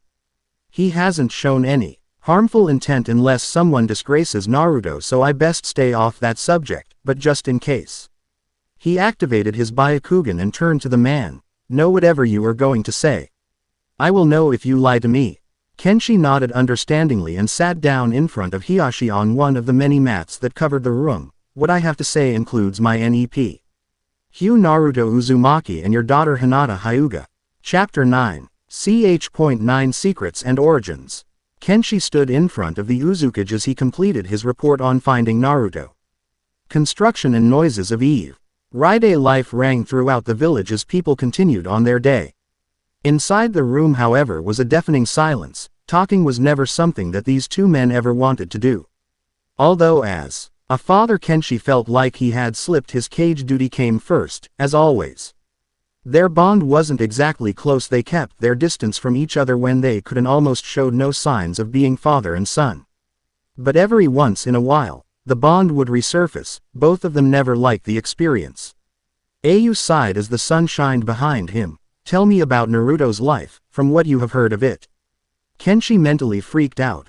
Oh great, how is he going to react when I tell him his entire life was made out of pain? Kenshi shifted his position and cleared his throat. Well, from what I heard, his childhood wasn't good. He was beaten, chased, burned, and everything else you can imagine had happened to him on multiple occasions.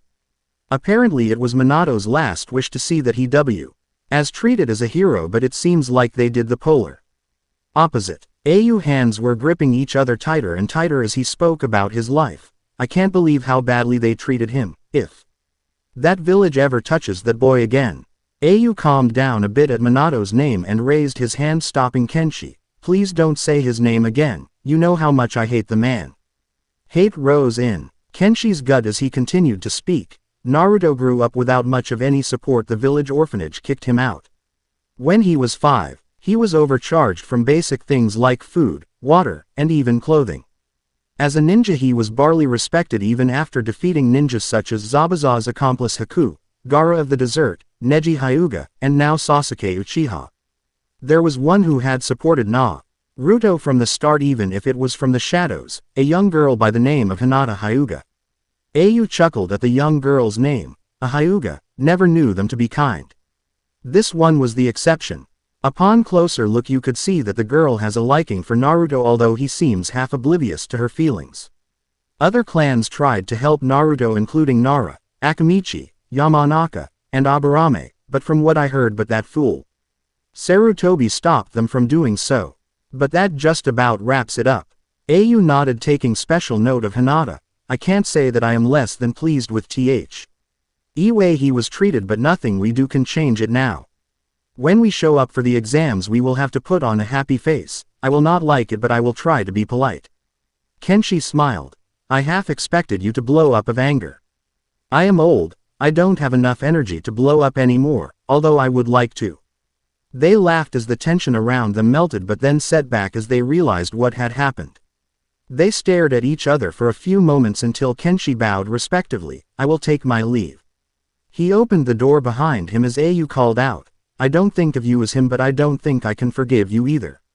I want to, but something in me just keeps remembering what choice you made. I could honor you as a hero but not as my son. It is halfway your fault that he lived like this. The door started to crack under Kenshi's grip as he spoke, but then released it and turned back to him. Don't worry, I regret that decision every day of my life. I am responsible for her death apparently. Ayu staggered a little as Kenshi left the room. I'm sorry son, but you should have brought her back. Maybe then things could have been different between us. Another tree fell before Kenshi as his blade glowed red. How dare he? He didn't know what choice I had to make. I did it as a brother. Each sentence ended with a tree falling as it crashed to the ground, making dust rise from the ground. He turned and saw a small pond. The reflection stared at him as woes ran through his mind. Kenshi's eyes widened as it started to mold from him to another person. Before it could finish morphing, Kenshi turned to it. Wind style. Vacuum blast. The puddle and the surrounding area were destroyed by the blast as Kenshi fell to the ground in pain. Get out of me. Black chakra seeped out of his body as it attacked the nearby trees, clearing out the field around him. It molded around his body as it seemed to protect him from the forest.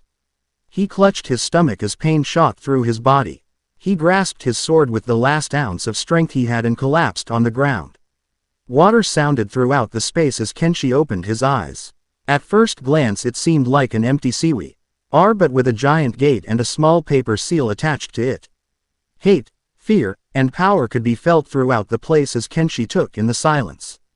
The sounds of metal clinking and footsteps could be heard as Kenshi walked up to the gate, and another seemed to appear on the opposite side. Kenshi stared at the man behind the gate. The darkness consumed him as he gripped one of the bars. How long do you expect to keep me here? Showing no fear, he faced the man as he held his sword, ready for battle, as long as I need to. The man chuckled as the sound seemed to echo around him. Your resolve is slipping.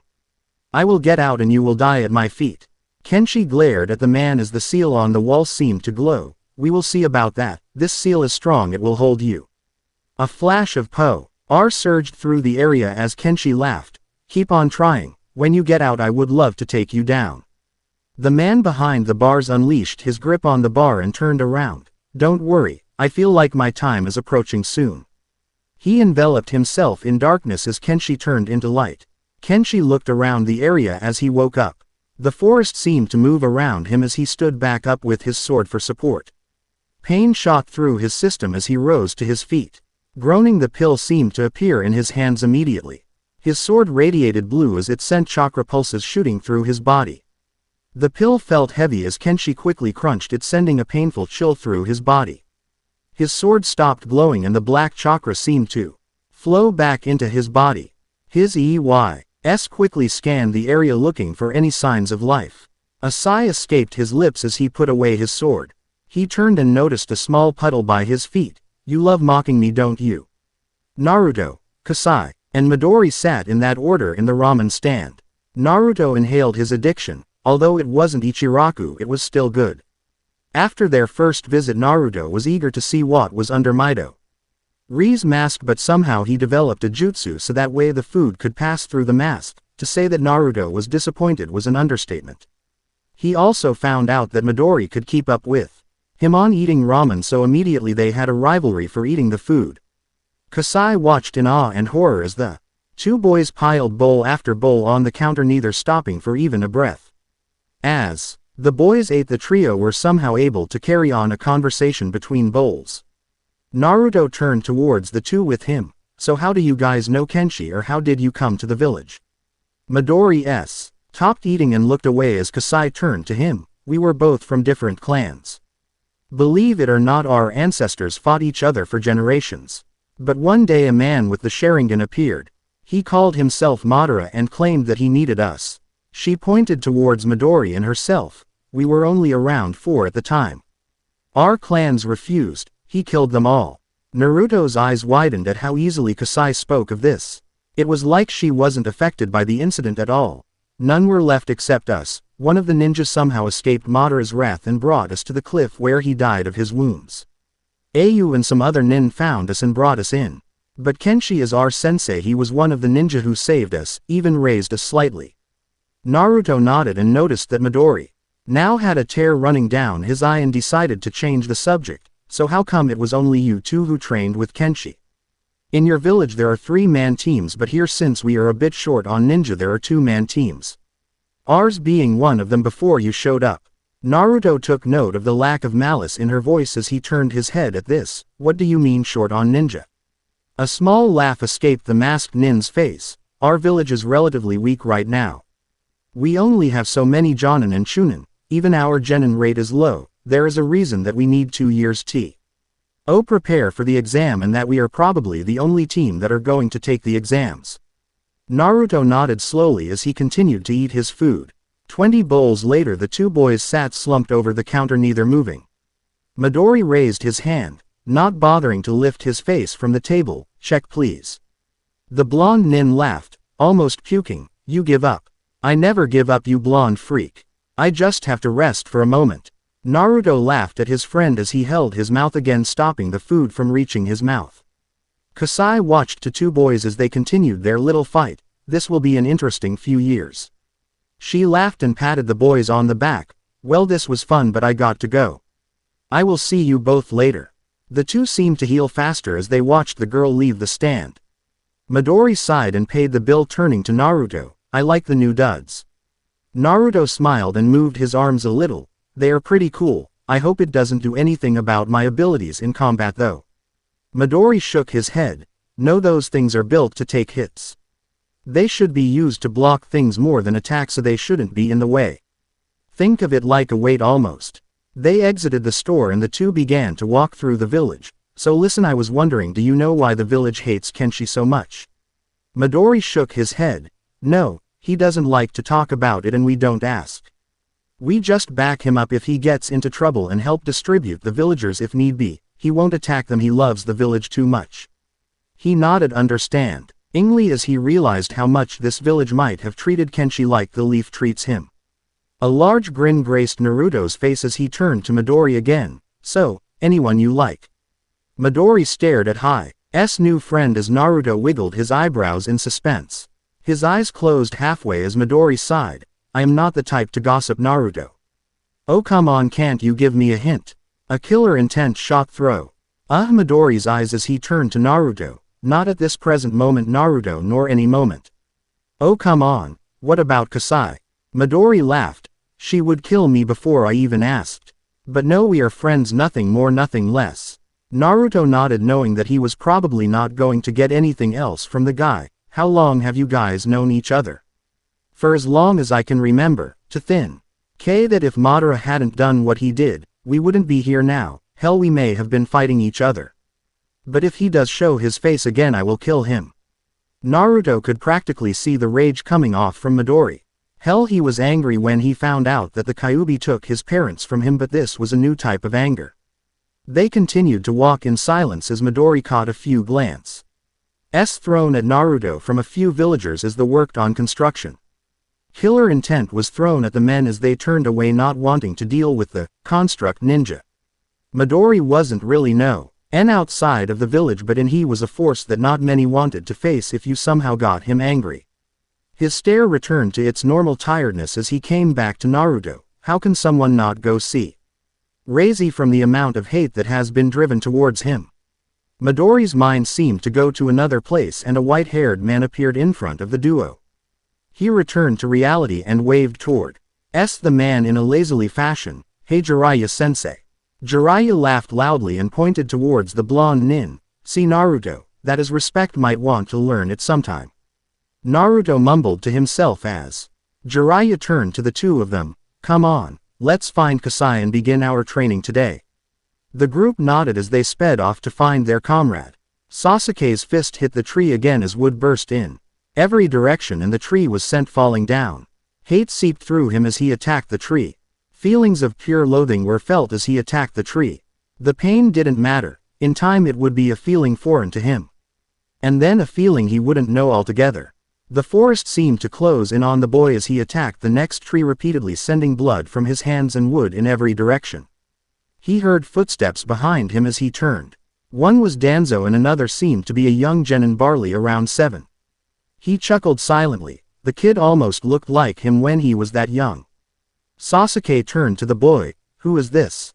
Danzo put a hand on the boy's shoulder and smiled. This is another student who will be training with you.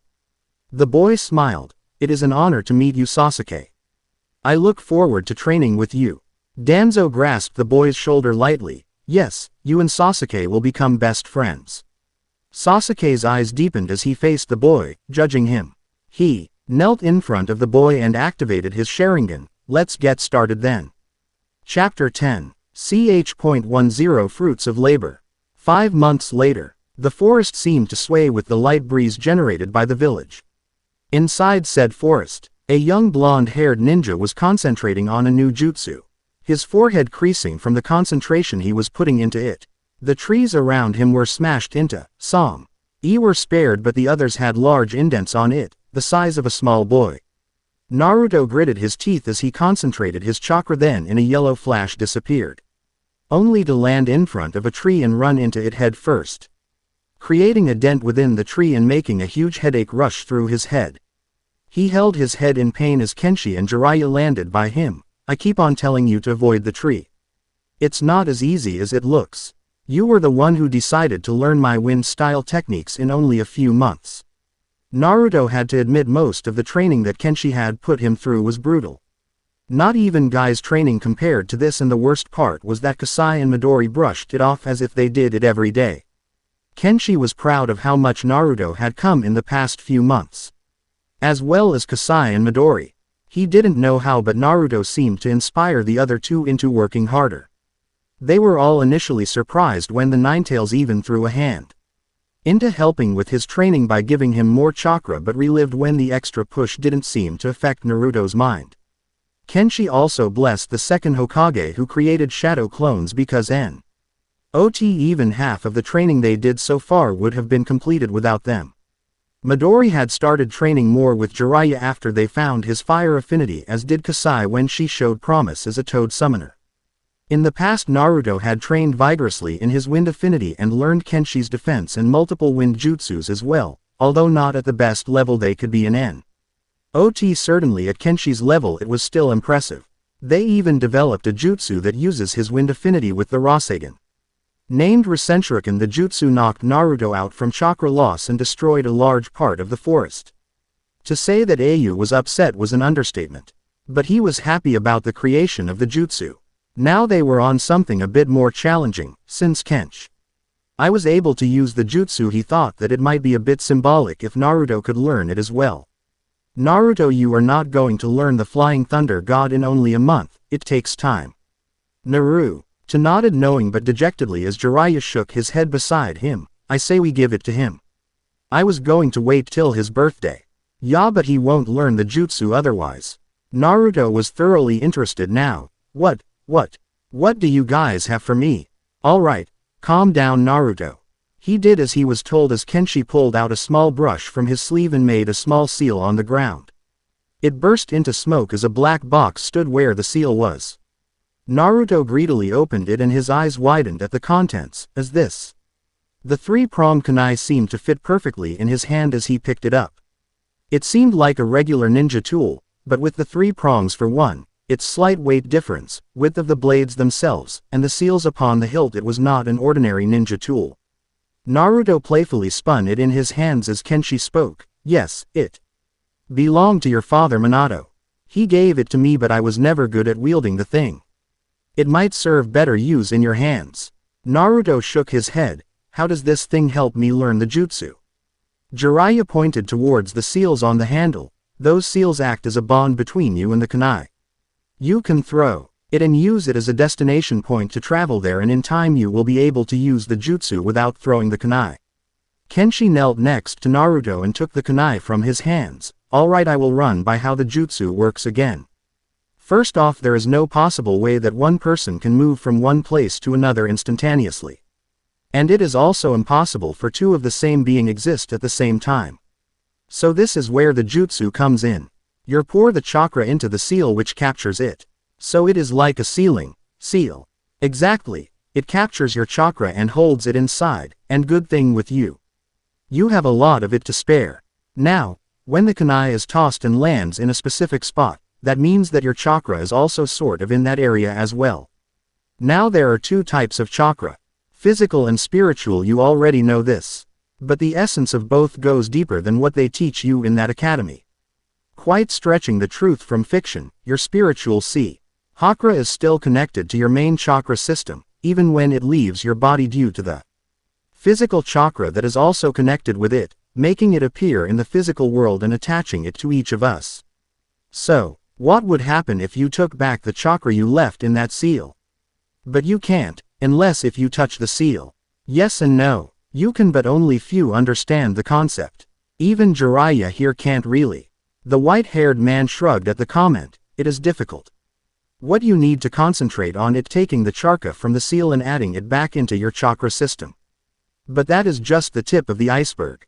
As you add it back into your system, your chakra system connects to those 2 points.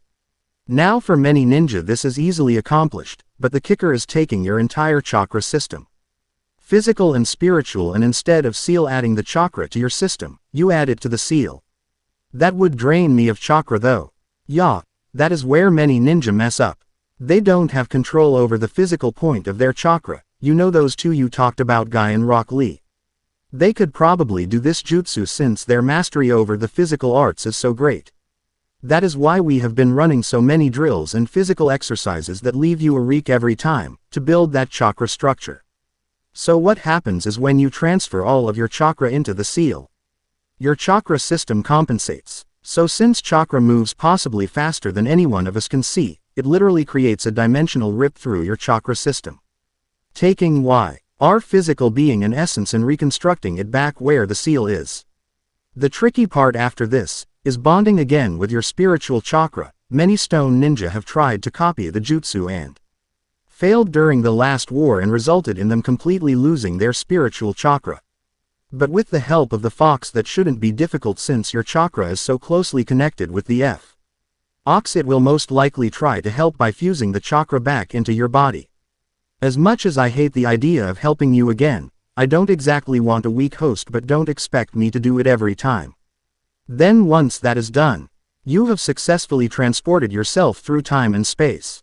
Then later when you have mastery over your chakra like me, you can target and move some of your SP.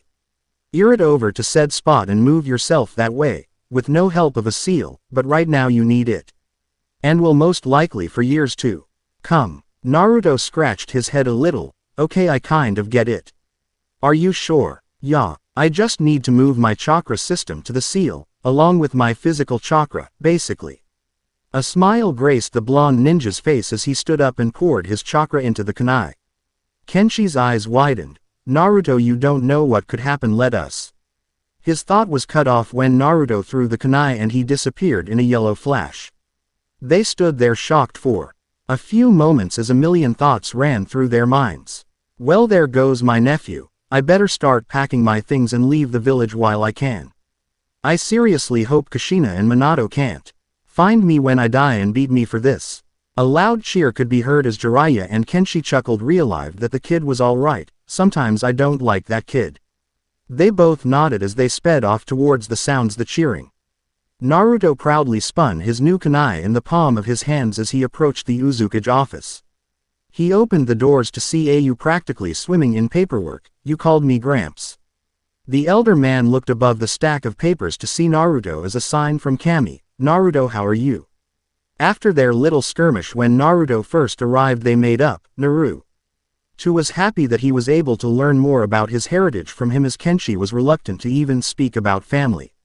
Au had also taken an interest in slightly training the boy when he could and things like chakra control, and when he heard about his dream to become Hokage, trained him in politics and diplomatic matters since the boy seemed to have an attention span of 5 seconds. I'm good, I just got a present from Kenshi. Naruto held the 3-pronged kunai in front of him as Au swore that he saw Minato in his place. That is nice, Naruto, he is teaching you the Flying Thunder God. The blonde nin nodded as Au got out of his chair. Follow me.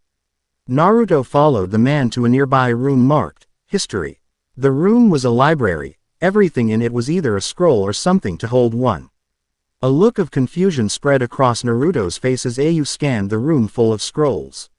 He was about to say something when the elder man's face lit up and he produced a scroll from a shelf and handed it to Naruto. He looked at the title before turning to Au. This is a Fuinjutsu scroll. What does this have to do with anything? He pointed towards the multiple seals on his armor and body as they moved around lifelike. Every Uzumaki knows or at least understands Fuinjutsu. We are born masters of it. Even Kenshi knows the basics, although he doesn't care for it. I believe that if you put your heart into learning this, you could do wonderful things. In some cases it is better than any other jutsu. Naruto's eyes gleamed at this. Really? Au nodded and smiled. Fuinjutsu only goes as far as your imagination. Try it, it might also help with your Thunder God problem. Naruto nodded and thanked the man as he left, but was stopped by Au's voice. Know that I don't hate Kenshi. I just don't like the decisions he has made. Naruto nodded and called out as he headed back towards the training grounds. I know, he still thinks of you as a father, ya know. By the way, with your paperwork try shadow clones. Au lifted his head up to look at the retreating form of the boy and smiled slightly before groaning, realizing the amount of paperwork he still had left to do. Then recalling the boy's last words, it followed through his mind, replaying and replaying until he wanted to die. Shadow clones. You have to be kidding me. I have spent years trying to find out the bane for that being, but that. A loud curse escaped the man before he quickly left to his office, smoke appearing through his windows. Summoning jutsu. The training grounds seemed to explode in a giant SMO. K-bomb as Kasai threw her hand on the ground. Kasai's eyes widened as she now stood on top of a huge toad with a pipe blade and looking her dead in the eye. It was a maroon color, bright red markings around the toad's eyes. A scar over his left eye. And along with it, it wore a giant robe covering its back and most of its form. The kanji ebi on the back, finally a massive blade at his hip, he w. As defiantly ready for battle at a moment's notice. Something you want, kid? Kenshi raised an eyebrow. Didn't know that Kasai had such an affinity for summonings. Jiraiya laughed. I honestly didn't think you would be able to do that. Naruto could still only do a tadpole at your stage. Gamabunta looked down at Jiraiya. You mean this little girl summoned me? Jiraiya nodded as Kasai hit the summon. With her spear lightly. Hey, I am turning 16, ya know. The toad grumbled. You are lucky, you know, Naruto. I will work with you for now. Awesome. The toad grumbled before turning back into smock. How do kids this young somehow summon me? Maybe I am getting old. Jiraiya scratched the back of his head. Well, now I don't know what to do. I wanted to train Naruto in the toad arts, but now Kasai shows promise. I know that Kenshi will only let me take one. I will decide later. Who knows, maybe I will train both. Kasai hopped down as she faced her sensei. How did I do? Nicely done. Midori, your turn. The green-eyed ninja had been resting on the side of a tree. The last couple of days had been tiring for him. Perfecting this jutsu wasn't an easy task. Midori woke up as he rubbed his eyes and walked slowly towards the two. What? Quote. Kasai hit him on the back of the head as he woke up. Your new jutsu, dumbass. Right. He walked towards the middle of the new clearing that Kasai made as he ate a hand sign and tiredly yelled out. Chakra release. Fire golem jutsu. A blue arm shot out of the ground in front of Midori as a figure rose from the ground. It burst out, sending rubble flying in every direction. It was a transparent blue golem with lifeless eyes and feral in look. It might have looked like a man if you forgot that it looked to be entirely made of muscle and stood 8 feet tall. Midori reached out and touched the blue creature as it retracted, but then sighed heavily at its master's touch. It disappeared in a blue light as he turned to Jiraiya. Can I go back to sleep now? Single quote. The kid shows real talent with his constructs, even if he is possibly lazier than Shikamaru or at least on the same level. How does he even make those? Some type of yin or yang style maybe. Might want to check on it later. Be my guest. Midori fell over immediately and fell asleep as Kasai hit herself on the forehead, muttering curses at the boy. Jiraiya sighed. What am I going to do with that kid? I would beat him over the head with a stick. Midori woke up again as they turned to see Naruto walk back into the clearing. Hey Kenshi, I got this scroll from Gramps, he said it would help. Ken's. Hai took hold on the scroll and skimmed it lightly. This is some serious fuinjutsu. Some of these are even out of my level. Does he expect Naruto to be able to do these? Alright Naruto, we will take a look at this later. What? A sigh escaped his lips as he turned to Naruto. I am tired right now and I want to take a break and eat. He started to leave as Naruto called out and pulled a Kamara Fr. His back. Hey, can we take a quick picture first? I am writing to the leaf and I want to send one. They all mumbled their approvals as the entire group, including Jiraiya, stood in front of the Kamara as it took the picture. Naruto stood in front of the picture of Team 7. His room was silent as the only sound was his light breathing and the wind hitting the house. Memoirs raced through his mind and none of them were good ones. He tried to remember when they acted well as a team when their lives didn't depend on it. He wanted to think that he was wanted back then. But he couldn't remember. Not one memory was. There when they just talked as friends or even went out for ramen the 1,000 times Naruto asked. Meanwhile his new team showed something else. First he thought that they were just being nice with him being new and would despise him later when they found out about the Kyuubi. But they already knew of it and accepted it. They would talk and walk together as if they knew each other for a lifetime. Midori didn't seem to care at first, but his mood improved around them. He was reluctant to speak about his past like Kenshi, but he claimed that it is better to stay in the present than live in the past. Kasai treated Naruto like a brother. He still remembers how bloody a villager's face was when he muttered about Naruto being a fox. It took a full arsenal of shields from Midori to keep her in place and stop her from killing the man. He remembered their past and how both of their clans were decimated by the same person. This was a group that knew what he had been through. And had even experienced the same loss that he had. Kenshi was also another to recognize. His will in teaching Naruto was beyond that of Kakashi and Jiraiya. He told him stories about his mother and Thayer and even of Ayu when they got along. Naruto liked it here. He had a family, but he would be leaving his old home behind. He pulled out the Team 7 picture and replaced it with a new one. Midori was shown on the left. His expression showed that he was at least slightly happy behind his mask as one of his arms were in his pocket and the other waved towards the Kamara. Kasai was on the right, with a smile on her face and an arm wrapped around Naruto's neck. Kenshi was shown behind Naruto patting the blonde nin's head and smiling. Jiraiya stood behind Midori as he smiled widely towards the Kamara. Naruto was shown in the middle of the group smiling and without a care in the world. He held the elder picture in his hands, the picture that brought nothing but sadness in his heart. He placed the frame down and let go of the picture as he exited the room, and the picture of Team 7 landed on the ground soundlessly. The end. I hope you enjoyed this episode. Remember to subscribe and like this video. See you in the next video.